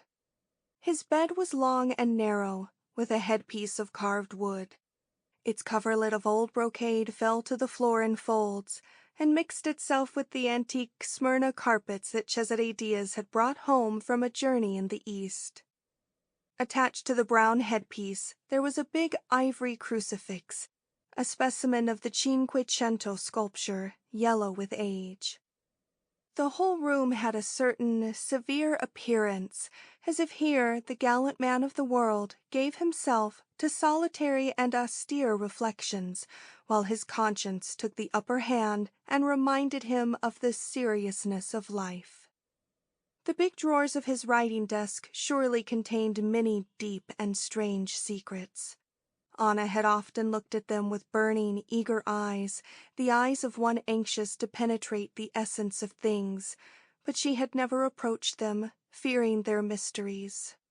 Only every day, after breakfast, when her husband was away, she had put a bunch of fresh, fragrant flowers in a vase of satsuma whose yellow surface was crossed by threads of gold, and placed them on the dark old desk, which thereby gained a quality of youth and poetry. He treated the flowers with characteristic indifference. Now and then he would wear one of them in his buttonhole. Oftener he seemed unconscious of their existence. For a week at a time, jonquils would follow violets, and roses would take the place of mignonette in the satsuma vase, but Cesare would not deign to give them a look. This morning, though, he had a tea rosebud in his buttonhole, a slightly faded one that he had plucked from the accustomed nosegay. And Anna smiled at seeing it there. "At what time are we going to the races?" she asked, remembering the business that had brought her to his room. "In about an hour," he answered, looking up from a memorandum book in which he was setting down certain figures with a pencil. "You are coming with us, aren't you?" "Yes, and yet we shall look like a Noah's Ark. Perhaps I'd better go with Giulio on the four-in-hand." "No, no, come with us. When we are there you can go where you like." "Naturally," he said, making another entry in his notebook. She looked at him with shining eyes, but he continued his calculations and paid her no attention. Only presently he asked, "Aren't you going to dress?" "Yes, yes," she answered softly, and slowly she went away. While her maid was helping her to put on her English costume of nut-colored wool, she was wondering whether her husband would like it. She never dared to ask him what his tastes were in such matters. She tried to divine them. Before dressing, she secured round her throat by a chain an antique silver reliquary, which enclosed, however, instead of the relics of a saint, the only love letters that he had ever written to her, 2 little notes that had given her unspeakable pain when she had received them.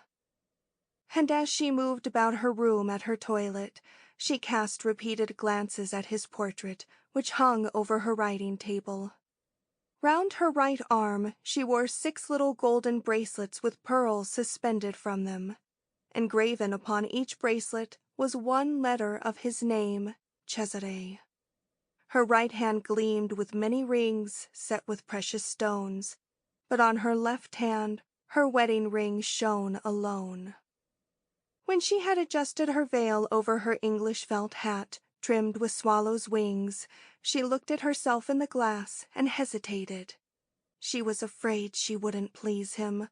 Her dress was too simple. It was an ordinary morning street costume. Suddenly the door opened and Laura appeared. As usual, she wore white, a frock of soft white wool, exquisitely delicate and graceful. Her hat was covered with white feathers that waved with every breath of air. And in her hand she held a bunch of beautiful, fresh tea roses. "Oh, how pretty you are!" cried Anna. "And who gave you those lovely roses?" "Cesare." Give me one, give me one." And she put out her hand. She put it into her buttonhole, inexpressibly happy to possess a flower that he had brought to the house and presented to her sister. "When did you see Cesare?"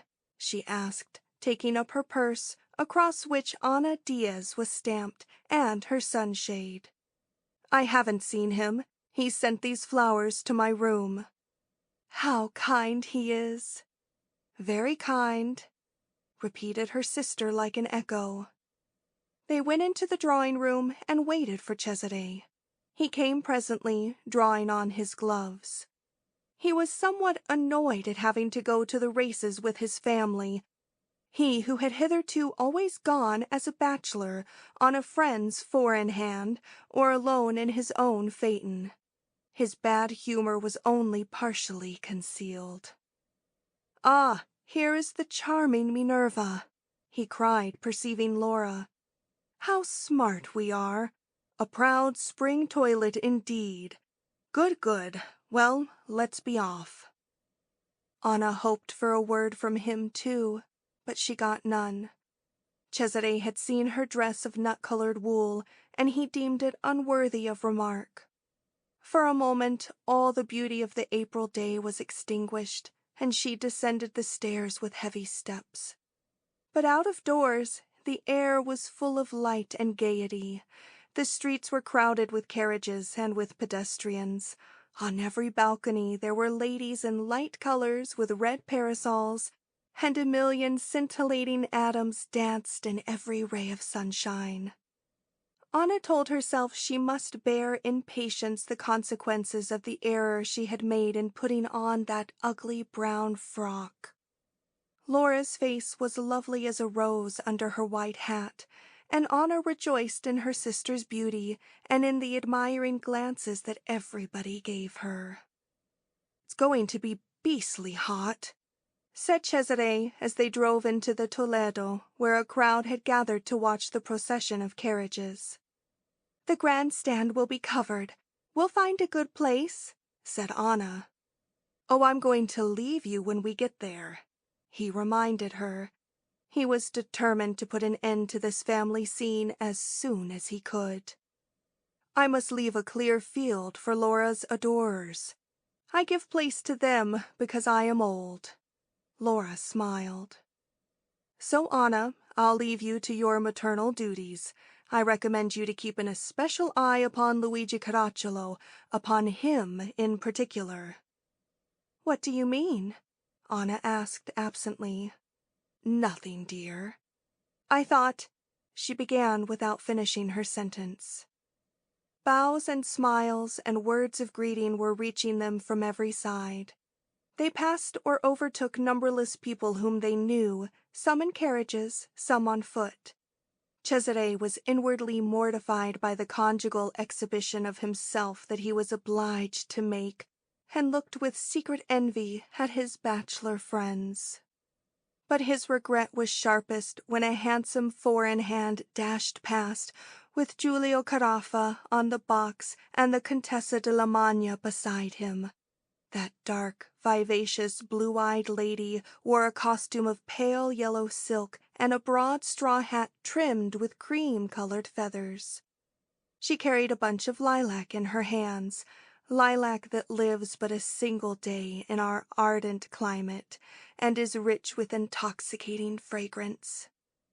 All the men on Caraffa's coach bowed to Diaz, and the Contessa de la Magna smiled upon him and waved her flowers, and his heart was bitten by a great desire to be there with them instead of here in this stupid domestic party.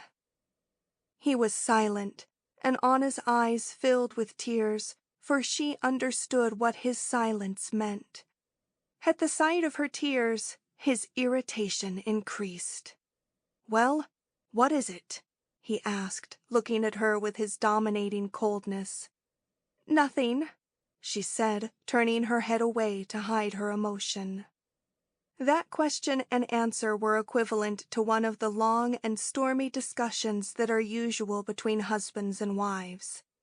Between them, such discussions never took place. Their life was regulated according to the compact they had made on that moonlit night at Sorrento. She realized now that what had then seemed to her a way of being saved was only a way of dying more slowly. But he had kept his word, and she must keep hers. He had married her, she must not reproach him. Only sometimes her sorrow appeared too plainly. Then he never failed to find a word or glance to remind her of her promise. Today, for the 1,000th time, he regretted the sacrifice he had made and cursed his generosity. The whole distance from the Toledo to the Campo de Marte was passed in silence. As they approached the reclusorio, Luigi Caracciolo drove by them with his tandem. He bowed cordially to them. Anna dropped her eyes. Laura smiled upon him. "What a handsome fellow!" exclaimed Diaz with the sincere admiration of one man of the world for another. "Very handsome," said Laura, who was accustomed to speak her girlish mind with sufficient freedom. "He pleases you, eh?" inquired Cesare with a smile. "He pleases me," she said with her habitual freedom and her habitual indifference. "It's a pity he was never able to take Anna's fancy," Cesare added with enigmatical irony. "I hate handsome youths," said Anna proudly. "You wouldn't be the impertinent woman you are, my dear, if you didn't hate everything that other people like. We've got a creature of passion in the family, Laura," he said with a frank expression of scorn. "Yes," assented the cruel sister. Anna smiled faintly in disdain. Again the beauty of the day was extinguished for her. The warm April afternoon was like a dark winter's evening. The rose that Laura had given her had fallen to pieces, shedding its petals on the carriage floor. Anna would have liked to gather them up and preserve them. The most she could do, however, was to take a single one that lay in her lap and put it into the opening of her glove against the palm of her hand. At the entrance of the racing grounds, they met the Contessa de la Magna again. She smiled graciously upon Anna and Laura. Anna tried to smile in return. Laura bowed coldly. "Don't you like the Contessa de la Magna?" asked Cesare as he conducted his wife and sister-in-law to their places in the members' stand. "No," said Laura. "You're wrong," said he. "That may be, but she's antipathetic to me." "I like her," said Anna feebly. Cesare found places for them and gave them each an opera glass. Then he stood and said to Anna, "You will be all right here?" "Perfectly." "Nothing I can do for you?" "Nothing." "I'll come back for the third race. I'm going now to bed. Goodbye." And he went off with the light step of a liberated man. Anna watched him as he crossed the turf towards the weighing stand. She was surrounded by acquaintances, and they were all talking together. Being a bride, she received a good deal of attention. Diaz was popular, and his popularity reflected itself upon her. Besides, people found her interesting, with her black, passionate eyes, the pure oval of her face, and her fresh red lips. Luigi Caracciolo came up to where the sisters were seated. "Cesare has deserted you?" he asked jestingly. "He's gone to bed. He'll soon come back," said Anna. "He's betting with the Contessa de la Magna," suggested Laura with one of those perverse smiles which contrasted so oddly with the purity of her face. Then he'll not come back so soon, said Luigi, sitting down. Have you never seen the races before? He asked. No, I have never seen them, said Anna. It's a rather tiresome sight, said he, pulling his blonde mustaches. It is interesting to see the people, said Anna. It's the crowd that always gives its interest to a scene, said he, with an intonation of profound thought. Laura was looking through her opera glass. There's Cesare, she cried suddenly. Cesare was walking and talking with the beautiful Contessa de la Magna, and two other men who walked in front of them occasionally turned and took part in the conversation. As he passed his wife and sister, he looked up and bowed. Anna responded, smiling, but her smile was a forced and weary one. Luigi Caracciolo, feigning not to have noticed this incident, said to her, That's a charming dress you're wearing. It's an inspiration. Do you like it? She asked with a thankful look. Yes, I admire these English fashions. I think our women are wrong to go to a horse race dressed as if for a garden party. It's not smart. He took her sunshade and toyed with it, reading the inscription engraved on its silver handle. Attends pour attendre. Wait to win. Is that your motto? He inquired. Yes. Have you never had another? Never. It is a wise one, he remarked. It's a fact that everything comes at last to those who know how to wait. Alas, not everything. Not everything, she murmured sadly. There was a burst of applause from the multitude.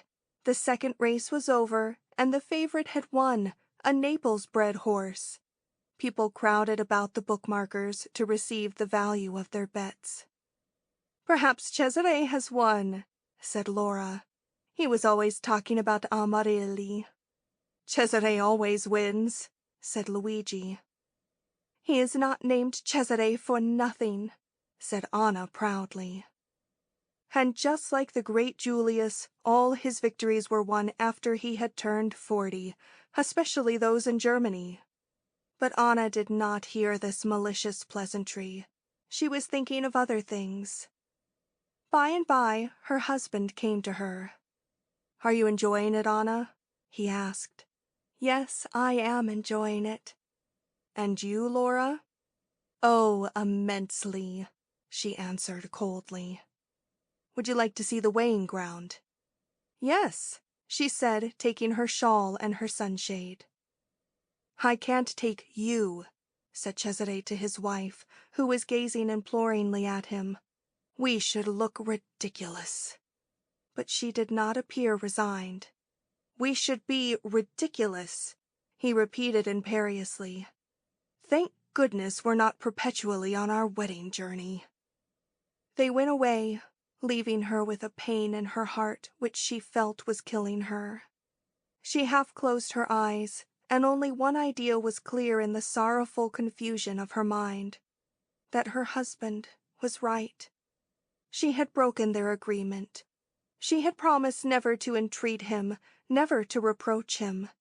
It was weak and wicked of her, she told herself, to have consented to such an agreement, a compact by which her love, her pride, and her dignity were alike bound to suffer.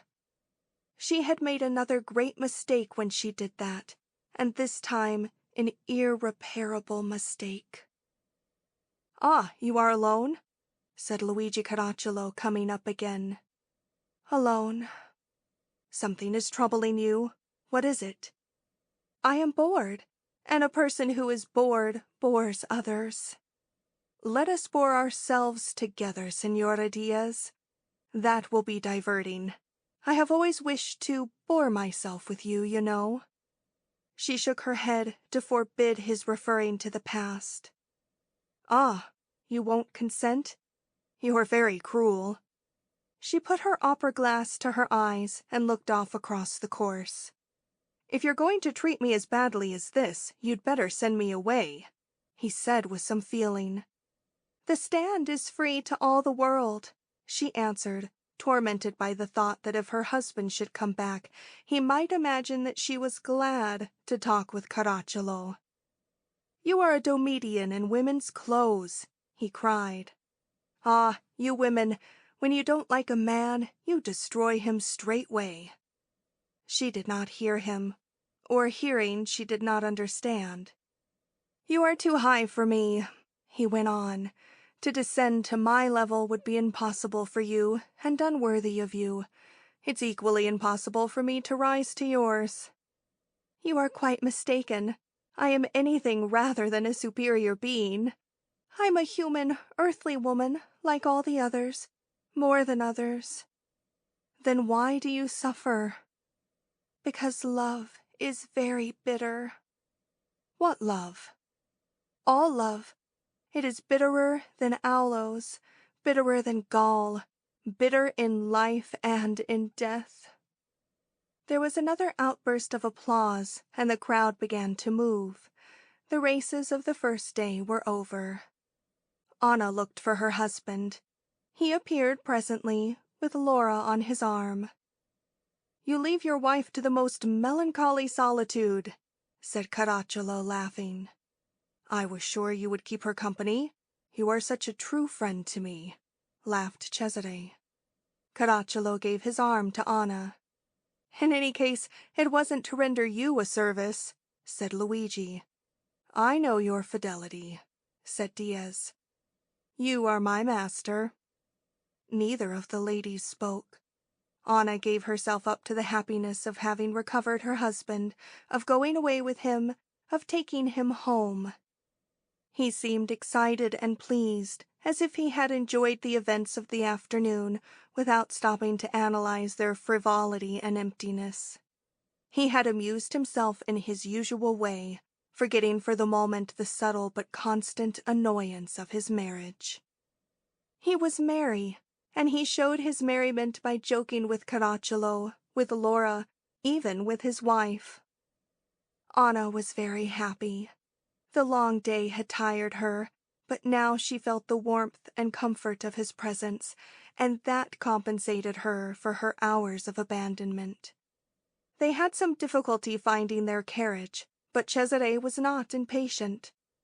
Caracciolo, meanwhile, was looking for his own tranquilly, never for a moment neglecting his chivalric duties.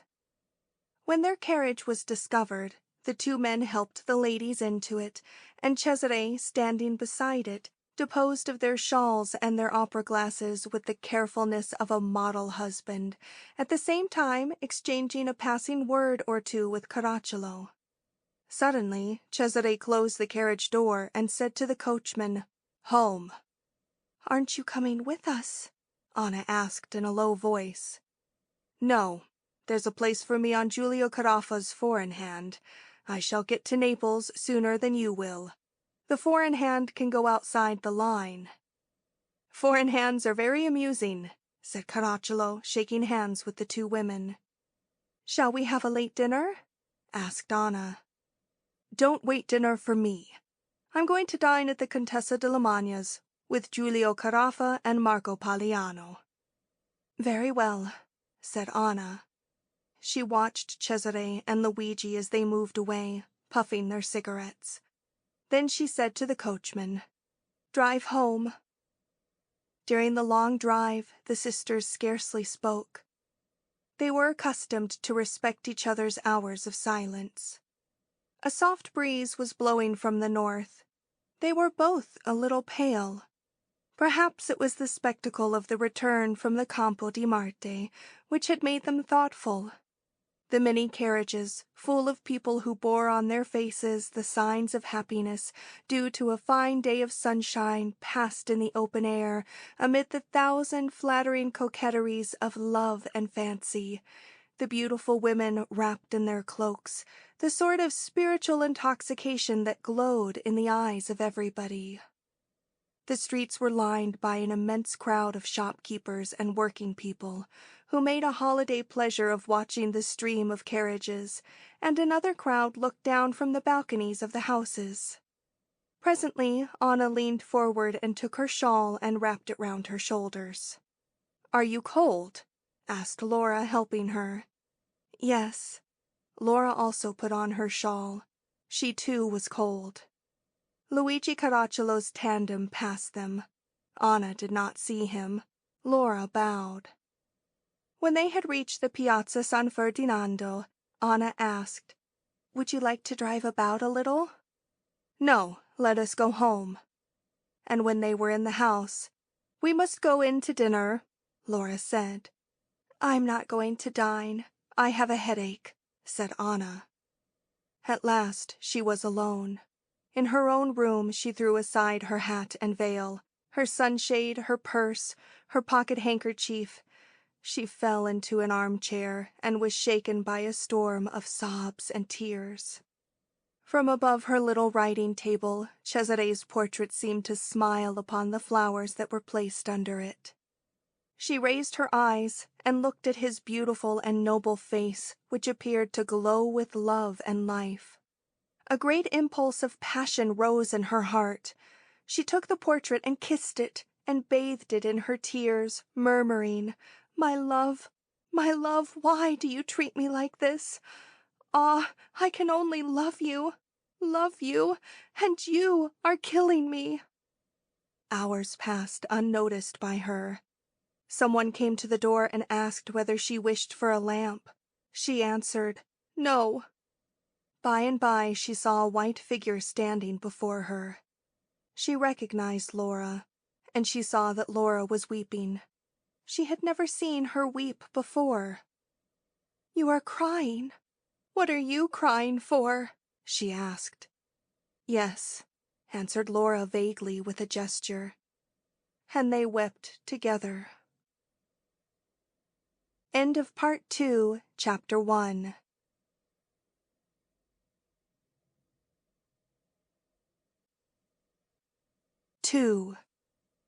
Cesare Diaz came home one day towards 6 o'clock in great good humor. At dinner he found everything excellent, though it was his habit to find everything bad. He ate with a hearty appetite, told countless amusing stories, of the sort that he reserved for his agreeable moments. He joked with Laura and with Anna. He even complimented his wife upon her dress, a new one that she had today put on for the first time. He succeeded in communicating his gaiety to the two women. Anna looked at him with meek and tender eyes, and as often as he smiled, she smiled too. Laura, it is true, spoke little, but in her face shone that expression of vivacity, of animation, which had characterized it for some time past. She agreed with everything Cesare said, bowing her head. After dinner they all passed into Anna's drawing-room. It was her evening at home, and noticing that there were flowers in all the vases, it was in June, just a year after their talk at Sorrento, and seeing the silver samovar on the table, Cesare asked, "Are you expecting people tonight, Anna?" "A few. Perhaps no one will come." "Ah, that's why you've got yourself up so smartly. Did you fancy it was for you that she put on her new frock, Cesare?" Laura asked jestingly. "I was presumptuous enough to do so, and all presumptions are delusions. I'll bet that Luigi Caracciolo is coming, the ever-faithful one." "I'm sure I don't know," said Anna indifferently. "Oh, you hypocrite, Anna!" laughed Laura. "Hypocrite, hypocrite," repeated Cesare, also laughing. "Come, I'll warrant that obstinate fidelity of Caracciolo has at least made an impression. Admirable! He's been in love with you for 100 years. "Oh, Cesare, don't joke about such subjects," Anna begged in pain. "You see, Laura, she is troubled." "She's troubled, it's true," affirmed Laura. "You're both of you heartless," Anna murmured. Cesare opened his cigarette case and playfully offered a cigarette to each of the ladies. "I don't smoke," said Laura. "Why don't you learn to?" "Smoke is bad for the teeth." And she showed her own, shining like those of Beatrice in the tale of Edgar Poe. "You're right, fair Minerva. Will you smoke, Anna?" "I don't smoke either," she said with a soft smile. "You ought to learn. It would be becoming to you. You're dark, you have the Spanish type, and the papelito would complete your charm." "I will learn, Cesare," she assented. "And what's more, smoke calms the nerves.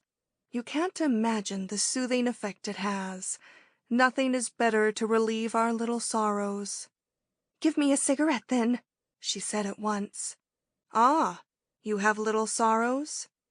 "Who knows?" she sighed, putting aside her cigarette. "You have no little sorrows, Laura?" asked Cesare.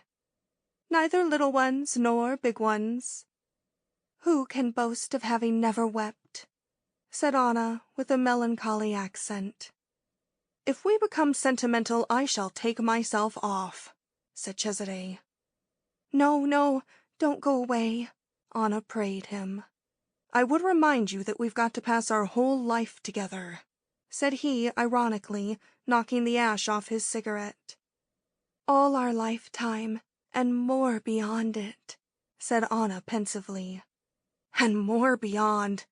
It's a grave affair. I will think of it while I am dressing this evening." "Where are you going?" "To take a walk," he answered, rising. "Why don't you stay here?" she ventured to ask. "I can't. I'm obliged to go out." "Come home early, won't you?" "Early? Yes," he consented after a short hesitation. "I'll wait for you, Cesare." "Yes, yes. Good night." He went off. Laura, according to her recent habit, had listened to this dialogue with her eyes half closed and biting her lips. She said nothing. Whenever her sister and her brother-in-law exchanged a few affectionate words, and indeed Cesare did no more than respond to the affection of Anna, she assumed the countenance of a statue, which neither feels nor hears nor sees, or else she got up and left the room noiselessly. Often Anna surprised on Laura's face a cynical smile that appeared the antithesis of its extreme purity, the irony of an icy virgin who is aware of the falsity and hollowness of love. This evening, when Cesare had left them, the sisters remained together for a few minutes, but apparently both their minds were absorbed in deep thought. At any rate, they could not keep up a conversation. Anna, in her lilac-colored frock, lay in an easy-chair, leaning her head on her hands, over which her black hair seemed like a warrior's helmet. Laura was pulling and playing with the fringe of her white dress. "I'm going. Good night," she said suddenly. "And why do you go, Laura?" asked Anna, issuing from her reverie. "There's no use staying. People will be arriving." "But stay for that very reason. You will help me to endure their visits." "Oh, that's a task above my strength," said the blonde and beautiful Minerva. "Then, anyhow, it's you they come to see, my dear." "You'll be married some day yourself," said Anna, laughing. She was still in a pleasant mood, a reflection of Cesare's gaiety. And then he had promised to come home early. "Who knows? Good night." And Laura rose to go away. "But what are you going to do?" "Read a little, then sleep." "What are you reading?" Le Mot de l'Énigme by Madame Pauline Craven. "A mystical romance? Do you want to become a nun?" "Who knows? Good night." Anna herself took up a book after Laura's departure. It was Adolphe by Benjamin Constant. She had found it one day on her husband's writing desk. In its cool yet ardent pages, one feels the charm of a truthful story surging up from the heart in a single, vibrant cry of pain. Anna had read it 2 or 3 times. Now she began it again absent-mindedly. But she did not read long. A few callers came. The Marchese Scribiglia, her relative, accompanied by Gaetano Athelan, who always liked to go about with old ladies, Commander Gabriele Mari, a man of 70, and then the Prince of Gioiosa, a handsome, witty, and intelligent Calabrian. The conversation, of course, was a mixture of frivolity and seriousness, as conversations are apt to be in a small gathering like the present, where nobody cares to appear too much in earnest, and everybody tries to speak in paradoxes. The Prince de Gioiosa was the last to leave. It was then past 11. No one else will come, she thought. But she was mistaken. Acquaintances passing in the street and seeing her windows alight came up to pay their respects. When the last of these had gone, "It is late, no one else will come," she thought again. But again she was mistaken. The servant announced Luigi Caracciolo, and the handsome young fellow entered, with that English correctness of bearing which somewhat tempered the vivacity of his blonde youthfulness. He was in evening dress and wore a spray of lilies of the valley in his buttonhole. Anna gave him her hand amicably. Her rings glittered in the lamplight. "Starry hand," he said, bowing and pressing it softly. "Where do you come from?" she asked, with that polite curiosity which implies no real interest. "From the opera," he said, seating himself beside her. "What were they giving?" "The Huguenots, always the same." "It is always beautiful. Do you remember?" he asked with a tender, caressing voice. "They were singing the Huguenots on the evening when I was first introduced to you." "Yes, I remember that evening," she said with sudden melancholy. "How horribly I displeased you that night, didn't I? The only thing to approach it was the tremendously delightful impression you made on me." "What nonsense!" she protested kindly. "And your first impression of me has never changed. Confess it," he said. "Even if that were true, it wouldn't make you very unhappy." "What can you know about that? You beautiful women, admired and loved, what do you know?" "You're right. Indeed, we know nothing." But he saw that her mind was away in a land of dreams, far from him. He felt all at once the distance that divided them. "When you come back from your travels, let me know, that I may welcome you," he said with his smooth, caressing voice. "What travels?" "Ah, if I knew where your thoughts are wandering while I talk to you, I could go with you. I could follow you in your fantasies. Instead, I speak and you don't listen to me. I say serious things to you in a jesting tone, and you understand neither the seriousness nor the joke. You leave me here alone, whilst you roam who knows where. And I, a humble mortal, without visions, without imagination, I can only wait for you to return, my dear lady." If indeed there was a certain poetic quality in what he said, there was a deeper poetry still in the tenderness and sweetness of his voice. He sat in front of her, gazing into her face, as if he could not tear himself from that contemplation. She sometimes lowered her eyes, sometimes turned them away, sometimes fixed them upon a page of Adolphe, which she had kept in her hands.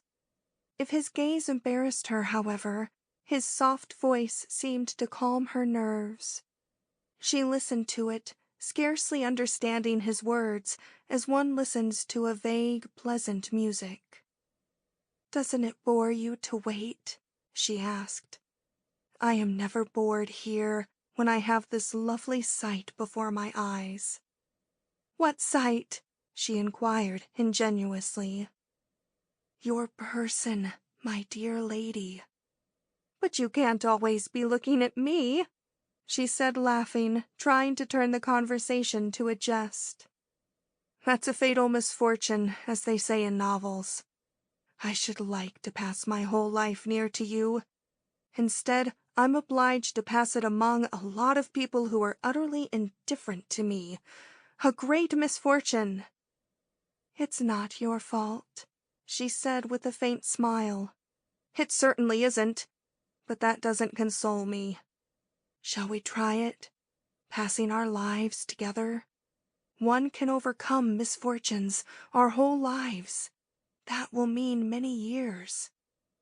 But I am married, she said, feeling that the talk was becoming dangerous. Oh, that's nothing, he cried emphatically. Caracciolo, I believe you found the means to see me no more. What do you want from me? Nothing, dear lady, nothing, he answered with genuine grief in his face and voice. Then you ought not to risk destroying one of your friendships. What would Cesare have said if he had heard you for the last half-hour? Oh, nothing. He couldn't have heard me, you know, because he's never here. Sometimes he is, she said with sudden emotion. Never, never. Don't tell pious fibs. He's always here. In your heart, I know it. It's an agreeable home for him, the more so because he can find others of the same sort wherever he goes. What are you saying? One of my usual vulgarities. I'm speaking ill of your husband. Then be quiet. But to soften the severity of this command, she offered him a box of cigarettes. Thanks for your charity, he said, and he began to smoke, looking at one of her slippers of lilac satin embroidered with silver, which escaped from beneath her train. She sat with her elbow on the table, thinking. It was midnight. In a few minutes Caracciolo would be gone, and Cesare couldn't delay much longer about coming home. Luigi Caracciolo seemed to divine her thoughts. After this cigarette I will leave you. I'm afraid I've given you no great idea of my wit. I detest witty men. Small harm. I hope you believe, though, that I have a heart. I believe it. All the better. One day or another you will remember what I have said to you this evening and understand it. Perhaps, she said vaguely. You had a very happy inspiration to dress in lilac. It's such a tender color. That's the tint one sees in the sunsets at Venice. Have you ever been at Venice? Never. That's a pity. It's a place full of soft tears. One can make a provision of them there to last a lifetime. Trifling love becomes deep at Venice, and deep love becomes indestructible.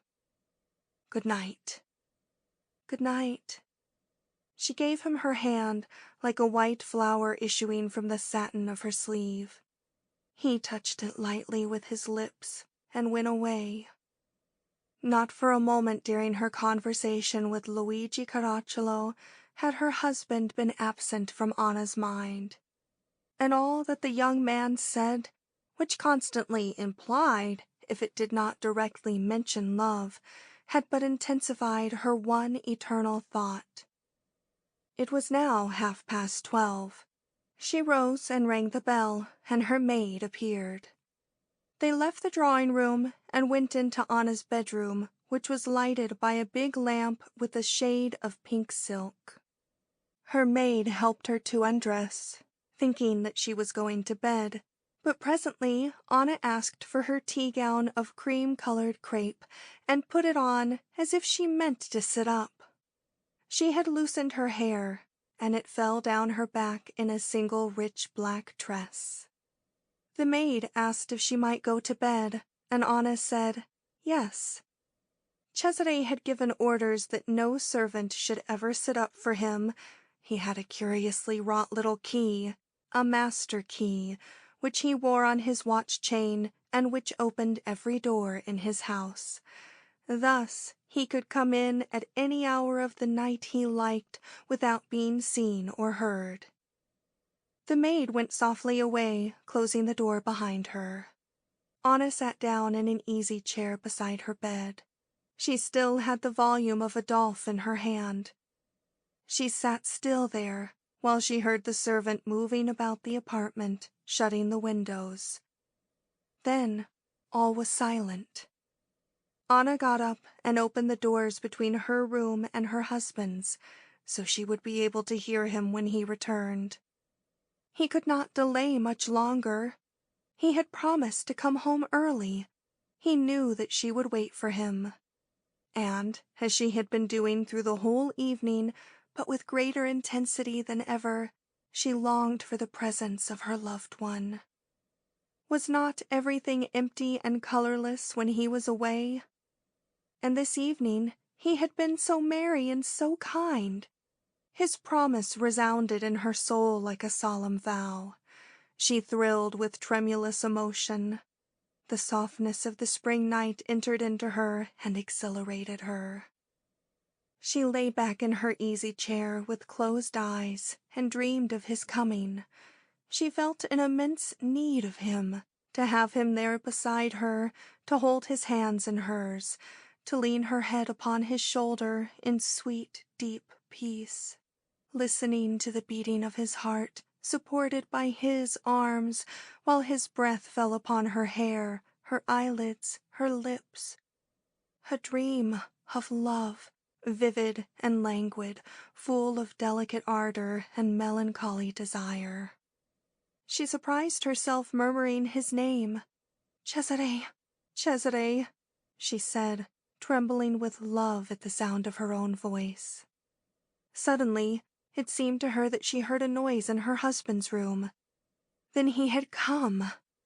Swiftly, like a flying shadow, she crossed the passage and looked in. Only silence and darkness. She had been mistaken. She leaned on the frame of the door and remained thus for a long moment.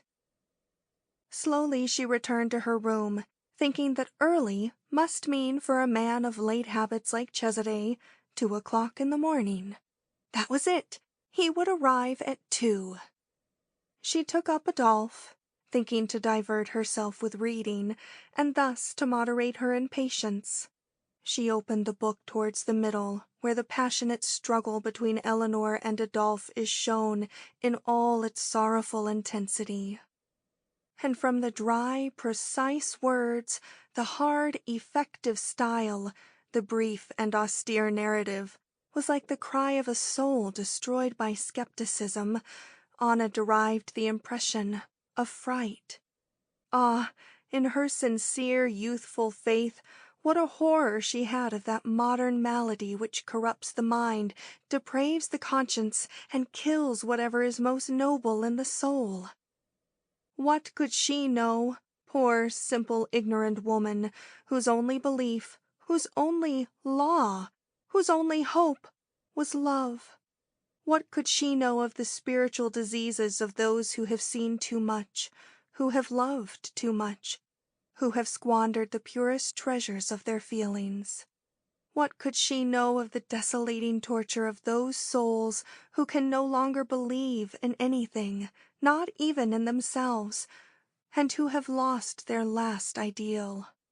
She could know nothing, and yet a terror assailed her.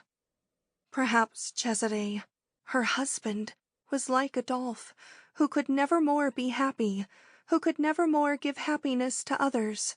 She shuddered and threw the book aside in great distress. She got up mechanically and took from the table a rosary of sandalwood, which a missionary friar had brought from Jerusalem. She had never been regular in her devotions, her imagination was too fervid. But religious feelings seemed sometimes to sweep in upon her in great waves of divine love. A child of the South, she only prayed when moved by some strong pain for which she could find no earthly relief. She forgot to pray when she was happy. Now she pressed the rosary to her lips and began to repeat the long and poetical litany which Domenico di Guzman has dedicated to the Virgin. Ingenuously enough, she thought that in this way the time would pass more rapidly. 2 o'clock would strike, and Cesare would arrive. But she endeavored in vain to fix her mind upon her orisons. It flew away before her, to her meeting with her beloved. And though her lips pronounced the words of the Ave and the Pater, their sense escaped her. Once or twice she paused for a few minutes, and then went on, confused, beseeching heaven's pardon for her slight attention. When her rosary was finished, it was 2 precisely. Now Cesare would come. She could not control her nervousness. She took her lamp and went into her husband's room. She placed the lamp on the writing desk and seated herself in one of the leather armchairs. She felt easier there. The austerity of the big chamber, with its dark furniture, told her that her husband's soul was above the sterile and frivolous pleasures in which he had already lost the best part of the night. The air still smelt of cigarette smoke. Here and there a point of metal gleamed in the lamplight. On a table lay a pair of gloves. They had been worn that day, and they retained the form of his hands. She kissed them and put them into the bosom of her gown. But where was Cesare? She began to pace backwards and forwards, the train of her dress following her like a white wave. Why did he not come home? It was very, very late. There were no balls on for that night. No social function could detain him till this hour. Where was Cesare? Ah, Cesare, Cesare, Cesare! Her dear love, where was he? She passed her hands over her burning forehead. All at once, looking out into the night, she noticed in the distance the windows of Cesare's club brilliantly lighted. Then a sudden peace came to her. He would be there, playing, talking, enjoying the company of his friends, forgetful of the time. It was an old habit of his, and old habits are so hard to break. She remained at the window of his room, with her eyes fixed upon the windows of his club. The light that shone from them was the pole star of her heart. She opened the window and went out upon the balcony. Presently 2 men issued from the clubhouse, stood for a moment chatting together at the entrance, and then moved off towards the Chiaia. Ah, she thought, the company at the club was beginning to break up. At last Cesare would come. And at the end of 10 minutes, 4 men came out together. These also chatted together for a minute, then separated, 2 going towards the Riviera, 2 entering the Via Vittoria. By and by 1 man came out alone, and advanced directly towards Diaz's house. This surely would be he. The man was looking up towards the balcony. "Good night, Signora Anna," said the voice of Luigi Caracciolo. "Good night," she murmured, faint with disappointment. Caracciolo had stopped and was leaning on the railing, gazing up at her. Anna drew back out of sight. "Good night, Anna," he repeated very softly. She did not answer. Caracciolo went off slowly, stopping now and then to look back. She turned her eyes again upon the windows of the club, but they were quite dark. The lights had been extinguished. So Caracciolo had been the last to leave, and Cesare was not there. She felt terribly cold all at once. Her teeth chattered. She went back into the room, shivering, and had scarcely strength enough to shut the window. She fell upon a chair exhausted. The clock struck. It was 3:30. And now a hideous suspicion began to torture her. There were no balls tonight, no receptions, no functions. The club was shut up. The cafes were shut up. All talking, eating, drinking, gambling were over for the night. The life of the night was spent. Everybody had gone home to bed. Then where was Cesare?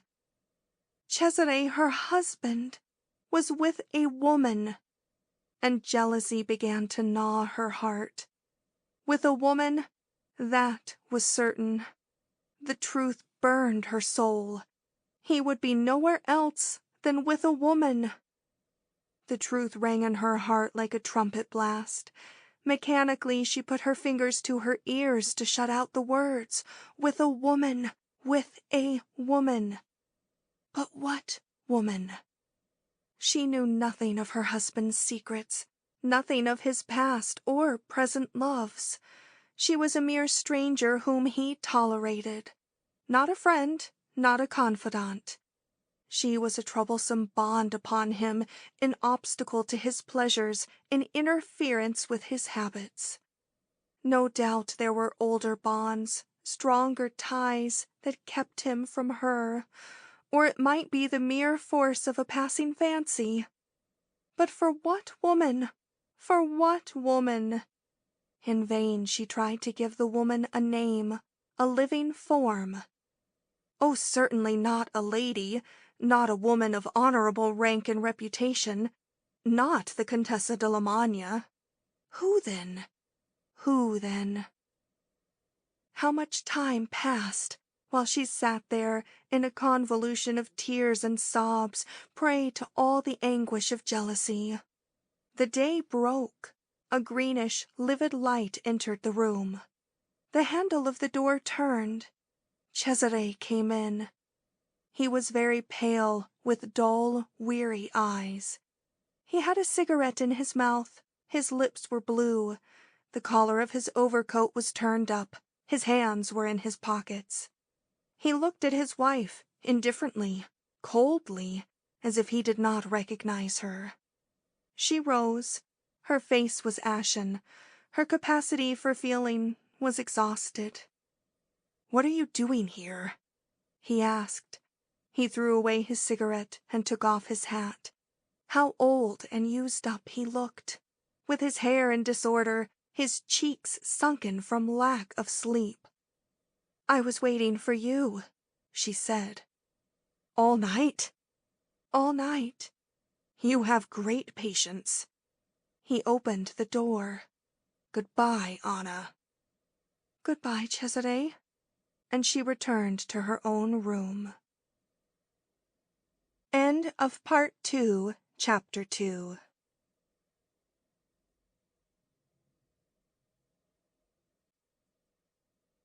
III. About the middle of June, in the first summer of his marriage, Cesare Diaz brought his wife and his sister-in-law to the Villa Caterina at Sorrento. He would leave them there while he went to take the baths at Vichy. Afterwards he was to go to St. Moritz in the Engadina, whither betake themselves such persons as desire to be cold in summer, the same who, desiring to be hot in winter, hibernate at Nice.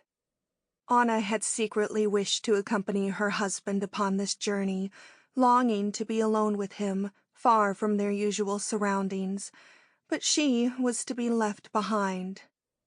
Ever since that night when she had sat up till dawn waiting for him, tormented, disillusioned, her faith destroyed, her moral strength exhausted, there had been a coldness between the couple. Cesare had lost no time in asserting his independence of her, and had vouchsafed but the vaguest explanations, saying in general terms that a man might pass a night out of his house, chatting with friends or playing cards, for any one of a multitude of reasons. Anna had listened without answering. She dreaded above all things having a quarrel with her husband. She closed her eyes and listened. He flung his explanation at her with an air of contempt. She was silent, but not satisfied. She could never forget the hours of that night, when for the first time she had drained her cup of bitterness to its dregs and looked into the bottom depths of human wickedness. The sweetness of her love had then been poisoned. As for Cesare, he had been exceedingly annoyed by her waiting for him, which seemed to him an altogether extravagant manifestation of her fondness. It annoyed him to have been surprised in the early morning light looking old and ugly. It annoyed him to have to explain his absence, and it annoyed him finally to think that similar scenes might occur again. Oh, how he loathed these tragic women and their tragedies. After having hated them his whole life long, them and their tears and their vaporings, behold, he had been trapped into marrying one of them, for his sins, and his rancor at the inconceivable folly he had committed vented itself upon Anna. She, sad in the essence of her soul, humble, disheartened, understood her husband's feelings, and by means of her devotion and tenderness sought to procure his pardon for her offense, the offense of having waited for him that night. One day, when Anna had been even more penitent and more affectionate than usual, he had indeed made some show of forgiving her with the pretentious indulgence of a superior being. She had taken his forgiveness as a slave takes a kind word after a beating, smiling with tears in her eyes, happy that he had not punished her more heavily for her fault. But the truth is, he was a man and not an angel. He had forgiven her, yet he still wished to punish her. On no consideration would he take her with him to Vichy and St. Moritz. He gave her to understand that their wedding journey was finished, and that it would never do to leave her sister Laura alone for 2 months with no other chaperone than Stella Martini, that it wasn't his wish to play Joseph Prudhomme and travel in the bosom of his family. In short, he gave her to understand in 1,000 ways that he wished to go alone, and she resigned herself to staying behind in preference to forcing her company upon him. She flattered herself, poor thing, that this act of submission, so hard for her to make, would restore her to her lord's good graces. He went away, indeed, in great good temper. He seemed rejuvenated. The idea of the absolute liberty he was about to enjoy filled him with enthusiasm. He recommended his ladies, as he jokingly called the sisters, not to be too nun-like, but to go out, to receive, to amuse themselves as they wished. Anna heard this advice, pale with downcast eyes. Laura listened to it with an odd smile on her lips, looking straight into her brother-in-law's face. She, too, was pale and mute. After his departure, a great sad silence seemed to invade the villa. Each of the sisters was pensive and reserved. They spoke but little together. They even appeared to avoid each other. For the rest, the charming youthful serenity of the blonde Minerva had vanished. Her white brow was clouded with thought. They were in the same house, but for some time they rarely met. Anna wrote to Cesare twice a day. She told him everything that happened. She opened to him her every fancy, her every dream. She wrote with the effusiveness of a passionate woman who, too timid to express herself by spoken words, finds her outlet in letters. Writing, she could tell him how she loved him, that she was his in body and soul. Cesare wrote to her once or twice a week, and not at length, but in each of his notes there would be, if not a word of love, at least some kindly phrase, and upon that Anna would live for 3 or 4 days until his next letter arrived. He was enjoying himself. He was feeling better. He would return soon. Sometimes he even expressed a wish for her presence, that she might share his pleasure in a landscape or laugh with him at some original fellow-traveler. He always sent his remembrances to Laura, and Anna would read them out to her. "Thank you," was all that Laura responded. Laura herself wrote a good deal in these days. What was she writing? And to whom? She sat at her little desk, shut up in her room, and covered big sheets of paper with her clear, firm handwriting. If anyone entered, she covered what she had written with her blotting paper and remained silent, with lowered eyes, toying with her pen. More than once Anna had come in. Thereupon Laura had gathered up her manuscripts and locked them into a drawer, controlling with an effort the trouble in her face. "What are you writing?" Anna asked one day, overcoming her timidity and moved by a strange impulse of curiosity. "Nothing that would interest you," the other answered. "How can you say so?" the elder sister protested with indulgent tenderness.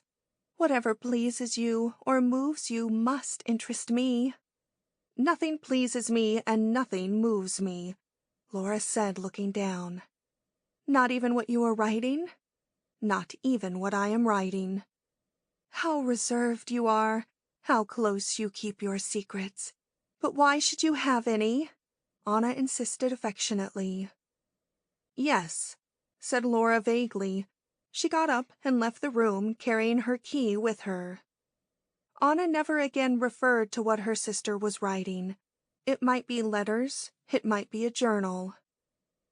In July, Sorrento filled up with tourists and holiday folk, and the other villas were occupied by their owners.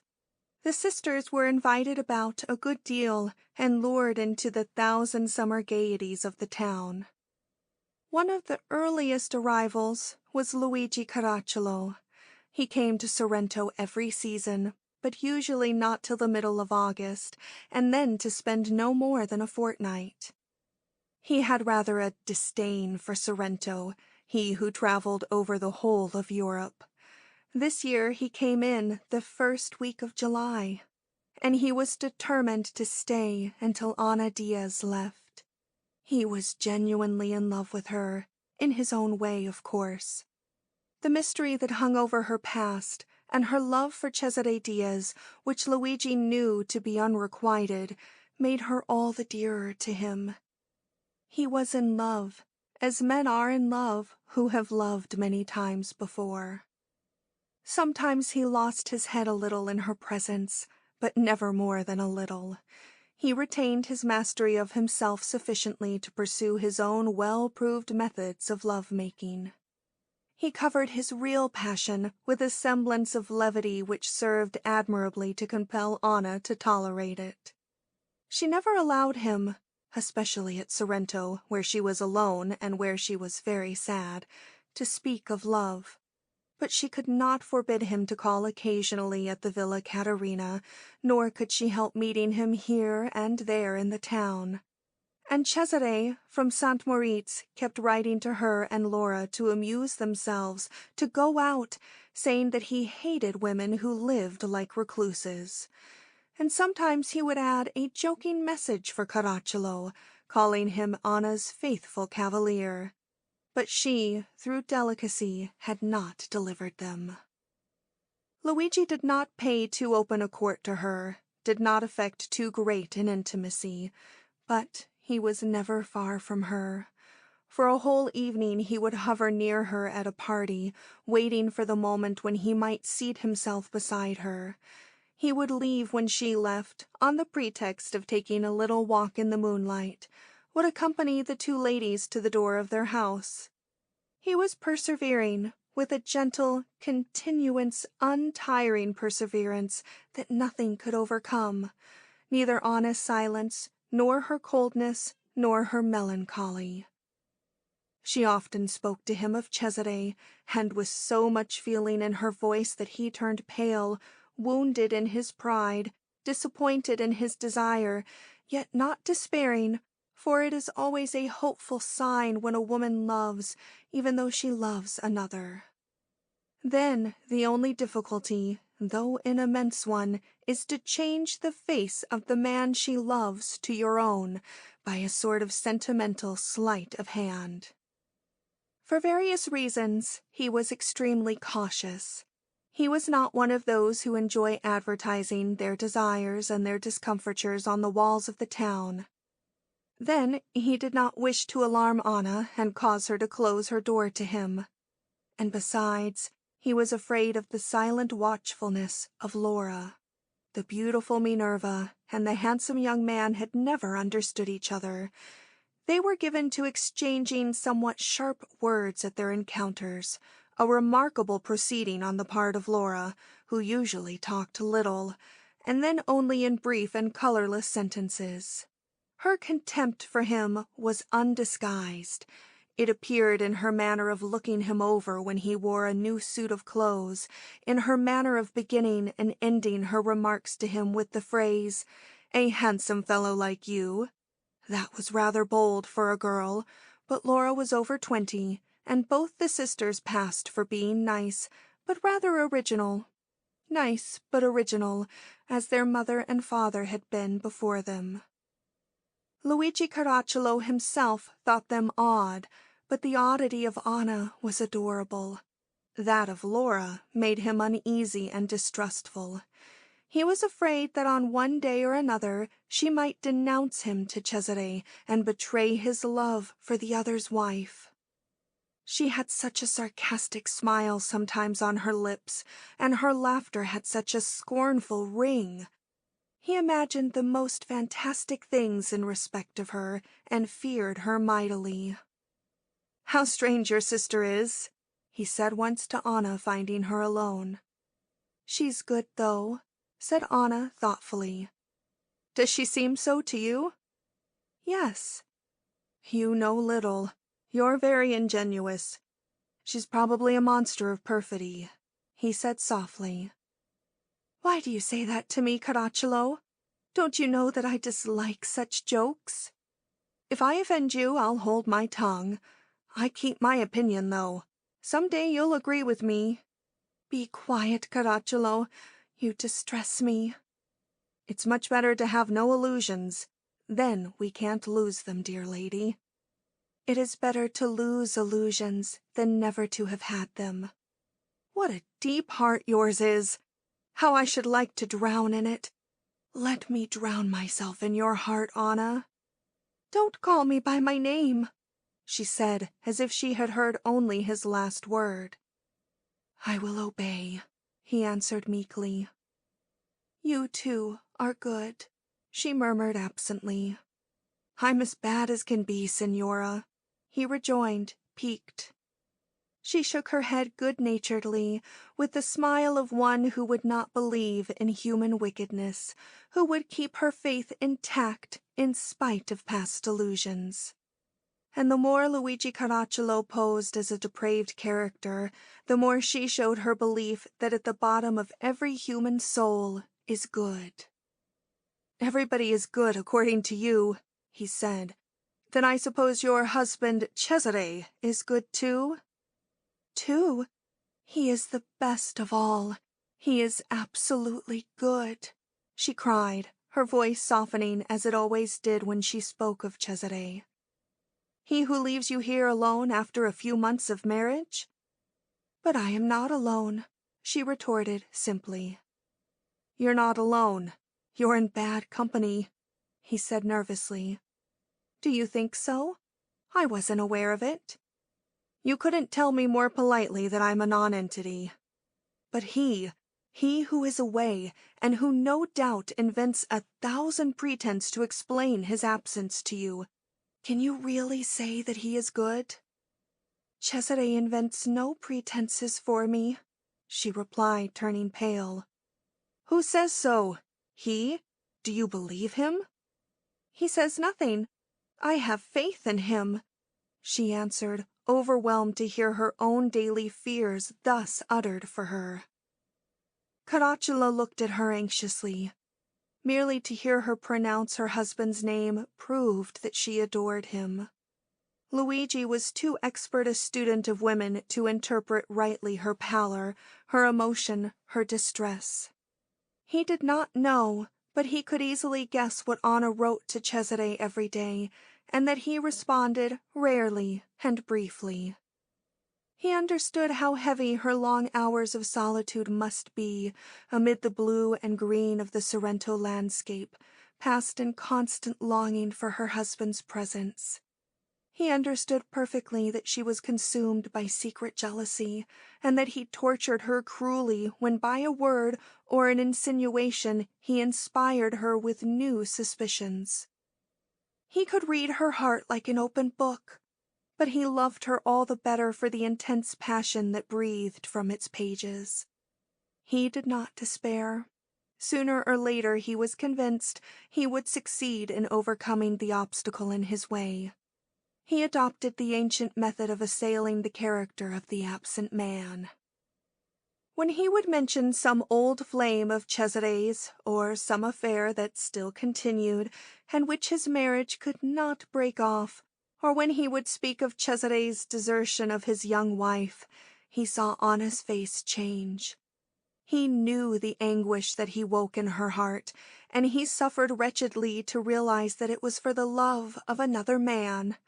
His weapon was a double-edged sword that wounded her and wounded him. But what of that? He continued to wield it, believing that thus, little by little, he could deface the image of Cesare Diaz that Anna consecrated with her adoration. Anna was always ready to talk of her husband, and that gave him his opportunity for putting in his innuendos. At the same time, it caused him much bitterness of spirit, and sometimes he would say, "We are three. How do you do, Cesare?" bowing to an imaginary presence. Anna's eyes filled with tears at such moments. Forgive me, he cried. But when you introduce his name into our conversation, you cause me such agony that I feel I am winning my place in heaven. Go on, I am already tied to the rack. Force your knife into my heart, gentle torturess. And she, at first timidly, but then with the impetuousness of an open and generous nature, would continue to talk of Cesare. Where was he? What was he doing? When would he return? She would ask. And he, by and by, would interrupt her speculations to suggest that Cesare was probably now on the Rigi with the Comtesse de Biage, one of his old French loves, whom he met every year in Switzerland, and that he would very likely not return to Sorrento at all, nor even to Naples before the end of October. "I don't believe it. I don't believe it," she protested. "You don't believe it? But it's his usual habit. Why should he alter it this year? He has me to think of now. Ah, dear Anna, he thinks of you so little. Don't call me by my name," she said, making a gesture to forbid him. "If Cesare heard me, he wouldn't like it, eh?" "I think so."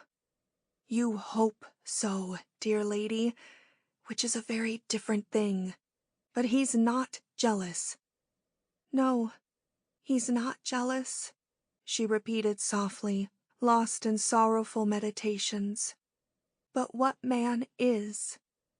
He's a man who has never thought of anything but his own pleasure." "Sad, sad," she murmured very low. Yet though she thoroughly well understood that a better knowledge of her husband's past life could only bring her greater pain, she began to question Luigi Caracciolo about Cesare's adventures. Ah, how ashamed she was to do so. It seemed like violating a confidence, like desecrating an idol that she had erected on the altar of her heart. It seemed like breaking the most sacred condition of love, which is secrecy, to speak thus of her love to a man who loved her. Yet the temptation was too strong for her, and cautiously, by hints, she endeavored to draw from Caracciolo some fact, some episode, a detail, a name, a date. She would try to ask indifferently, feigning a slight interest, attempting without success to play the woman of wit. She, poor thing, who was only a woman of heart. Caracciolo understood at once, and for form's sake assumed a certain reluctance. Then, as if won by her wishes, he would speak. He would give her a fact, an episode, a date, a name, commenting upon it in such wise as, without directly speaking ill of Cesare, to underline his hardness of heart and his incapacity for real passion. It was sad wisdom that Anna hereby gained. Her husband's soul was cold and arid. He had always been the same. Nothing had ever changed him.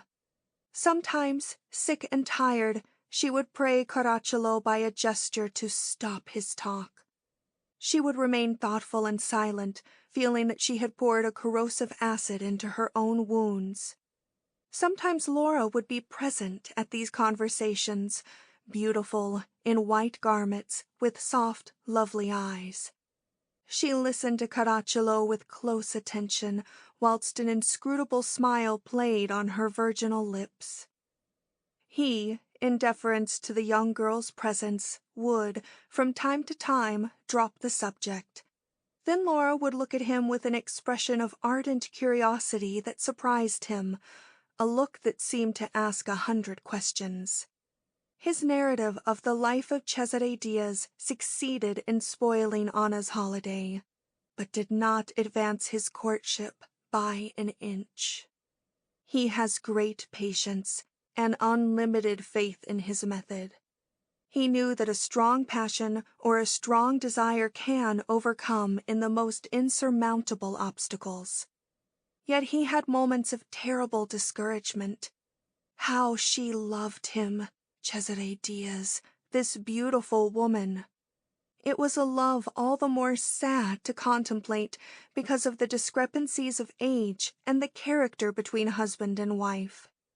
Here was a fresh young girl uncomplainingly supporting the neglect of a worn-out man of 40. One day, unexpectedly, Cesare returned. From his wife's pallor, from her trembling, he understood how much he had been loved during his absence. He was very kind to her, very gallant, very tender. He embraced her and kissed her many times, effusively, and told her that she was far lovelier than the ladies of France and Switzerland.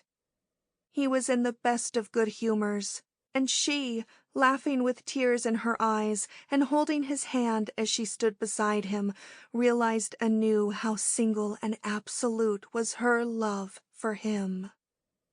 2 or 3 times Cesare asked, "And Laura?" "She's very well. She'll be coming soon." "You haven't found her a husband?" "She doesn't want one." "That's what all girls say." "Laura is obstinate. She really doesn't want one. People even think she would like to become a nun." "Nonsense." "The strange thing is that once when I asked her if it was true, she answered no." "She's an odd girl," said Cesare a little pensively. "I don't understand her." "Ah, for that matter, you understand very little in general," said her husband, caressing her hair to temper his impertinence. "Oh, you're right, very little," she answered with a happy smile. "I'm an imbecile." But Laura did not come, though she had been called. Anna sent her maid. She would come at once. She was dressing, was the reply. They waited for her a few minutes longer, and when she appeared in the doorway, dazzling in white, with her golden hair in a rich coil on the top of her head, Anna cried, "Laura, Cesare has come." Cesare rose and advanced to meet his sister-in-law. She gave him her hand, and he kissed it, but he saw that she was offering her face, and then he embraced her, kissing her cheek, which was like the petal of a camellia. This was all over in an instant, but it seemed a long instant to Anna, and she had an instinctive feeling of repulsion when Laura, blushing a little, came up and kissed her. It was an instinctive caress on the part of Laura, and an instinctive movement of repulsion on that of Anna. Not that she had the faintest evil thought or suspicion. It was a vague distress, a subtle pain, nothing else. From that day, life in the quiet Villa Caterina became sensibly gayer. There were visits and receptions, dances and yachting parties. It was an extremely lively season at Sorrento. There were a good many foreigners in the town, amongst them 2 or 3 wild American girls who swam, rowed, played croquet and lawn tennis, were very charming, and had handsome dowries. It became the fashion for the men to make love to these young persons, a thing that was sufficiently unusual in a society where flirtation with unmarried women is supposed to be forbidden. Cesare told Anna that it was a propitious moment for launching Laura. She, too, had a handsome dowry, and was very lovely, though she lacked perhaps the vivacity of the wild Americans, and with the energy of a youth he took his wife and sister everywhere. Luigi Caracciolo continued to make his court to Anna. With delicate cynicism, Cesare, on his return, had inquired whether Luigi had faithfully discharged his duty as her cavalier. But Anna had turned such talk aside, for it hurt her. Laura, however, declared that Luigi accomplished miracles of devotion and shown himself a model of constancy. And the lady, what of her? Asked Cesare, pulling his handsome black mustaches. Heartless, Laura answered, smiling at Anna, for whom this joking was a martyrdom. Noble but heartless lady, repeated Cesare. Would you have wished me to be otherwise? Demanded Anna quickly, looking into her husband's eyes. No, I should not have wished it, was his prompt rejoinder. In spite of this downright pronouncement, in which her husband, for all his cynicism, asserted his invincible right to her fidelity, in spite of the fact that Cesare appeared to watch the comings and goings of Caracciolo, he openly jested with his wife's follower about his courtship. Well, how is it getting on, Luigi? He asked one day. Badly, Cesare. It couldn't be worse, responded Luigi with a melancholy accent that was only half a feint. And yet I left the field free to you. Yes, you are as generous as the emperors, your namesakes. But when you have captured a province, you know how to keep it, whether you are far or near. Men of my age always do, Luigi. Ah, you have a different tradition. What tradition? You don't love. What? Do you mean to say that you young fellows love? Asked Cesare, lifting his eyebrows. Sometimes, you know, we commit that folly. It is a mistaken method, a grave blunder. I hope that you've not fallen into it. I don't know, said Luigi, looking mysterious. Besides, your question strikes me as prompted by jealousy. I'll say no more. It might end in bloodshed. I don't think so, laughed Cesare. But you'll drive me to despair, Diaz. Don't you see that your confidence tortures me? For heaven's sake, do me the favor of being jealous. Anything to oblige you, my dear fellow, except that. I've never been jealous of a woman in my life. And why not? Because one day or another I'll tell you. And putting his arm through Luigi's, he led him into the drawing-room of the Hotel Vittoria. Such talks were frequent between them. On Cesare's side, calm and ironical. On Luigi's, sometimes a little bitter.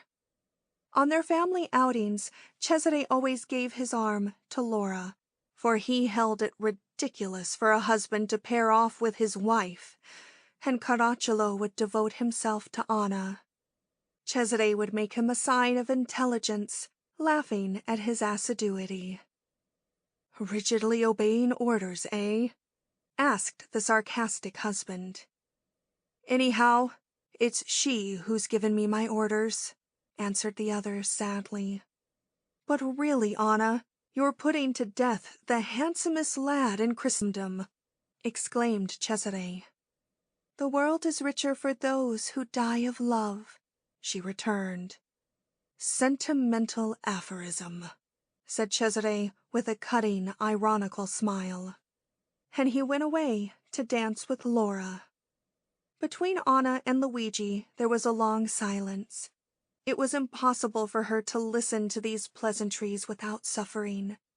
The idea that her husband could speak thus lightly of another man's love for her, the idea that he could treat as a worldly frivolity the daily siege that Caracciolo was laying to her heart, martyrized her. She was nothing to him, since he could allow another man to court her. He never showed a sign of jealousy, and jealousy pleases women even when they know it is not sincere. She was angry with Cesare as much as with Luigi. "You jest too much about your feelings for any woman to take them seriously," she said to the latter one evening when they were listening to a concert of mandolins and guitars. "You're right," he answered, turning pale. "But once, when I never jested, I had equally bad luck. You refused to marry me." He spoke sadly. That she had refused to marry him still further embittered for him her present indifference. How could a woman have refused a rich and handsome youth for a man who had passed 40 and was effete in mind and body? How had Cesare Diaz so completely taken possession of this woman's heart?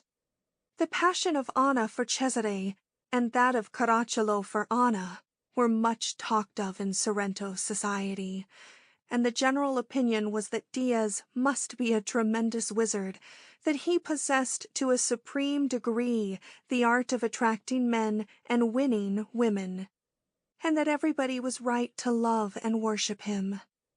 As for Caracciolo, his was the story of a failure. Caracciolo himself, moved by I know not what instinct of loyalty, of vanity, or of subtle calculation, accepted and even exaggerated his role of an unsuccessful lover. Wherever he went, at the theater, at parties, he showed plainly that he was waiting for Anna, and was nervous and restless until she came. His face changed when she entered, bowed to him, gave him her hand, and when she left, he followed immediately. Perhaps he was glad that all this should be noticed. He knew he could never move her by appearing cold and skeptical. That was Cesare's pose, and in it Luigi could not hope to rival him. Perhaps her sympathies would be stirred if she saw him ardent and sorrowful. In the autumn, he perceived that Anna was troubled by some new grief. Her joy at the return of Cesare had given place to a strange agitation. She was pale and silent, with dark circles under her eyes, and he realized that whatever faint liking she had had for himself had been blotted out by a sorrow whose causes were unknown to him. One day he said to her, "Something is troubling you." "Yes," she answered frankly. "Will you tell me what it is?" "No, I do not wish to," she said with the same frankness. "Am I unworthy of your confidence?" "I can't tell it to you. I can't. It's too horrible," she murmured, with so heartbroken an inflection that he was silent, fearing lest others should witness her emotion. He returned to the subject later on, but without result. Anna appeared horror-struck by her own thoughts and feelings. Luigi had numberless suspicions. Had Anna secretly come to love him? Or had she fallen in love with someone else, someone unknown to him? But he soon saw that neither of these suppositions were tenable. He saw that she had not for a moment ceased to love Cesare Diaz, and that her grief, whatever it was, sprang as usual from her love for him. For the first week after his return, her husband had been kind and tender to her. Then, little by little, he had resumed his old indifference. He constantly neglected her.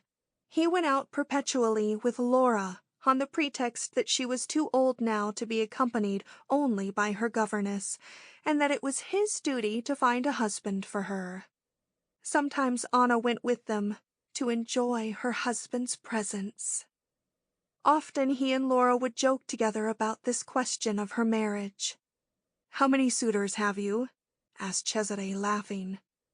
"4 who have declared themselves, 3 or 4 others who are a little uncertain."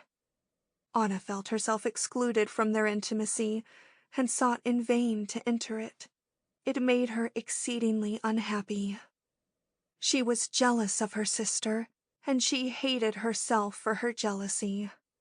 "I am vile and perfidious, since I suspect others of vileness and perfidy," she told herself too. Was it possible that Cesare could be guilty of such a dreadful sin, that he could be making love to Laura? "What's the matter with you? What are you thinking about?" he asked his wife. "Nothing, nothing." "What's the matter?" he insisted. "Don't ask me, don't ask me," she exclaimed, putting her hand over his mouth. But one evening, when they were alone, he again questioned her. She answered, "It's because I love you so, Cesare. I love you so." "I know it," he said with a light smile. "But it isn't only that, dear Anna." And he playfully ruffled up her black hair. "You're right. It isn't only that. I'm jealous of you, Cesare." "And of what, woman?" he asked, suddenly becoming cold and imperious. "Of all women. If you so much as touch a woman's hand, I am in despair." "Of women in general?" "Of women in general." "Of no one in particular?" She hesitated for a moment. "Of no one in particular." "It's fancy, superstition," he said, pulling his mustache. "It's love, love," she cried. "And if you should love another, I would kill myself." "I don't think you'll die a violent death," he said, laughing. "Remember, darling, I would kill myself." "You'll live to be 80 and die in your bed," he said, still laughing. For a few days she was reassured, but on the first occasion when her husband and Laura again went out together, her jealousy returned, and she suffered atrociously. Her conduct became odd and extravagant. Sometimes she treated Laura with the greatest kindness. Sometimes she was rude to her and would leave her brusquely to go and shut herself up in her own room. Laura asked no questions. "When are we going to leave Sorrento?" Anna asked, but her husband did not answer, appearing to wish to prolong their sojourn there. "Let us go away, I beg you, Cesare." "So soon? Naples is empty at this season. There's nothing to do there. We'd have the air of provincials." "That doesn't matter. Let us go away, Cesare." "You are bored here in the loveliest spot in the world." "Sorrento is lovely, but I want to go away." "As you wish," he said, suddenly consenting. "Give orders to the servants to make ready." And to avenge himself, he neglected her utterly during the last 2 or 3 days, going off constantly with Laura. On the eve of their departure, Luigi Caracciolo called to make his adieu. He found Anna alone. "Good evening, Signora Diaz," he said, and the commonplace words had an inflection of melancholy. "Good evening. You've not gone to the farewell dance at the Vittoria?" "I have no farewells to give, except to you." "Farewell, then," she said, seating herself near him. "Farewell," he murmured, smiling and looking into her eyes. "But we shall meet again within a fortnight." "I don't know whether I shall be receiving so soon. I don't know whether I shall receive at all." "You're going to shut your doors to me?" he asked, turning pale. "Not to you only, to everybody. I'm not made for society. I'm out of place in it, out of tune with it. Solitude suits me better." "You will die of loneliness. Seeing a few devoted friends will do you good." "My troubles are too deep. Don't you think you're a little selfish?" If you shut your doors, others will suffer, and you don't care. You are willing to deprive us of the great pleasure of seeing you. But don't you know that the pain we give reacts upon ourselves? Don't be selfish. It's true. I'm perhaps selfish, but who of us is perfect? The most innocent, the purest people in the world can make others unhappy without wishing to. He studied her, feeling that he was near to the secret of her sorrow. Sorrento has bored you? He asked. Not exactly bored me. I have been unhappy here. More unhappy than at Naples? More than at Naples. And why? I don't know. I carry my unhappiness with me. Did you imagine that Sorrento would make over the man you love? I hoped. Nothing can make that man over. He's not bad, perhaps, but he's what he is. It's true. Why, then, do you seek the impossible? He went on. And you, aren't you seeking the impossible? She retorted. Yes, but I stop at wishing for it. You see how reasonable I am? You are sad, very sad, Anna, and not for my sake, for another's. Yet I should be so happy if I could help you or comfort you in any way. Thank you, she replied, moved. I believe that dark days are waiting for you at Naples. I don't wish to prophesy evil, Anna, but that is my belief. I'm sure of it, she said, and a sudden desperation showed itself in her face. Well, will you treat me as a friend and remember me in your moments of pain? Yes, I will remember you. Will you call me to you?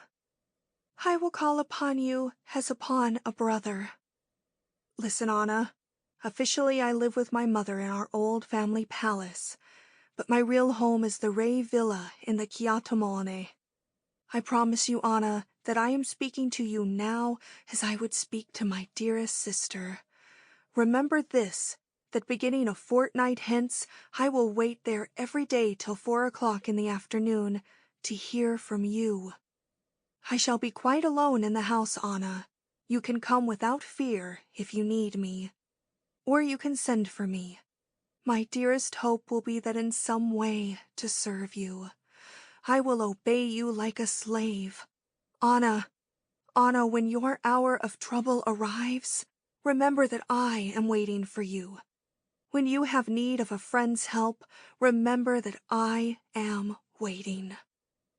But why do you give me your life like this? Because it is good to give it thus.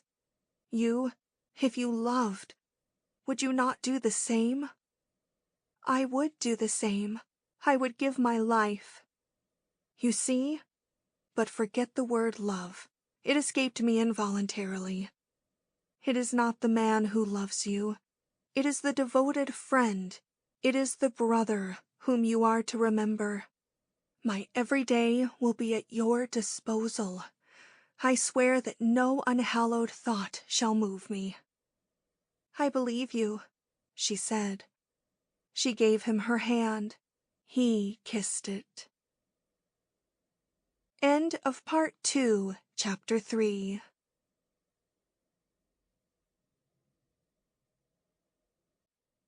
Part 2, Chapter 4 of Farewell Love, a novel by Matilde Serao.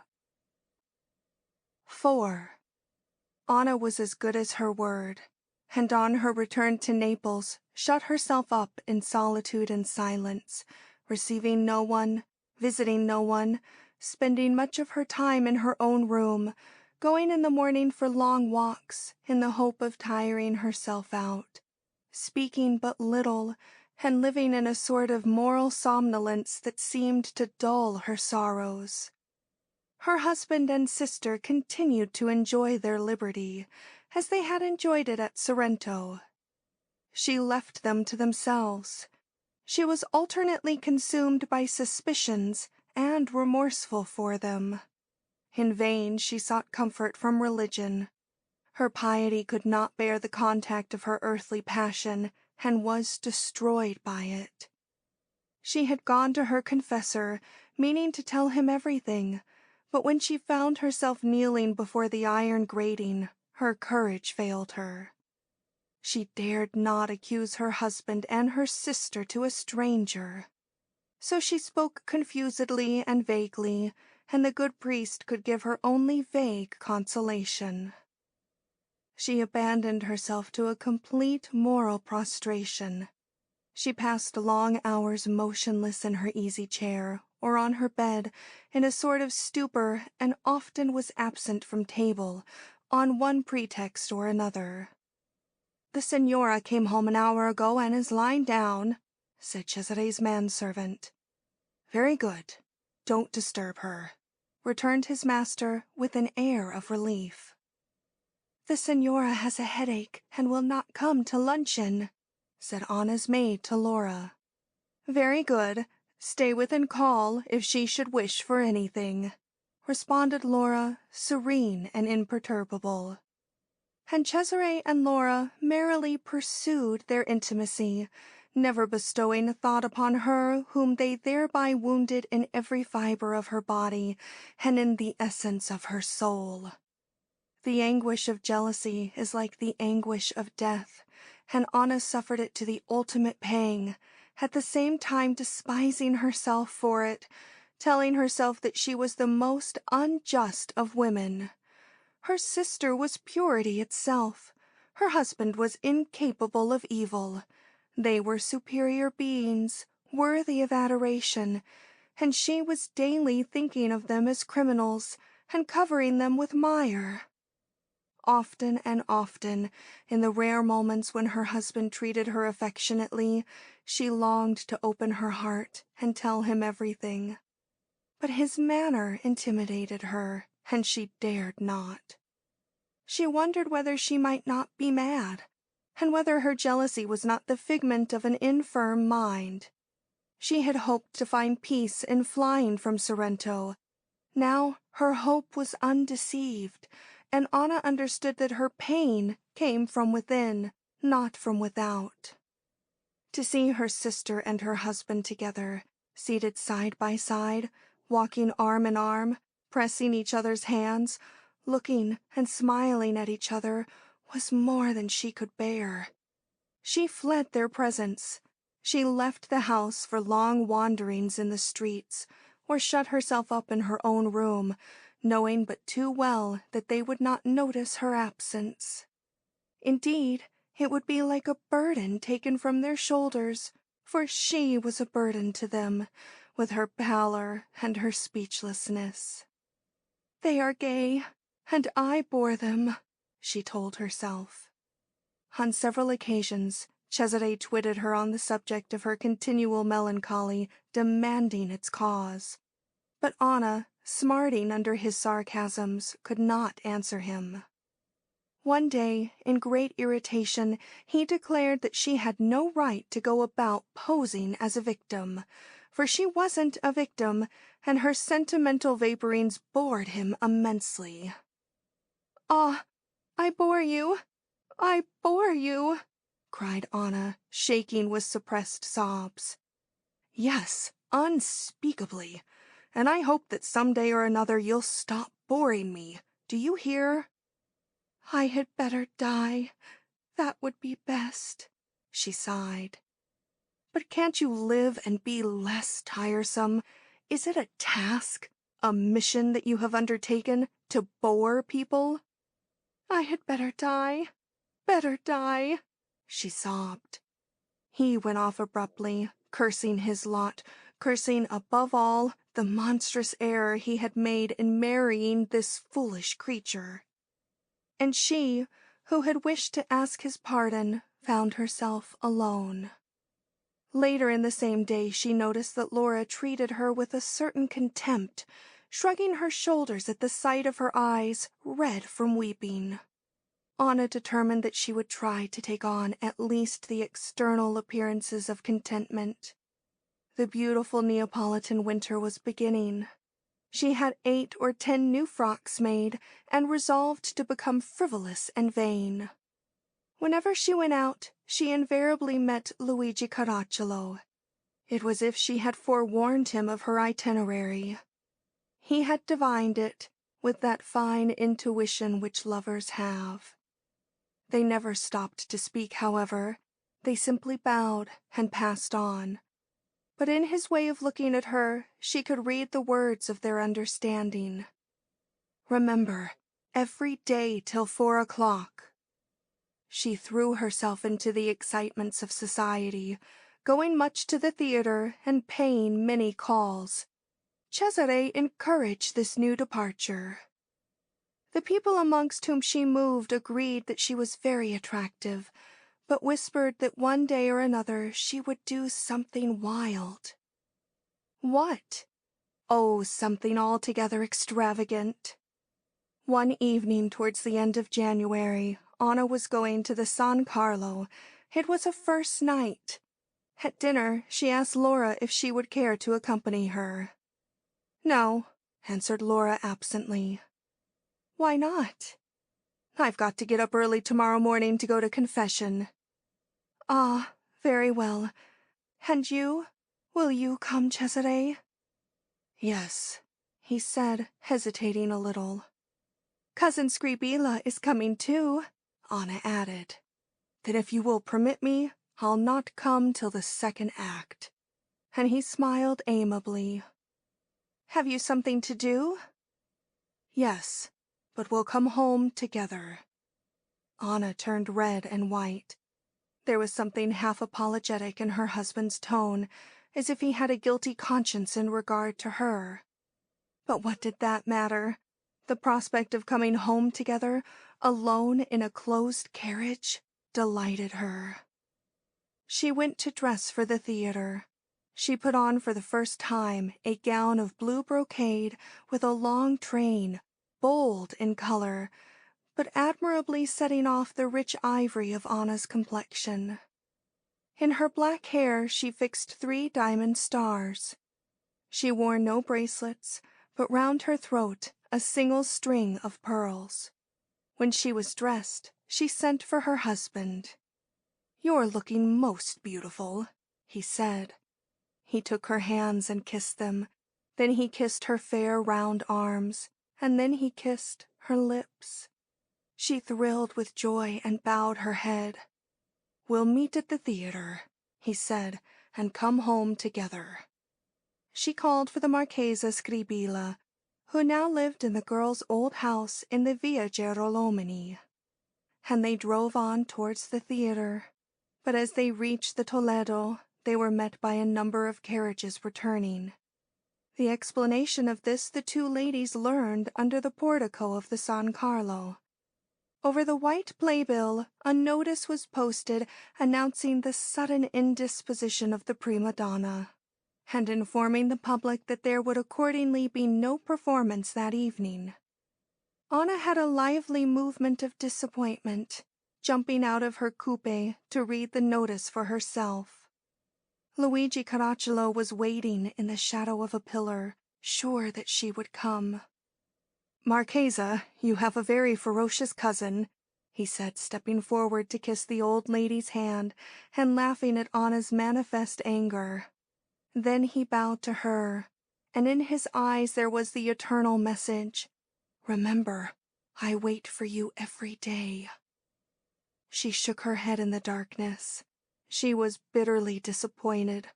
Her evening was lost, the evening during which she had counted upon being alone with Cesare in their box, alone with him in the carriage, alone with him at home. And her beautiful blue gown, she had put it on to no purpose. "What shall we do?" she asked her cousin. "I'm going home. I don't care to go anywhere else. And you?" "I'm going home too." She half hoped that she might still find Cesare at the house, and so have at least a half-hour with him before he went out. He was very slow about dressing. He never hurried, even when he had an urgent appointment. Perhaps she would find him in his room, tying his white tie, putting a flower in his buttonhole. She deposited the Marchesa Scribilla at the palace in the Via Girolomini and bade her coachman hurry home. "Has the signor gone out?" she asked the porter. No, he had not gone out. The porter was about to pull his bell cord to ring for a footman, but Anna instinctively stopped him. She wished to surprise her husband. She put her finger to her lips, smiling as she met one of the maids, and crossed the house noiselessly, arriving thus at the door of Cesare's room, the door that gave upon the vestibule, not the one which communicated with the passage between his room and Anna's. The door was not locked. She opened it softly. She would surprise her husband so merrily. But having opened the door, she found herself still in darkness, for Cesare had lowered the two portieres of heavy olive velvet. A sudden interior force prevented Anna's lifting the curtains and showing herself. She remained there behind them, perfectly concealed, and able to see and hear everything that went on in the room through an aperture. Cesare was in his dress suit, with an immaculate white waistcoat, a watch chain that went from his waistcoat pocket to the pocket of his trousers, with a beautiful white gardenia in his buttonhole, his handsome black mustaches freshly curled, and his whole air one of profound satisfaction. He was seated in a big leather armchair, his fine head resting on its brown cushions, against which the pallor of his face stood out charmingly. He was not alone. Laura, dressed in that soft white wool, which seemed especially woven for her supple and flowing figure, with a bouquet of white roses in the cincture that passed twice loosely round her waist, with her blonde hair artistically held in place by small combs of tortoise-shell, and forming a sort of aureole about her brow and temples, the glory of her womanly beauty. Laura was in Cesare's room. She was not seated on one of his olive velvet sofas, nor on one of his stools of carved wood, nor in one of his leather easy-chairs. She was seated on the arm of the chair in which he himself reclined. She was seated sidewise, swinging one of her little feet in a black slipper richly embroidered with pearls, and an open-work black silk stocking. One of her arms was extended across the cushion above Cesare's head, and being higher up than he, she had to bend down to speak into his face. She was smiling, a strange deep smile, such as had never been seen before upon the pure red curve of her lips. Cesare, with his face turned up, was looking at her, and every now and then he took her hand and kissed it. A kiss that lingered while she changed color. He kissed her hand, and she was silent, and he was silent. But it was not a sad silence, not a thoughtful silence. It was a silence in which they seemed to find an unutterable pleasure. They found an unutterable pleasure in their silence, their solitude, their freedom, their intimate companionship, in the kiss he had just given her, and which was the forerunner of many others. Anna had arrived behind the curtain at the very moment when Cesare was kissing Laura's hand. She saw them gazing into each other's eyes, speechless with their emotion. Anna could hear nothing but the tumultuous beating of her own heart, a beating that leapt up to her throat, making it, too, throb tumultuously. The fine white hand of Laura remained in Cesare's, softly surrendered to him. Then, as if the mere contact were not enough, his and her fingers closely interlaced themselves. The girl, who had not removed her eyes from his, smiled languorously, as if all her soul were in her hand, joined now forever to the hand of Cesare. A smile that confessed herself conquered, yet proclaimed herself triumphant. They did not speak, but their story spoke for itself.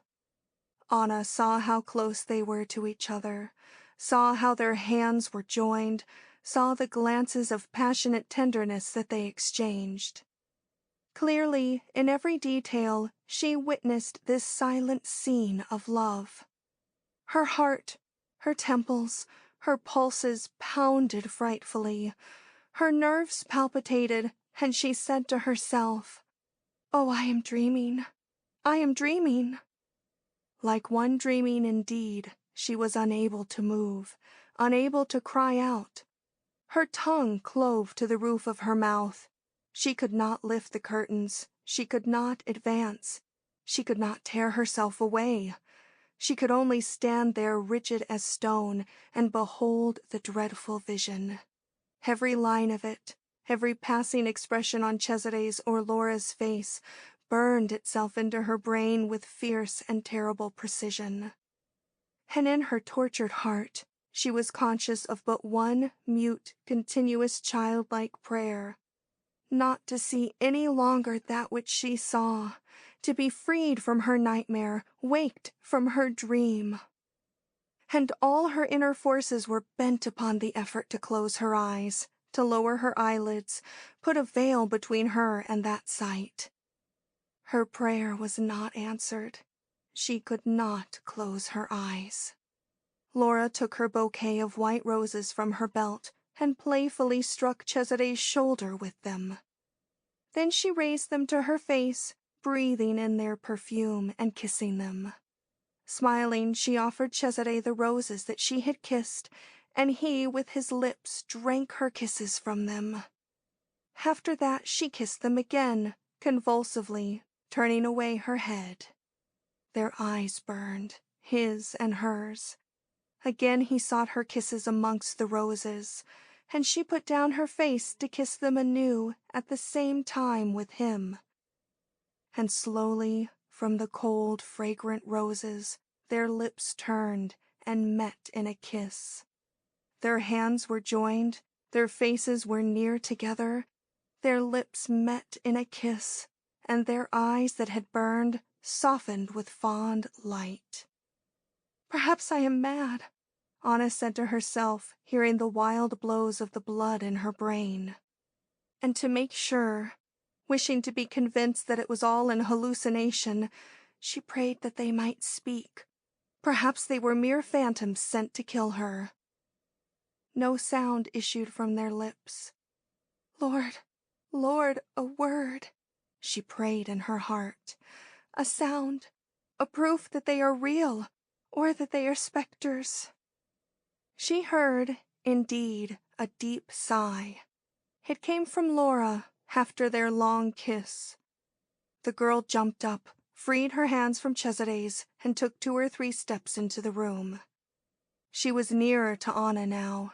Her cheeks were red, her hair was ruffled, and she, with a vague unconscious movement, lifted it up behind her ears.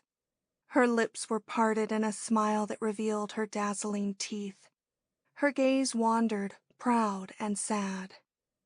"Heaven, heaven, give her strength to go away. Give her strength, give me strength," Anna prayed, in her dream, in her madness. But Laura had not the strength to go away. She turned to Cesare. She sat down at his feet, looking up at him, smiling upon him, holding his hand, adoring him. And Cesare, his eyes filled with tears, kissed her lips again and again, a torrent of kisses. "Cesare cannot weep. They are phantoms. I am mad," said Anna. A terrible fire leapt from her heart to her brain, making her tremble as in a fever. And then a sudden cold seemed to freeze her. She had heard. These phantoms had spoken. They were a man and a woman. They were her husband Cesare and her sister Laura. Laura had drawn away from Cesare's fury of kisses and was standing beside him, while he, still seated, held her 2 hands. They were smiling upon each other. "Do you love me?" he asked. "I love you," answered Laura. How much do you love me? So much, so much. But how much? Absolutely. And how long will you love me, Laura? Always. Now Anna was shivering with cold. She was not mad. She was not dreaming. Her teeth chattered. It seemed as if she had been standing there for a century. She dreaded being discovered, as if she were guilty of a crime. But she could not move. She could not go away. It was too much. Too much. She could not endure it. She covered her mouth with her fan to suffocate her voice, to keep from crying out and cursing God and love. Laura began to speak. "Do you love me?" she asked. "Yes, I love you." "How much do you love me?" "With all my heart, Laura." "How long have you loved me?" "Always." "How long will you love me?" "Always." Unendurable, unendurable. A wild anger tempted Anna to enter the room, to tear down the curtains, to scream. It was unendurable. Cesare said to Laura very softly, "Go away now." "Why, love?" "Go away. It is late. You must go."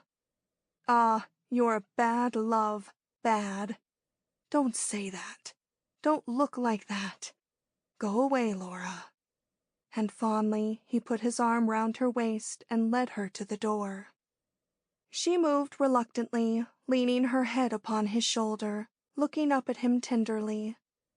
At the door they kissed again. "Goodbye, love," said Laura. "Goodbye, love," said Cesare. The girl went away. Cesare came back, looking exhausted, death-like. He lit a cigarette.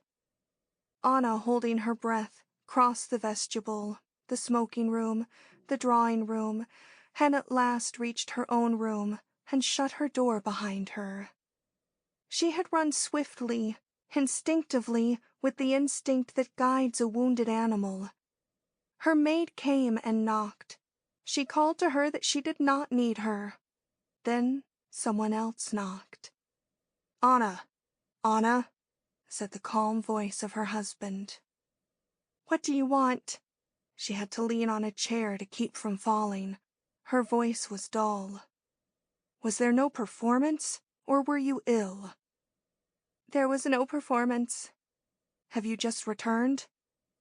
"Yes, just returned." But the lie made her blush. "And your Highness is invisible? I should like to pay your Highness my respects." "No," she answered with a choking voice. "Goodbye, love," he called. "Oh, infamous! Infamous!" she cried, but he had already moved away and did not hear. For a long while she lay on her bed, burying her face in her pillow, biting it to keep down her sobs. She was shivering with cold in spite of the feather coverlet she had drawn over her. All her flesh and spirit were in furious revolt against the thing that she had seen and heard. She rose and looked round her room. It was in disorder. The dress she had worn, her fan, her jewels tossed pell-mell hither and thither. Slowly, with minute care, she gathered these objects up and put them in their places. Then she rang the bell. Her maid came, half asleep. "What time is it?" asked Anna, forgetting that on the table beside her stood the clock that Cesare had given her. "It is 1," responded the maid. "So late?" inquired her mistress. "You may go to bed." "And your Excellency?" "You can do nothing for me." But the maid began to smooth down the bed. Feeling the pillow wet with tears, she said, with the affectionate familiarity of Neapolitan servants, "Whoever is good suffers." The words went through her heart like a knife. Perhaps the servant knew. Perhaps she, Anna, had been the only blind member of the household. The whole miserable story of her desertion and betrayal was known and commented upon by her servants, and she was an object of their pity. Whoever is good suffers. "Good night, Your Excellency, and may you sleep well," said the maid. "Thank you. Good night." She was alone again. She had not the courage to ask whether her husband had come home. He was most probably out, amusing himself in society. For a half-hour she lay on her sofa. Then she got up. A big lamp burned on her table, but before going away, her maid had lighted another lamp, a little ancient Pompeian lamp of bronze that in old times had doubtless lighted Pompeian ladies to their trysts. Anna took this lamp and left her room. The house was dark and silent. She moved towards Laura's room, and suddenly she remembered another night like this, when she had stolen through a dark sleeping house to join Giustino Morelli on the terrace and offer to fly with him. Giustino Morelli. Who was he? What was he? A shadow, a dream, a thing that had passed utterly from her life. At her sister's door she paused a moment. Then she opened it noiselessly, and guided by the light of her lamp, approached her sister's bed. Laura was sleeping peacefully. Anna held up her lamp and looked at her. She smiled in her sleep. "Laura," called Anna, so close that her breath fell on her cheek. "Laura!" Her sister moved slightly, but did not wake. "Laura! Laura!" Her sister sat up. She appeared frightened for a moment, but then she composed herself with an effort. "It is I, Laura," said Anna, putting her lamp on a table. "I see you," returned Laura. "Get up and come with me." "What for?" "Get up and come, Laura." "Where, Anna?" "Get up and come," said Anna implacably. "I won't obey you." "Oh, you'll come," cried Anna with an imperious smile. "You're mistaken. I'll not come." "You'll come, Laura." "No, Anna." "You're very much afraid of me, then?" "Here I am. I'll go where you like," Laura said proudly, resenting the imputation of fear, and she began to dress. Anna waited for her, standing up.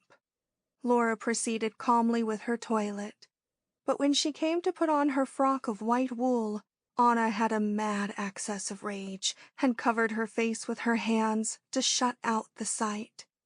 4 hours ago, only 4 hours ago, in that same frock, Laura had been kissed by Cesare. Her sister seemed to her the living image of treachery.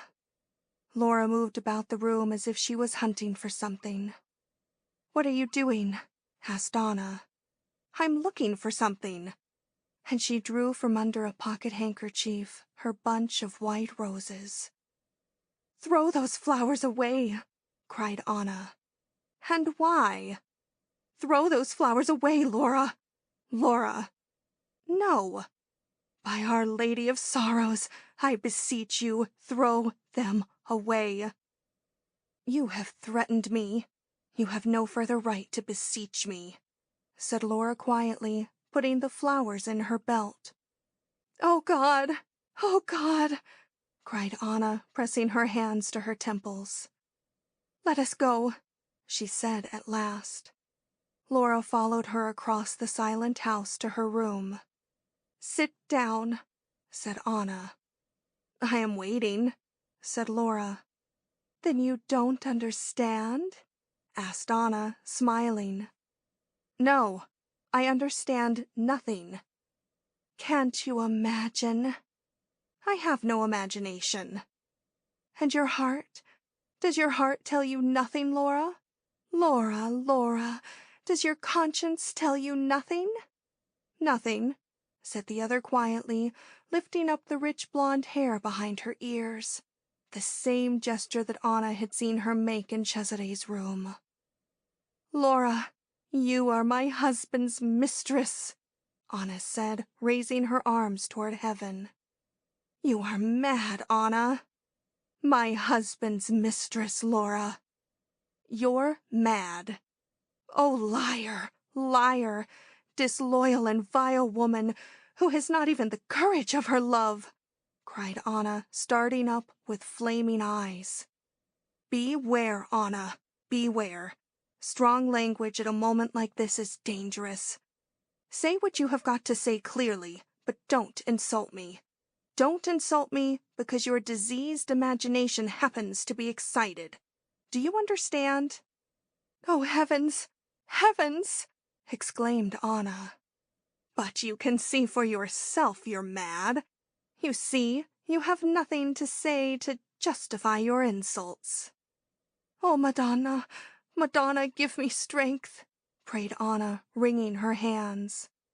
"Do you see?" asked Laura. "You've called me here to vilify my innocence." "Laura," said Anna, trembling.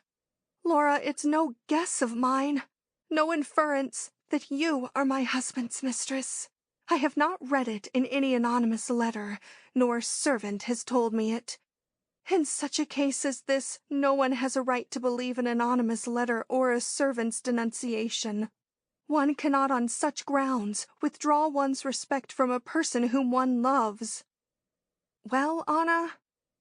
"But I have seen, she cried, prey to so violent an emotion that it seemed to her as if the thing she had seen was visible before her again.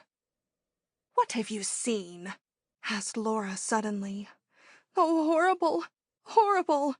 cried Anna, remembering her vision. "What have you seen?" repeated Laura, seizing Anna's arm. "Oh, what a dreadful thing! What a dreadful thing!" she sobbed, covering her face with her hands. But Laura was herself consumed with anger and pain, and she drew Anna's hands from her face and insisted, "Now, at this very moment, you have got to tell me what you have seen. Do you understand?" And the other, turning pale at her threatening tone, replied, "You wish to know what I have seen, Laura? And you ask me in a rage of offended innocence, of wounded virtue? You are angry, Laura? Angry? You? What right have you to be angry or to speak to me as you have done? Aren't you afraid? Have you no fear, no suspicions, nothing? You threaten me, you tell me I am mad. You want to know what I have seen, and you are haughty because you deem yourself secure, and me a madwoman. But to be secure, you should close the doors behind you when you go to an assignation. When you are speaking of love and kissing, to be secure, you should close the doors, Laura. Close the doors." "I don't understand you," murmured Laura, very pale. "This evening at 9 o'clock, when you were in Cesare's room, I came home suddenly. You weren't expecting me. You were alone, secure, and I saw through the door—" "What?" demanded the other with bowed head. "As much as can be seen and heard. Remember." Laura fell into a chair. "Why have you done this? Why? Why?" asked Anna. Laura did not answer. "Don't you dare to answer? Oh, see how base you are. See how perfidious you are. What manner of woman are you? Why did you do it?" "Because I love Cesare." "Oh, Lord, Lord!" cried Anna, breaking into desperate sobs. "Don't you know it? Haven't your eyes seen it? Haven't your ears heard it? Do you imagine that a woman such as I goes into a man's room if she doesn't love him? That she lets him kiss her, that she kisses him unless she loves him? What more have you to ask? I love Cesare." "Be quiet, be quiet, be quiet," said Anna. And Cesare loves me, Laura went on. Be quiet. You are my sister. You are a young girl. Don't speak such an infamy. Be quiet. Don't say that you and Cesare are two monsters. You have seen us together. I love Cesare and he loves me. Monstrous! Infamous! It may be infamous, but it is so. But don't you realize what you are doing? Don't you feel that it is infamous? Don't you understand how dreadful your offense is? Am I not your sister? I, whom you are betraying. I loved Cesare from the beginning. You betrayed me. The excuse of guilt. I loved him. I love him. I love him. You are betraying me. You love him stupidly and bore him. I love him well. He's a married man. He was married by force, Anna. He is my husband. Oh, very slightly. Laura! Exclaimed Anna, wounded to the quick, she who was all wounds. I am not blind, said Laura tranquilly. I can take in the situation. But your conscience, but your religion, but your modesty, which is soiled by such an atrocious sin. I'm not your husband's mistress. You know that yourself. But you love him. You thrill at the touch of his hand. You kiss him. You tell me you love him. Well, all that doesn't signify that I'm his mistress. The sin is as great.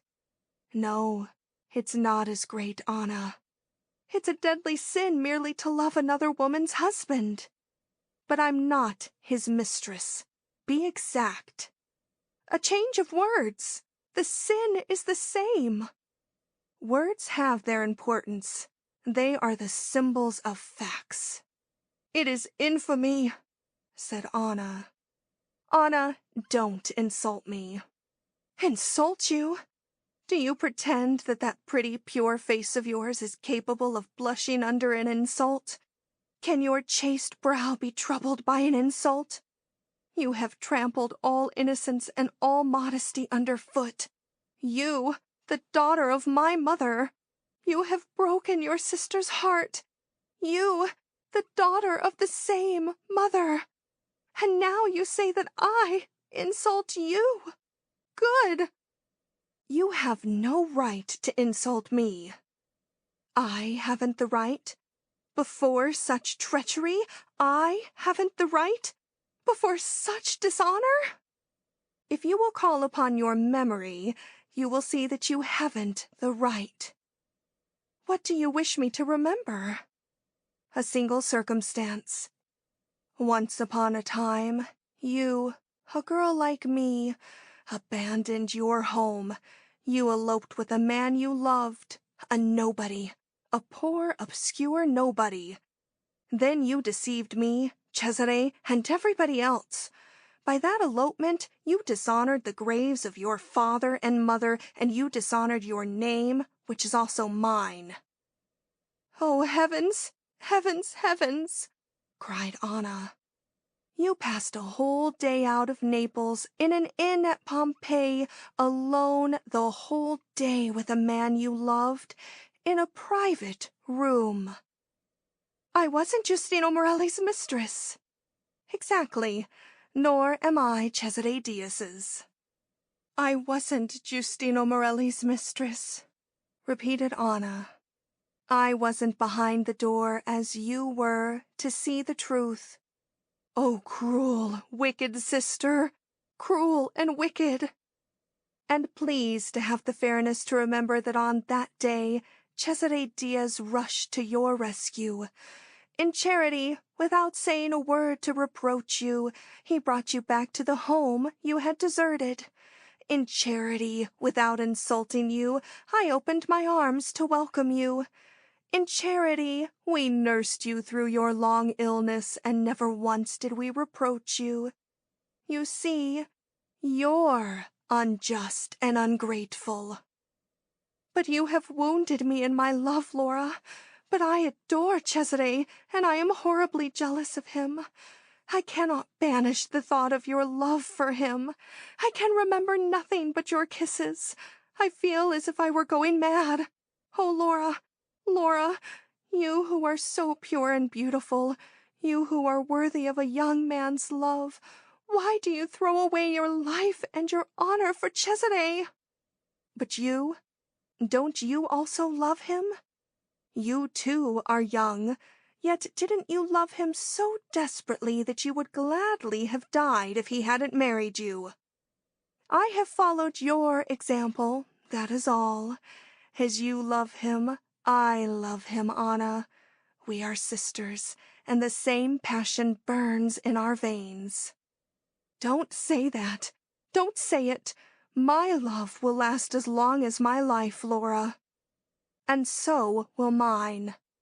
Don't say it. Don't say it.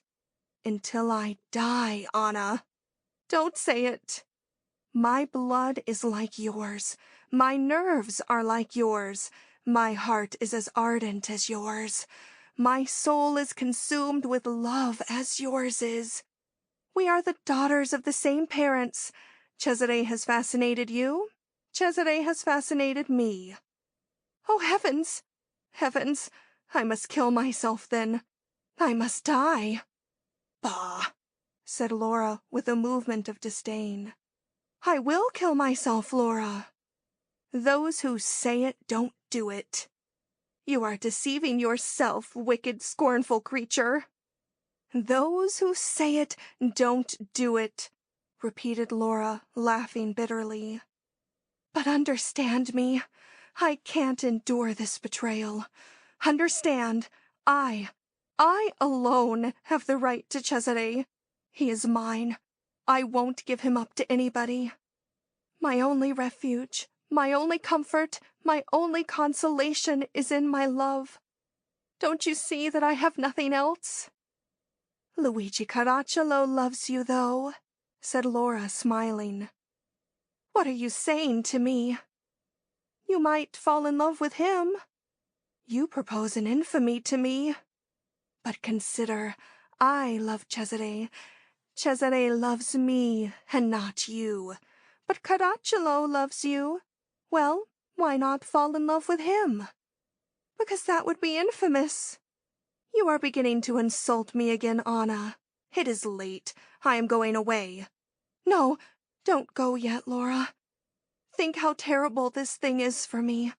Listen to me, Laura, and call to aid all your kindness. I have insulted you, it is true. But you can't know what jealousy is like. You can't imagine the unendurable torture of it. Call to aid your goodness, Laura. Think, we were nourished at the same breast. The same mother's hands caressed us. Think, we have made our journey in life together.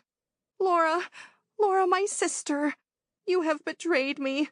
You have outraged me. In the past 7 hours I have suffered all that is humanly possible to suffer. You can't know what jealousy is like. Don't be impatient. Listen to me. It is a terrible moment. Don't laugh. I am not exaggerating. Listen to me carefully. Laura, all that you have done, I forget it. I forgive it. Do you hear? I forgive you. I am sure your heart is good. You will understand all the affection and all the meekness there are in my forgiveness. And, as if it were she who were the guilty one, she knelt before her sister, taking her hand, kissing it, bathing it with her tears. Laura, seeing this woman who she had so cruelly wronged kneel before her, closed her eyes, and for a moment was intensely pale. But her soul was strong. She was able to conquer her emotion. For an instant she was silent. Then, coming to the supreme question of their existence, she demanded, "And what do you expect in exchange for this pardon?" She had the air of according a favor. Laura, Laura, you must be good and great, since I have forgiven you." "What is your price for this forgiveness?" You must not love Cesare any more. Bravely you must cast that impure love out of your soul, which it degrades. You must not love him any more. And then, not only will my pardon be complete and absolute, but you will find in me the fondest and tenderest of sisters. I will devote my life to proving to you how much I love you. My sole desire will be to make you happy. I will be your best and surest friend. But you must be good and strong, Laura. You must remember that you are my sister. You must forget Cesare. Anna, I cannot. Listen, listen. Don't answer yet. Don't decide yet. Don't speak the last word yet, the awful word. Think, Laura, it is your future, it is your life that you are staking upon this love. A black future, a fatal certainty of death if you persist in it. But on the contrary, if you forget it, if a chaste and innocent impulse of affection for me persuades you to put it from you, what peace, what calm! You will find another man, a worthier man, a man of your own loftiness of spirit, who will understand you, who will make you happy, whom you can love with all your soul, in the consciousness of having done your duty. You will be a happy wife. Your husband will be a happy man. You will be a mother. You will have children. You. But you must not love Cesare any more. Anna, I can't help it. Laura, don't make up your mind yet. For pity's sake, hear me. We must find a way out of it, an escape. You will travel. You will make a journey, a long journey abroad that will interest you. I will ask Cousin Scribilla to go with you. She has nothing to detain her. She's a widow. She will go. You will travel. You can't think how traveling relieves one's sufferings. You will see new countries, beautiful countries, where your mind will rise high above the pretty everyday miseries of life. Laura, Laura, see how I pray you. See how I implore you. We have the same blood in our veins. We are children of the same mother. You must not love Cesare any more. Anna, I can't help it. Anna moved towards her sister, but when she found herself face to face with her, an impulse of horror repelled her. She went to the window and stood there, gazing out into the street, into the great shadow of the night. When she came back, her face was cold, austere, self-contained. Her sister felt that she could read a menace in it. "Is that your last word?" asked Anna. "My last word. You don't think you can change?" "I don't think so." "You know what you are doing?" "Yes, I know." "And you face the danger." "Where is the danger?" asked Laura, rising. "Don't be afraid," said Anna, carrying her pocket handkerchief to her lips and biting it. "I ask you if it doesn't strike you as dangerous that two women such as I, Anna Diaz, and you, Laura Aquaviva, should live together in the same house and love the same man with the same passion." "It is certainly very dangerous," said Laura slowly, standing up and looking into her sister's eyes. "Leave me my husband, Laura," cried Anna impetuously. "Take him back if you can, but you can't, you know. You never could." "You're a monster. Go away," cried Anna, clenching her teeth, clenching her fists, driving her nails into her flesh. "It's at your bidding that I'm here. I came to show that I wasn't afraid of you, that's all." "Go away, monster! Monster, monster!" "Kill me if you like, but don't call me by that name," cried Laura, at last exasperated. "You deserve that I should kill you, it is true. By all the souls that hear me, by the souls of our dead parents, by the Madonna, who with them is shuddering in heaven at your crime, you deserve that I should kill you." "But Cesare would weep for me," taunted Laura, again mistress of herself. "It is true," rejoined Anna icily. "Go away, then. Go at once. Goodbye, Anna.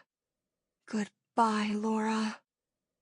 Leisurely, collectedly, she turned her back upon her sister and moved away, erect and supple in her white frock, with her light, regular footstep. Her hand turned the knob of the door, but on the threshold she paused, involuntarily, and looked at Anna, who stood in the middle of the room with her head bowed, her cheeks colorless, her eyes expressionless, her lips violet and slightly parted, testifying to her fatigue. Laura's hesitation was but momentary.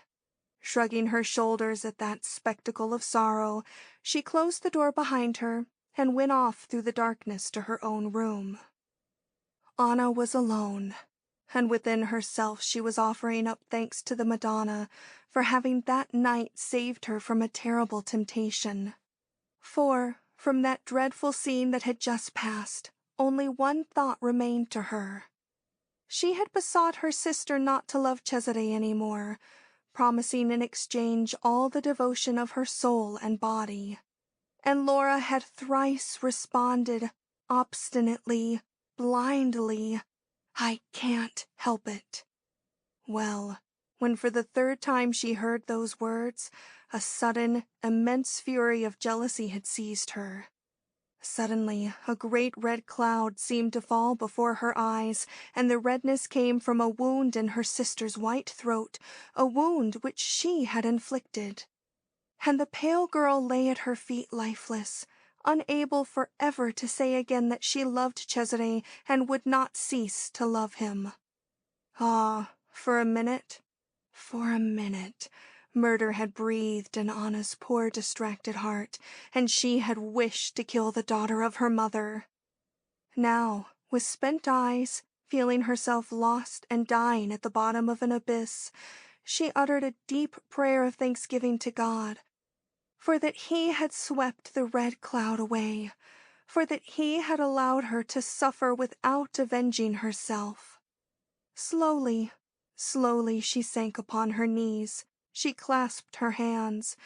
She said over all the old simple prayers of her childhood, the holy prayers of innocence, praying that still, through all the hopeless misery that awaited her, she might ever be what she had been tonight, a woman capable of suffering everything, incapable of revenge. And in this pious longing, her soul seemed to be lifted up, far above all earthly pain. All her womanly goodness and weakness were mingled in her renunciation of revenge. The violent energy which she had shown in her talk with Laura had given place to a mortal lassitude. She remained on her knees and continued to murmur the words of her orisons, but now she no longer understood their meaning. Her head was whirling, as in the beginning of a swoon. She dragged herself with difficulty to her bed and threw herself upon it, inert as a dead body, in utter physical exhaustion. Laura had undone her. The whole long scene between them repeated itself over and over in her mind. Again she passed from tears to anger, from jealousy to pleading affection.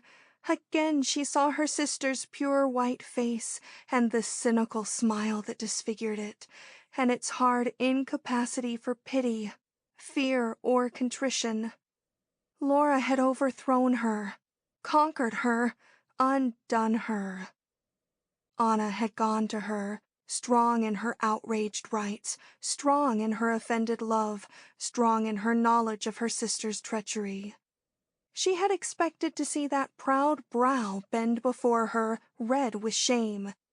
She had expected to see those fair hands clasped and trembling, imploring pardon. She had expected to hear that clear voice utter words of penitence and promises of atonement.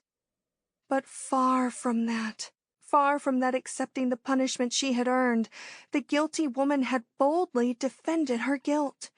She had refused with fierce courage to give way.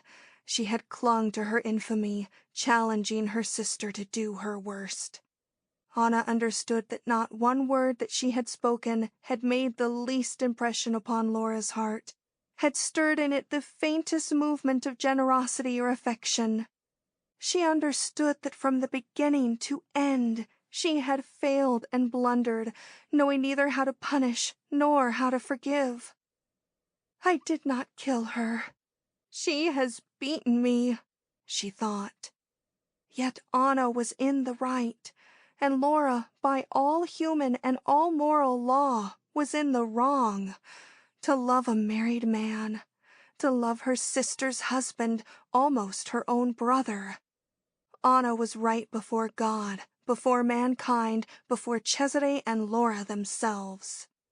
If, when her sister had refused to surrender her husband to her, she had killed her, no human being would have blamed her for it. And yet, I did not kill her. She has beaten me. She tried to find the cause of her defeat, overwhelmed by the despair with which good people see wrong and injustice triumph. She sought for the cause of her defeat, but she could find none. None.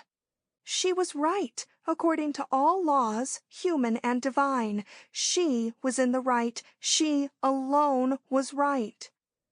Oh, her agony was insupportable, more and more dreadful as she got farther from the fact, and could see it in its full hideousness, examine and analyze it in its full infamy.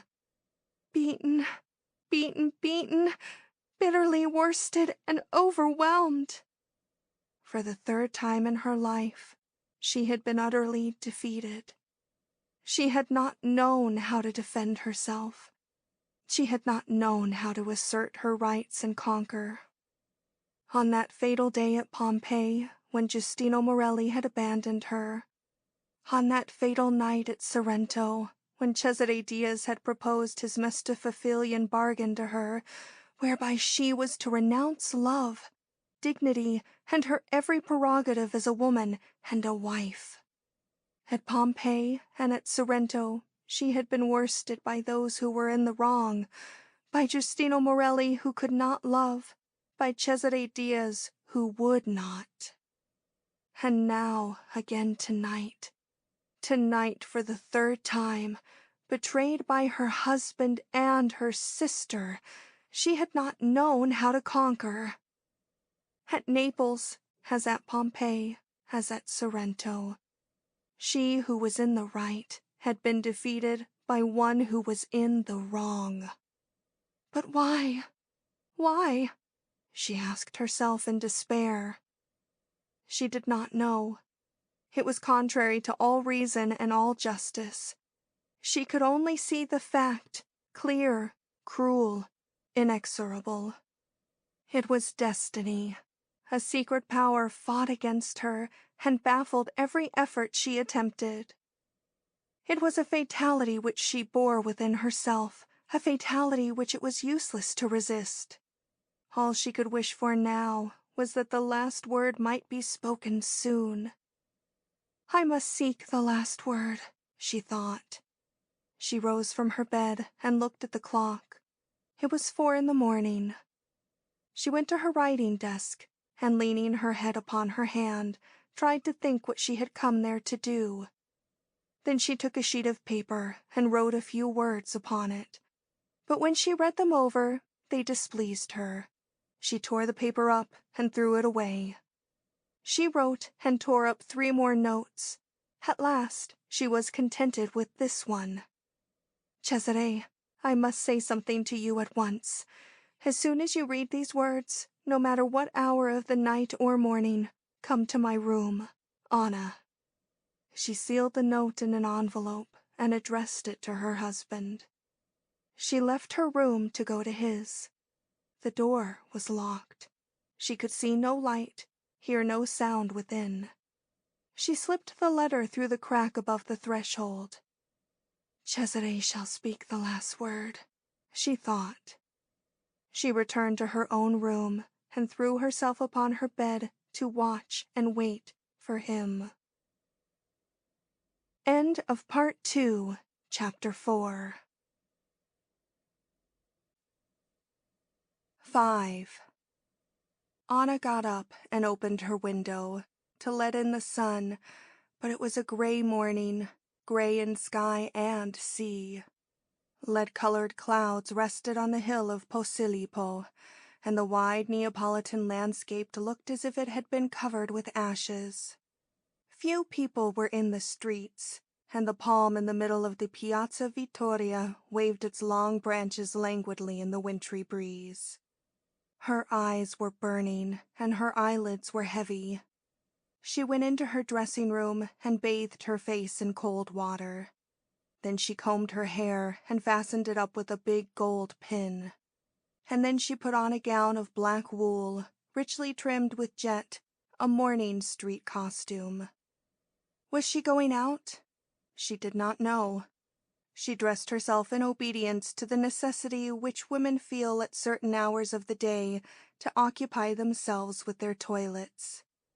But when she came to fasten her brooch, a clover leaf set with black pearls, that Laura had given her for a wedding present, she discovered that one of the pearls was gone. The clover leaf brings luck, but now this one was broken, and its power was gone. 11 o'clock struck, and somebody tapped discreetly at the door. She could not find her voice to answer. The knock was repeated. "Come in," she said feebly. Cesare entered, calm and composed, carrying his hat and ebony walking stick in his hand. "Good morning. Are you going out?" he asked tranquilly. "No, I don't know," she answered with a vague gesture. All her nerves were tingling as she looked at the trader's handsome, wasted face, a face so quiet and smiling. "You had something to say to me?" he reminded her, wrinkling his brow a little. "Yes." "I came home late. I didn't want to disturb you," he said, producing a cigarette and asking permission with a glance to light it. "You would not have disturbed me." "I suppose it's nothing much of importance." "It's a thing of great importance, Cesare." "As usual," he said with a shadow of a smile. "I swear to you by the memory of my mother that nothing is more important." "Goodness gracious!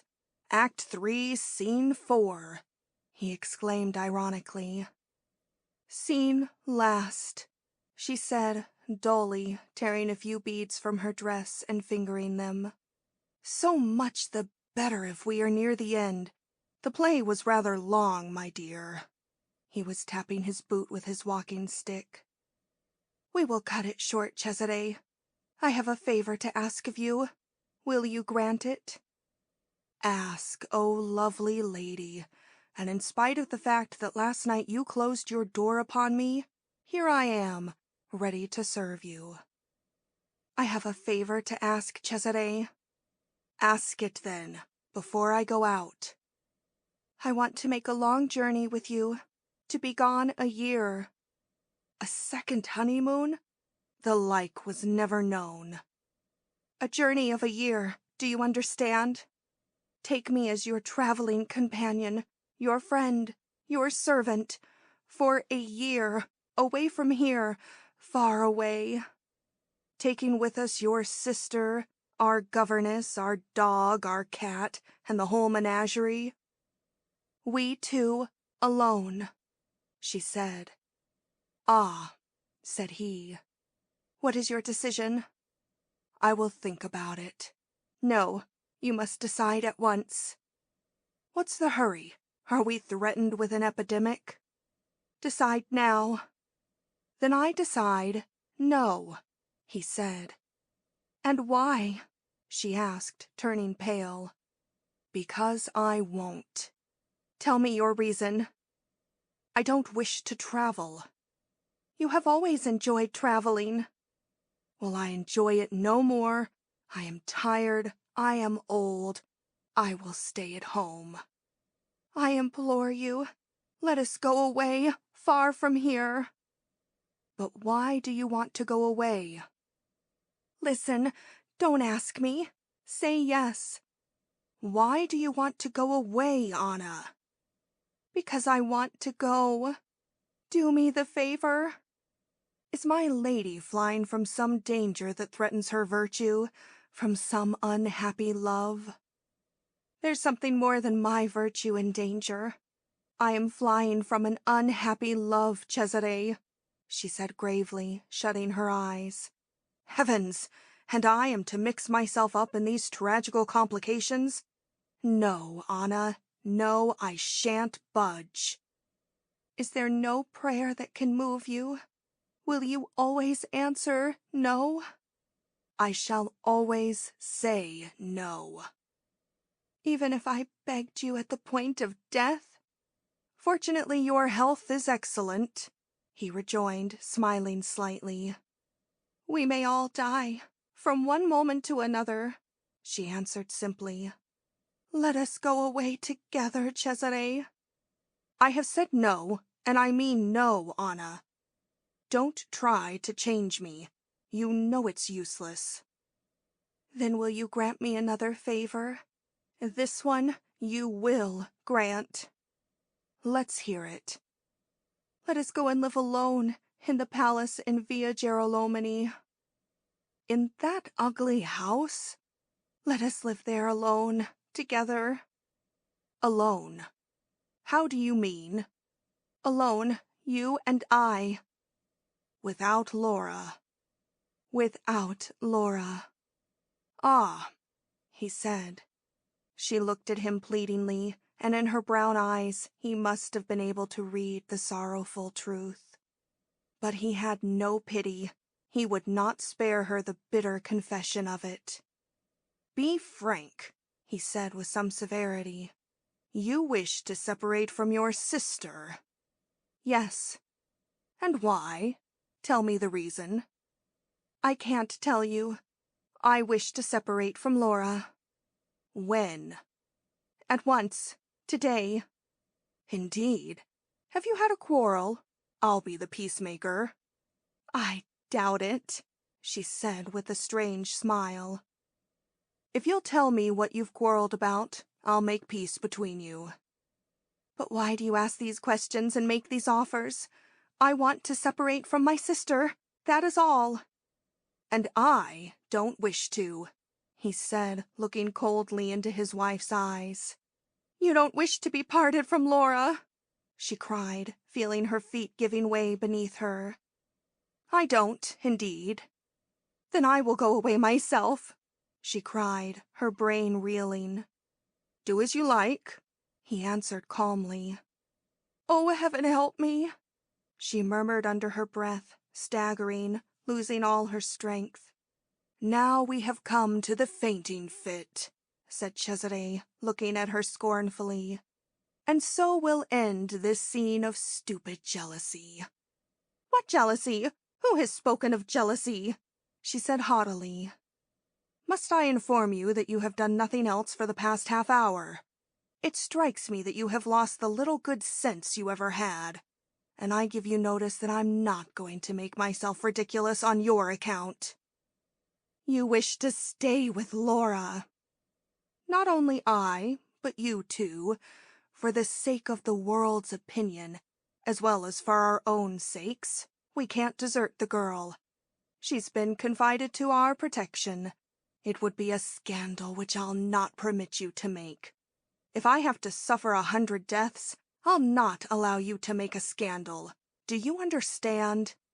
She looked at him, changing color, feeling that her last hope was escaping her. And then, he went on, I don't know your reasons for not wishing to live any longer with your sister. She's good, she's well behaved, she's serious, she gives you no trouble, and you have no right to find fault with her. It's one of your whims, it's your everlasting desire to be unhappy. Anyhow, your idiotic caprice will soon enough be gratified. Laura will soon be married. Do you wish Laura to marry? I wish it earnestly. You'll be glad of it? Most glad, he answered, smiling. Ah, in the days of her womanly innocence, before her mind had been opened to the atrocious revelations of their treason, she would not have understood the import of that answer and that smile, but she knew now the whole depth of human wickedness. He smiled and curled his handsome black mustaches. Anna lost her head. "Then you are more infamous than Laura," she cried. "The vocabulary of Othello," he cried calmly. "But you know it has been proved that Othello was epileptic." "And he killed Desdemona," said Anna. "Does it strike you that I look like Desdemona?" "Not you, not you." "And who, then?" "Laura." "Your folly is becoming dangerous, Anna." "Eminently, terribly dangerous, Cesare." "Fortunately, you take it out in words, not in actions," he concluded, smiling. She wrung her hands. "Last night Laura owed her life to a miracle," she said. "But what has been going on here?" he exclaimed, agitated, rising to his feet. "And where is Laura?" "Oh, fear nothing on her account. I've not harmed her. She's alive, she's well, she's very well. No wrinkle troubles her beauty, no anxiety disturbs her mind. Fear nothing, she is a sacred person. Your love protects her. Listen, Cesare. She was here last night, alone in this room with me, and I had over her the right given me by heaven, given me by men, and I did not kill her." Cesare had turned slightly pale. That was all.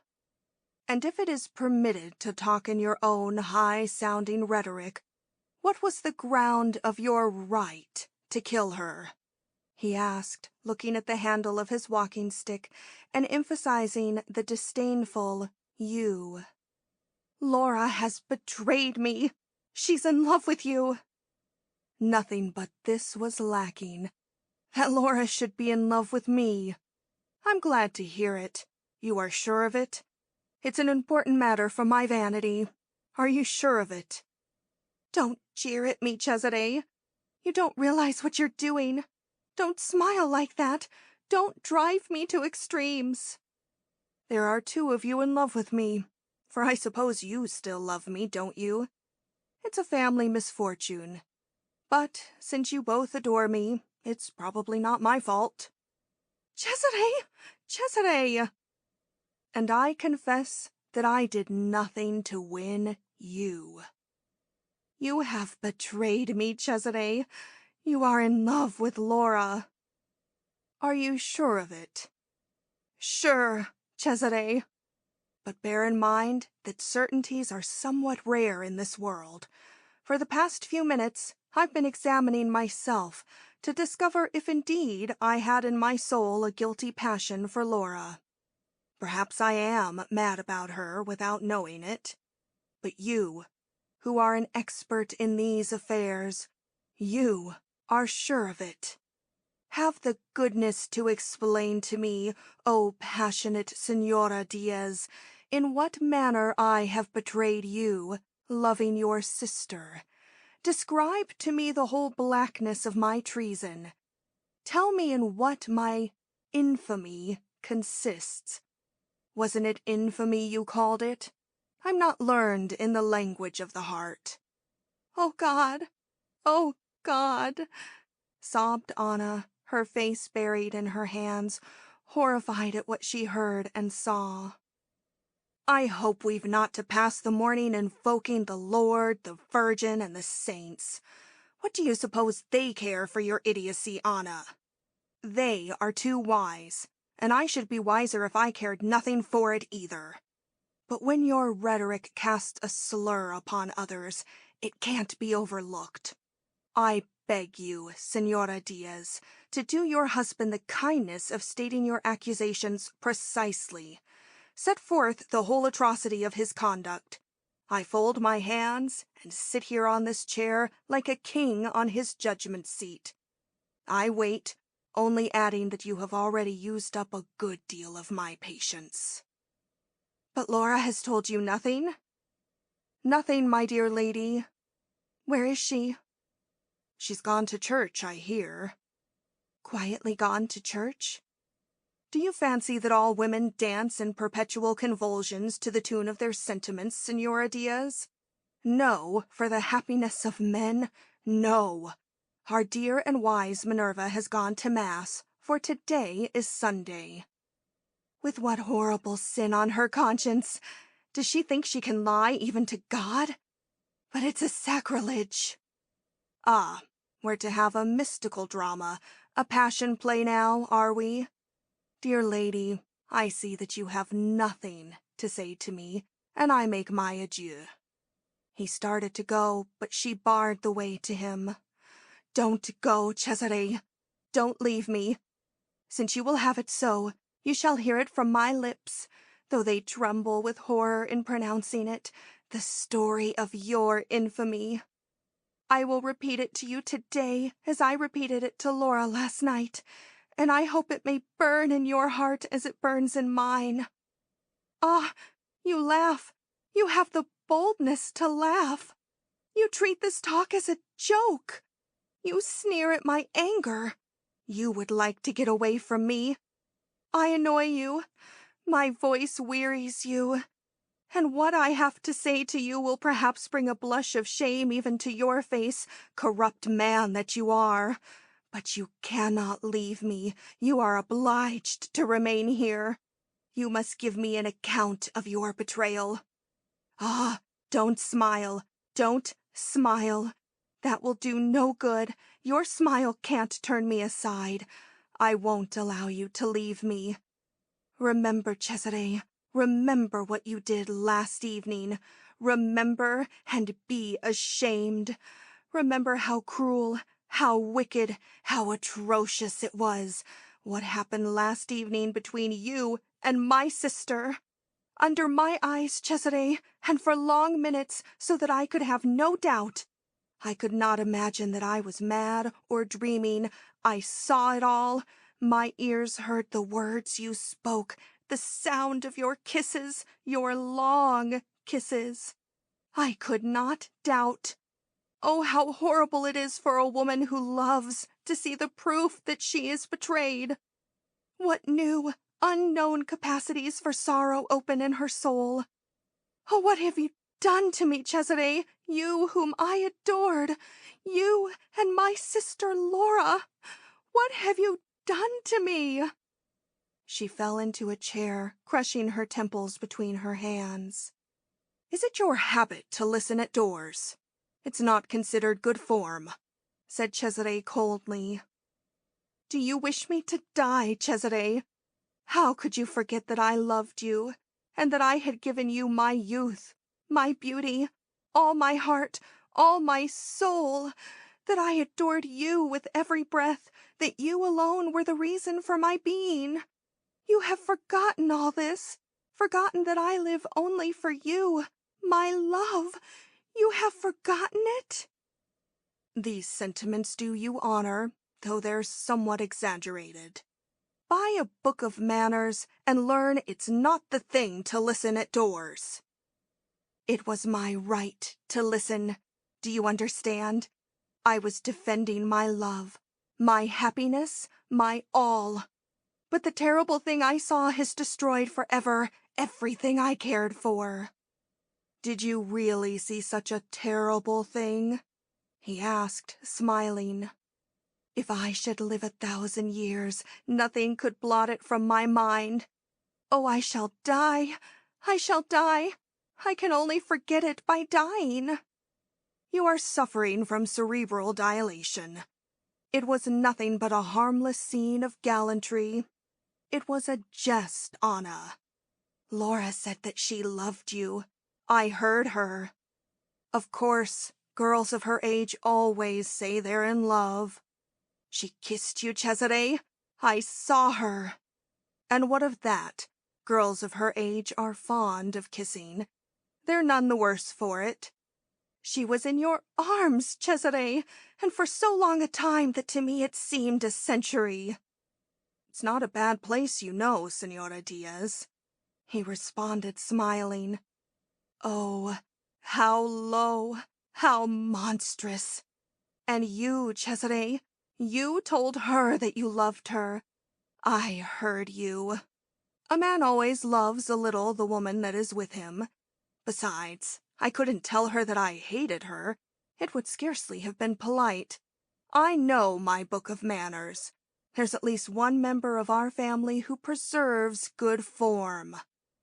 Cesare, you kissed her. I'd defy you to have done otherwise if you'd been a man. You don't understand these matters. On the lips, Cesare. It's my habit. It's not a custom of my invention, either. It's rather old. I suspect it took its rise with Adam and Eve. But she's a young girl. An innocent young girl, Cesare. Girls are not so innocent as they used to be, Anna. I assure you the world is changing. She is my sister, Cesare. That's a circumstance quite without importance. Relationship counts for nothing. She looked at him with an expression of intense disgust. You then, Cesare, she said, have no sense of the greatness of this infamy. She, at least, Laura, the other guilty person, turned pale, was troubled, trembled with passion and with terror. You? No. Here you have been for an hour absolutely imperturbable. Not a shade of emotion has crossed your brazen face. Your voice hasn't changed. You feel no fear, no love, no shame. You are not even surprised. She at least shuddered and cried out. She is an aquaviva. It is true that, though she saw my anger and my despair, she had neither pity nor compunction, but her passion for you, at least, was undisguised. She had feeling, strength, will. But you? No. You, like her, indeed, could see me weep my heart out, could see me convulsed by the most unendurable agony, and have not an ounce of pity for me. But your hardness does not spring, like hers, from love. No, no, from icy indifference.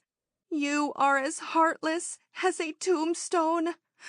She at least has the courage, the audacity, the effrontery of her wickedness. She declares boldly that she loves you, that she adores you, that she will never cease to love you, that she will always adore you.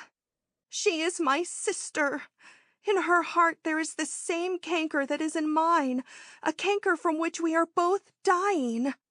You? No. Love, passion, not even an illusion. Nothing but a harmless scene of gallantry. A half-hour of amusing flirtation, without consequence. But what does it mean, then, to say that we love? Is it a lie that a man feels justified in telling a woman? And what is a kiss? A furtive contact of the lips, immediately forgotten? So many false kisses are given in the course of a day and night. Nonsense. Triviality. Rubbish. It's bad form to spy at doors. It's an exaggeration to call a thing infamous. It's madness to be jealous. And the sin that you have committed, instead of originating in passion, which might in some degree excuse it, you reduce to an everyday vulgarity, a commonplace indecency. My sister becomes a vulgar flirt, you a vulgar seducer, and I a vulgar termagant screaming out her morbid jealousy. The whole affair falls into the mud. My sister's guilty love, your caprice, my despair, all are in the mud, among the most disgusting human garbage, where there is no spiritual light, no cry of sorrow, where everything is permissible, where the man expires and the beast triumphs. Do you know what you are, Cesare? No, I don't. But if you can tell me, I shall be indebted for the favor. You are a man without heart, without conscience, a soul without greatness, and without enthusiasm. You are a lump of flesh, exhausted by unworthy pleasures and morbid desires. You are a ruin in heart, in mind, in senses. You belong to the class of men who are rotten. You fill me with fright and with pity. I did not know that I was giving my hand to a corpse scented with heliotrope, that I was uniting my life to the mummy of a gentleman, whose vitiated senses could not be pleased by a young, beautiful, and loving wife, but must crave her sister, her pure, chaste, younger sister. Have you ever loved, Cesare? Have you ever, for a moment, felt the immensity of real love? In your selfishness, you have made an idol of yourself, an idol without greatness, a thing without viscera, without pulses, without emotion. You are corrupt, perverted, depraved, even to the point of betraying your wife, who adores you, with her sister, whom you do not love. Ah, you are a coward, a dastard. That's what you are, a dastard. She wrung her hands and beat her temples, pacing the room as a mad woman paces her cell. But not a tear fell from her eyes, not a sob issued from her breast. He stood still, his face impenetrable. Not one of her reproaches had brought a trace of color to it. She threw herself upon a sofa, exhausted, but her eyes still burned and her lips trembled. Now that you have favored me with so amiable a definition of myself, said he, permit me to attempt one of you. His tone was so icy, he pronounced the words so slowly, that Anna knew he was preparing a tremendous insult. Instinctively, opening the blind anger of her love, she repeated, You are a dastard. That's what you are, a dastard. My dear, you are a bore. That's what you are. What did you say? She asked, not understanding. You're a bore, my dear. The insult was so atrocious that for the first time in the course of their talk her eyes filled with tears, and a sigh burst from her lips that were purple, like those of a dying child. It seemed as if something had broken in her heart. Nothing but a bore. I don't employ high-sounding words, you see. I speak the plain truth. You're a bore. Another sigh, a sigh of insupportable physical pain, as if the hard word bore had cut her flesh like a knife. You flatter yourself that you're a woman of grand passions, he went on, after looking at his watch and giving a little start of surprise to see how much time he had wasted here. No, you flatter yourself that you're a creature of impulse, a woman with a fate, a woman destined to a tragic end. And to satisfy this notion, you complicate and embroil and muddle up your own existence, and mortally bore those who are about you. With your rhetoric, your tears, your sobs, your despair, your interminable letters, your livid face and your gray lips, you're enough to bore the very saints in heaven. He pretended not to see her imploring eyes, which had suddenly lost their anger and were craving mercy. Remember all the stupidities you've committed in the past 4 or 5 years, he went on, and all the annoyance you've given us. You were a handsome girl, rich, with a good name. You might have married any one of a dozen men of your own age, your own rank, gentlemen who were in love with you. That would have been sensible, orderly. You would have been as happy can be. But what? Anna Aquaviva, the romantic heroine, condescended to be happy? No, no. That were beneath her. So you had to fancy yourself in love with a beggar whom you couldn't marry. She made a gesture as if to defend Giustino Morelli. Oh, did you really love him? Thanks for the compliment. You're charming this morning. Passion, inequality of position, drama, flight into Egypt, fortunately without a child. Forgiving the impropriety, but it escaped me. Morelli, chancing to be a decent fellow, Morelli ran away, poor devil, and our heroine treated herself to the luxury of a mortal illness. We, Laura, I, everybody, were bored by the flight, bored by the illness. The lesson was a severe one, and most women would have been cured of their inclination towards the theatrical as well as of their scarlet fever. But not so Anna Aquaviva. It didn't matter to her that she had risked her reputation, her honor. It didn't matter to her that she had staked the name of her family. All this only excited her imagination.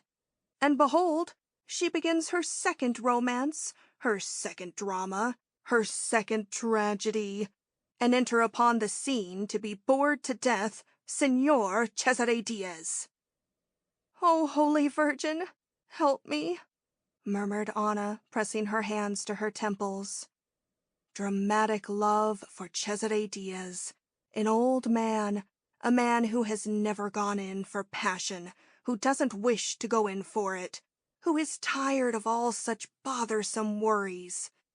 Anna Aquaviva gives herself up to an unrequited love, one of the most desolating experiences of the soul. That's a phrase I found in one of your letters. Desolation, torture, spasms, despair, bitterness. These are the words which our ill-fated heroine, Anna Aquaviva, employs to depict her condition to herself and to others. And Cesare Diaz, who had arranged his life in a way not to be bored and not to bore anyone, Cesare Diaz, who is an entirely common and ordinary person, happy in his mediocrity, suddenly finds himself against his will dragged upon the scene as hero. He is the man of mysteries, the man who will not love, or who loves another, the superior man, the neighbor of the stars. And nevertheless, we find a means of boring him. "Ah, Cesare, Cesare, Cesare," she said, beseeching compassion. Imbecile ought to be added to the name of Cesare Diaz. That's the title which I best deserve. Only an imbecile, and I was one for half an hour, could have ceded to your sentimental hysterics. I was an imbecile, but to let you die, to complete your tragedy of unrequited love— "Oh, why didn't you let me die?" she cried. "I believe it would have been as well for many of us. What a comfort for you, dear heroine, to die consumed by an unhappy passion. Gaspara Stampa, Properizia de Rosi, and other illustrious ladies of ancient times with whose names you have favored me in your letters would have found their imitator. I'm sure you would have died blessing me." Bowing her head, she sighed deeply, as if she were indeed dying. "Instead of letting you die, I went through the dismal farce of marrying you, and I assure you that I've never ceased to regret it. I regretted it the very minute after I'd made you my idiotic proposal. Ah, well, every man has his moments of inexplicable weakness, and he pays dearly for them. And marriage, alas, hasn't proved a sentimental comedy. With your pretensions to passion, to love, to mutual adoration, You've bored me even more than I expected." "But what, then, is marriage from your point of view?" she cried. "A bothersome obligation when a man marries a woman like you." "You would have preferred my sister?" she asked, exasperated. But she was at once sorry for this vulgarity, and he speedily punished it.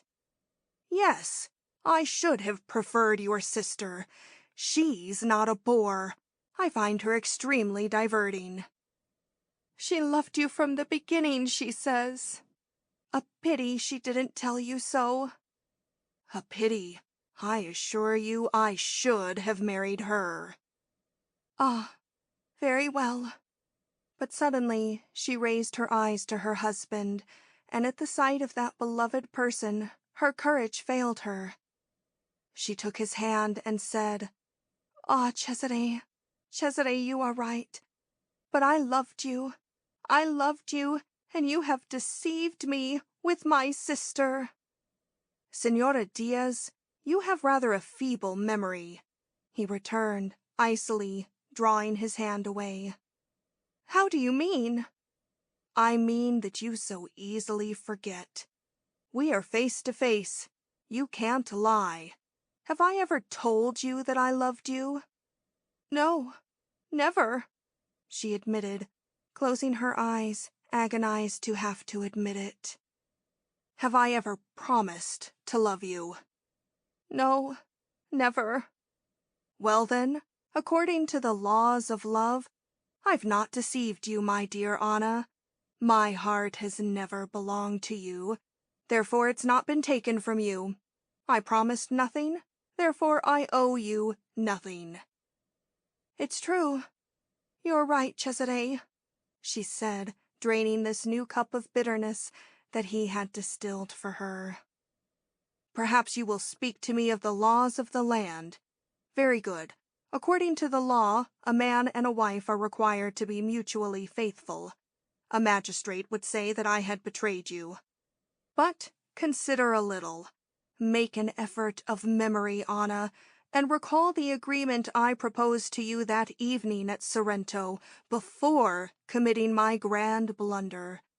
I told you that I wished to remain absolutely free as a bachelor, and you consented. Is it true or not true?" "It is true.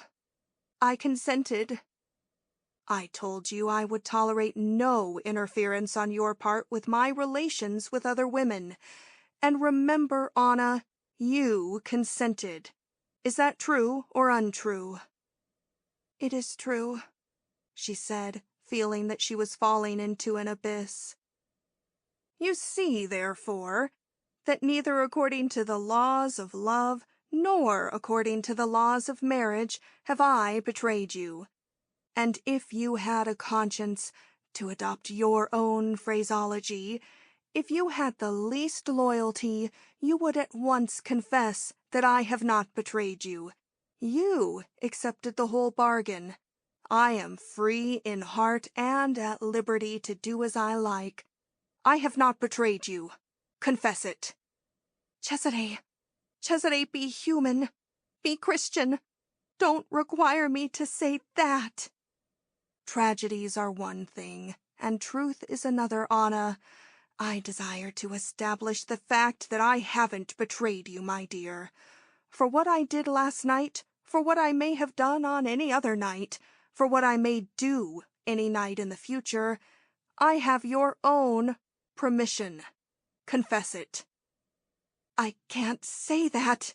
Do you understand?" she cried. "Oh, you are always in the right. You always know how to put yourself in the right. You are right in your selfishness, in your perfidy, in your wickedness, in your frightful corruption. You are right in proposing that disgraceful bargain to me, which I was not ashamed to accept, and which you today so justly and appropriately remind me of. But I believed that to love, to adore a man as I loved and adored you, would be a charm to conquer with. And I have lost, for you are stronger than I. Indifference is stronger than love. Selfishness is stronger than passion. Generous abandonment cannot overcome the refined calculation of a corrupt man. I am wrong. I alone. I confess it. Since I loved you to the point of dying for you, since I imagined that that was enough, since I had in my soul the divine hope of winning you by my love, I am wrong. I confess it. Yes, I confess it. I cannot love, nor hate, nor live. I am nothing but a bore, a superfluous person, and a tiresome. It is true. Say it again. If you wish it, I will. You are right. You are always right. I have done nothing but blunder. I have always obeyed the mad impulses of my heart. I fled from my home. I ought not to have loved you, and I loved you. I loved you. I have bored you. And I myself, of my free will, gave you permission to betray me. You are the most vicious man I know. You're unredeemed by a thought or feeling. You horrify me. Under the same roof with your wife, you have committed an odious sin, a sin that would make the worst men shudder. And I can't punish you, because I consented to it, because I debased the dignity of my love before you, because indeed I am a cowardly and infamous creature. See how right you are? You have sinned, but so far as I am concerned, you are innocent. I am infamous and cowardly because I ought to have died rather than accept that loathsome bargain. Forgive me if I have upbraided you. I'll ask Laura's pardon, too. No human being is soiled with an infamy so great as mine. Forgive me. Perhaps he felt in these words the confusion of madness. Perhaps he saw the light of madness in her eyes. But he was unmoved. She was a woman who had led him into committing a folly, who had bored him, and what was more, who would like to continue to bore him in the future. He was unmoved. He was glad to have got the better of her in this struggle. He was unmoved. He thought it time to leave her if he would retain his advantage. "Goodbye, Anna," he said, rising. "Don't go away! Don't go away!" she cried, throwing herself before him. "Do you imagine that this duet is pleasing?" he asked, drawing on his gloves. "For the rest, we've said all there is to say. I can't think you have any more insults to favor me with." "You hate me, do you?" "No, I don't hate you exactly." "Don't go away. Don't go away. I must tell you something very serious." "Goodbye, Anna," he repeated, moving towards the door. "Cesare, if you go away, I shall do something desperate," she cried, convulsively tearing her hair. "You'd be incapable. To do anything desperate one must have talent, and you're a fool," he replied, smiling ironically. "Cesare, if you go away, I shall die." "Bah, you'll not die. To die one must have courage." And he opened the door and went out. She ran to the threshold. He was already at a distance. She heard the street door close behind him. For a few minutes she stood there, fearing to move lest she should fall. Then mechanically she turned back. She went to her looking-glass, repaired the disorder of her hair, and put on a hat, a black veil, and a sealskin cloak. She forgot nothing. Her pocket-handkerchief was in her muff. In her hand she carried her card-case of carved Japanese ivory. At last she left her room and entered her husband's. A servant was putting it in order, but seeing his mistress, he bowed and took himself off. She was alone there, in the big brown chamber, in the gray winter daylight. She went to her husband's desk and sat down before it as if she were going to write. But after a moment's thought, she did not write. She opened a drawer, took something from it, and concealed it in her pocket. After that, she passed through the house and out into the street. She crossed the Piazza Vittoria and entered the Villa Nazionale. Children were playing by the fountain, and she stopped for a moment to look at them. Twice she made the tour of the villa. Then she looked at her watch. Then she seated herself on one of the benches. There were very few people abroad. The damp earth was covered with dead leaves. She fixed her eyes upon the dial of her watch, counting the minutes and the seconds. All at once she put her hand into her pocket and felt the thing that she had hidden there. Anna rose. It was 2 o'clock. She left the villa, walking towards the Chiatomone. Before the door of a little house in the Via del Chiatomone, she stopped. She hesitated for a moment, then she lifted the bronze knocker and let it fall. The door was opened by Luigi Caracciolo. He did not speak. He took her hand and drew her into the house. They crossed 2 antechambers, hung with old tapestries, ornamented with ancient and modern arms, and with big Delft vases filled with growing palms, a smoking room furnished with rustic Swiss chairs and tables, and entered a drawing room. The curtains were drawn, the lamps lighted, the floor and the walls were covered with oriental carpets. The room was full of beautiful old Italian furniture, statues, pictures, bronzes. There were many flowers about, red and white roses, subtly perfumed. Caracciolo took a bunch of roses and gave them to Anna.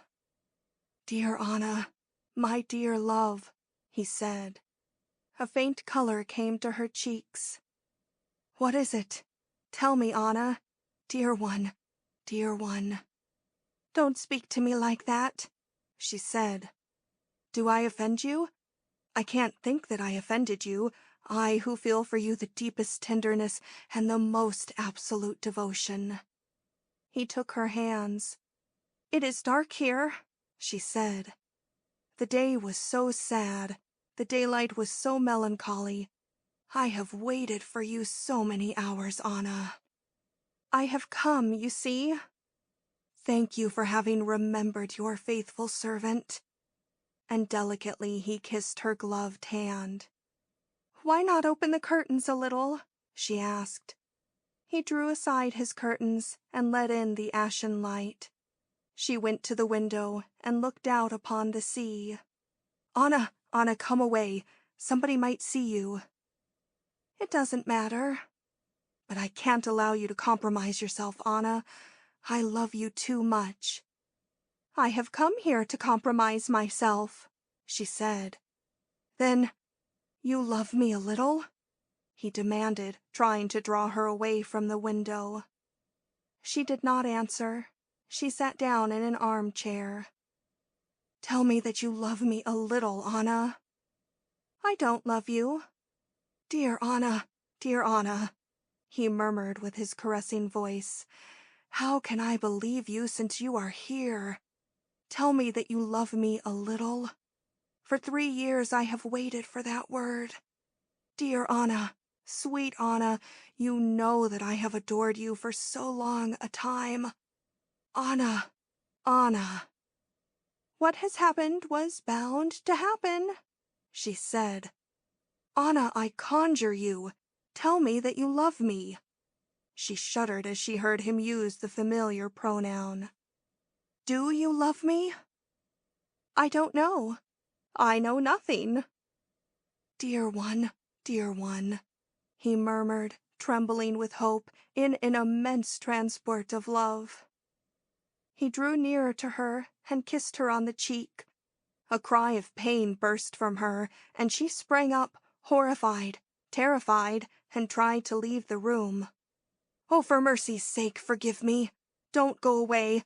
Anna, forgive me if I have offended you. I love you so. If you go away, I shall die. People don't die for such slight things. People die of love. Yes, but one must have courage to die. Don't let us talk of these dismal things. My love, we mustn't talk of things that will sadden you. Your beautiful face is troubled. Tell me that you forgive me. Do you forgive me? I forgive you. I don't believe it. You don't forgive me. You love another. No, no other. And Cesare? But scarcely had he spoken the fatal name when he saw his error.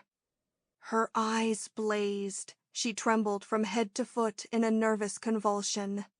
Listen, she said.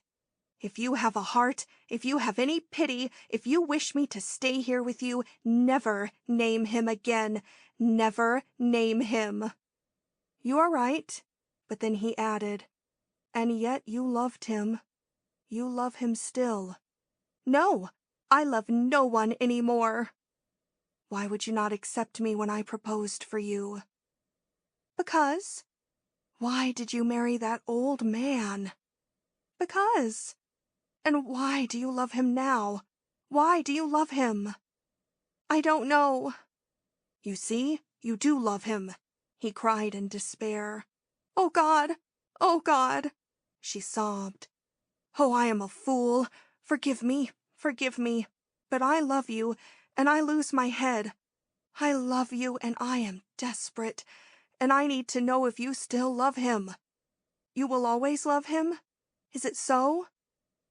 Till death, she said with a strange look and accent.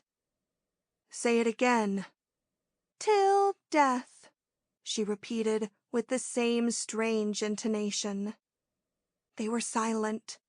Luigi Caracciolo put his arm round her waist and drew her slowly towards him. Her eyes were fixed and void. She did not feel his arms about her. She did not feel his kisses. He kissed her hair. He kissed her sweet white throat. He kissed her little rosy ear. Anna was absorbed in a desperate meditation, far from all human things. He kissed her face, her eyes, her lips. She did not know it. But suddenly she felt his embrace become closer, stronger. She heard his voice change. It was no longer tender and caressing. It was fervid with tumultuous passion. It uttered confused, delirious words. Silently, looking at him with burning eyes, she tried to disengage herself. Let me go, she said. Anna, I love you. I have loved you so long. Let me go, let me go. You are my adored one. I adore you above all things. Let me go. You horrify me. He let her go. But what have you come here for? He asked sorrowfully. I have come to commit an infamy. Anna, you are killing me. She looked at him fixedly. What is it, Anna? Something is troubling you, and you won't tell me what it is. My poor friend, you have come here with an anguish in your heart, wishing to escape from it. You have come here to weep, and I have behaved like a brute, a blackguard. No, you are good. I shall remember you. And she gave him her hand. Don't go away. Tell me first what it is. Tell me what you came for. Tell me, dearest Anna. It's too long a story. Too long, she said, as if in a dream, passing her hand over her brow. And now I must go. I must go. No, stop here. Talk to me. Weep. It will do you good. I can't. Why? My minutes are numbered. You'll understand some day. Tomorrow. Now I must go. Anna, how can I let you go like this? You have come here to be comforted, and I have treated you shamefully. Forgive me. You are not to blame, not in the least. But what is it that you are in trouble about, Anna? Who has been making you miserable, my poor fond soul? Whose fault is it? Who is to blame? Cesare? No, I am to blame. I only. And Cesare? You admit it? No. Cesare is an infamous scoundrel, and I know it, he exclaimed. It is I who am infamous. I don't believe you. I should believe no one who said that, Anna. I must be infamous, since I alone am unhappy. I must go. Will you come back? Tomorrow? Anna, you are so sad. You are in such distress I can't let you go. No one can detain me. No one. Anna, forget that I have spoken to you of love. I have forgotten it. Goodbye. You mustn't go like this. You are much too agitated. No, I am calm. Listen, Will you do me a favor? You repeated some verses to me one evening at Sorrento. Some French verses. Do you remember? yes, Baudelaire's Harmonie de Soir, he answered, surprised by her question. Have you the volume? Yes. Take it and copy that poem for me. Afterwards I will say goodbye. He went into his library and brought back Le Fleur de Mal. He seated himself at his writing table and looked at Anna. There was an expression of such immense sorrow in her eyes that he faltered and asked, "Shall I write?" She bowed her head. While he was writing the first lines, Anna turned her back to him. She put her hand into her pocket and brought forth a little shining object of ivory and steel. He, in a low voice, repeated the verse he was writing, Valse mélancolique et lent gros vertige, when suddenly there was the report of a pistol, and a little cloud of smoke rose towards the ceiling. Anna had shot herself through the heart and fallen to the floor. Her little gloved hand held the revolver that she had taken from the drawer of her husband's desk. Luigi Caracciolo stood rooted to the carpet, believing that he must be mad. So died Anna Acquaviva, innocent. End of Part 1, Chapter 5. End of Farewell, Love, a novel by Matilde Serao. Thank you for listening. Please like, share, and subscribe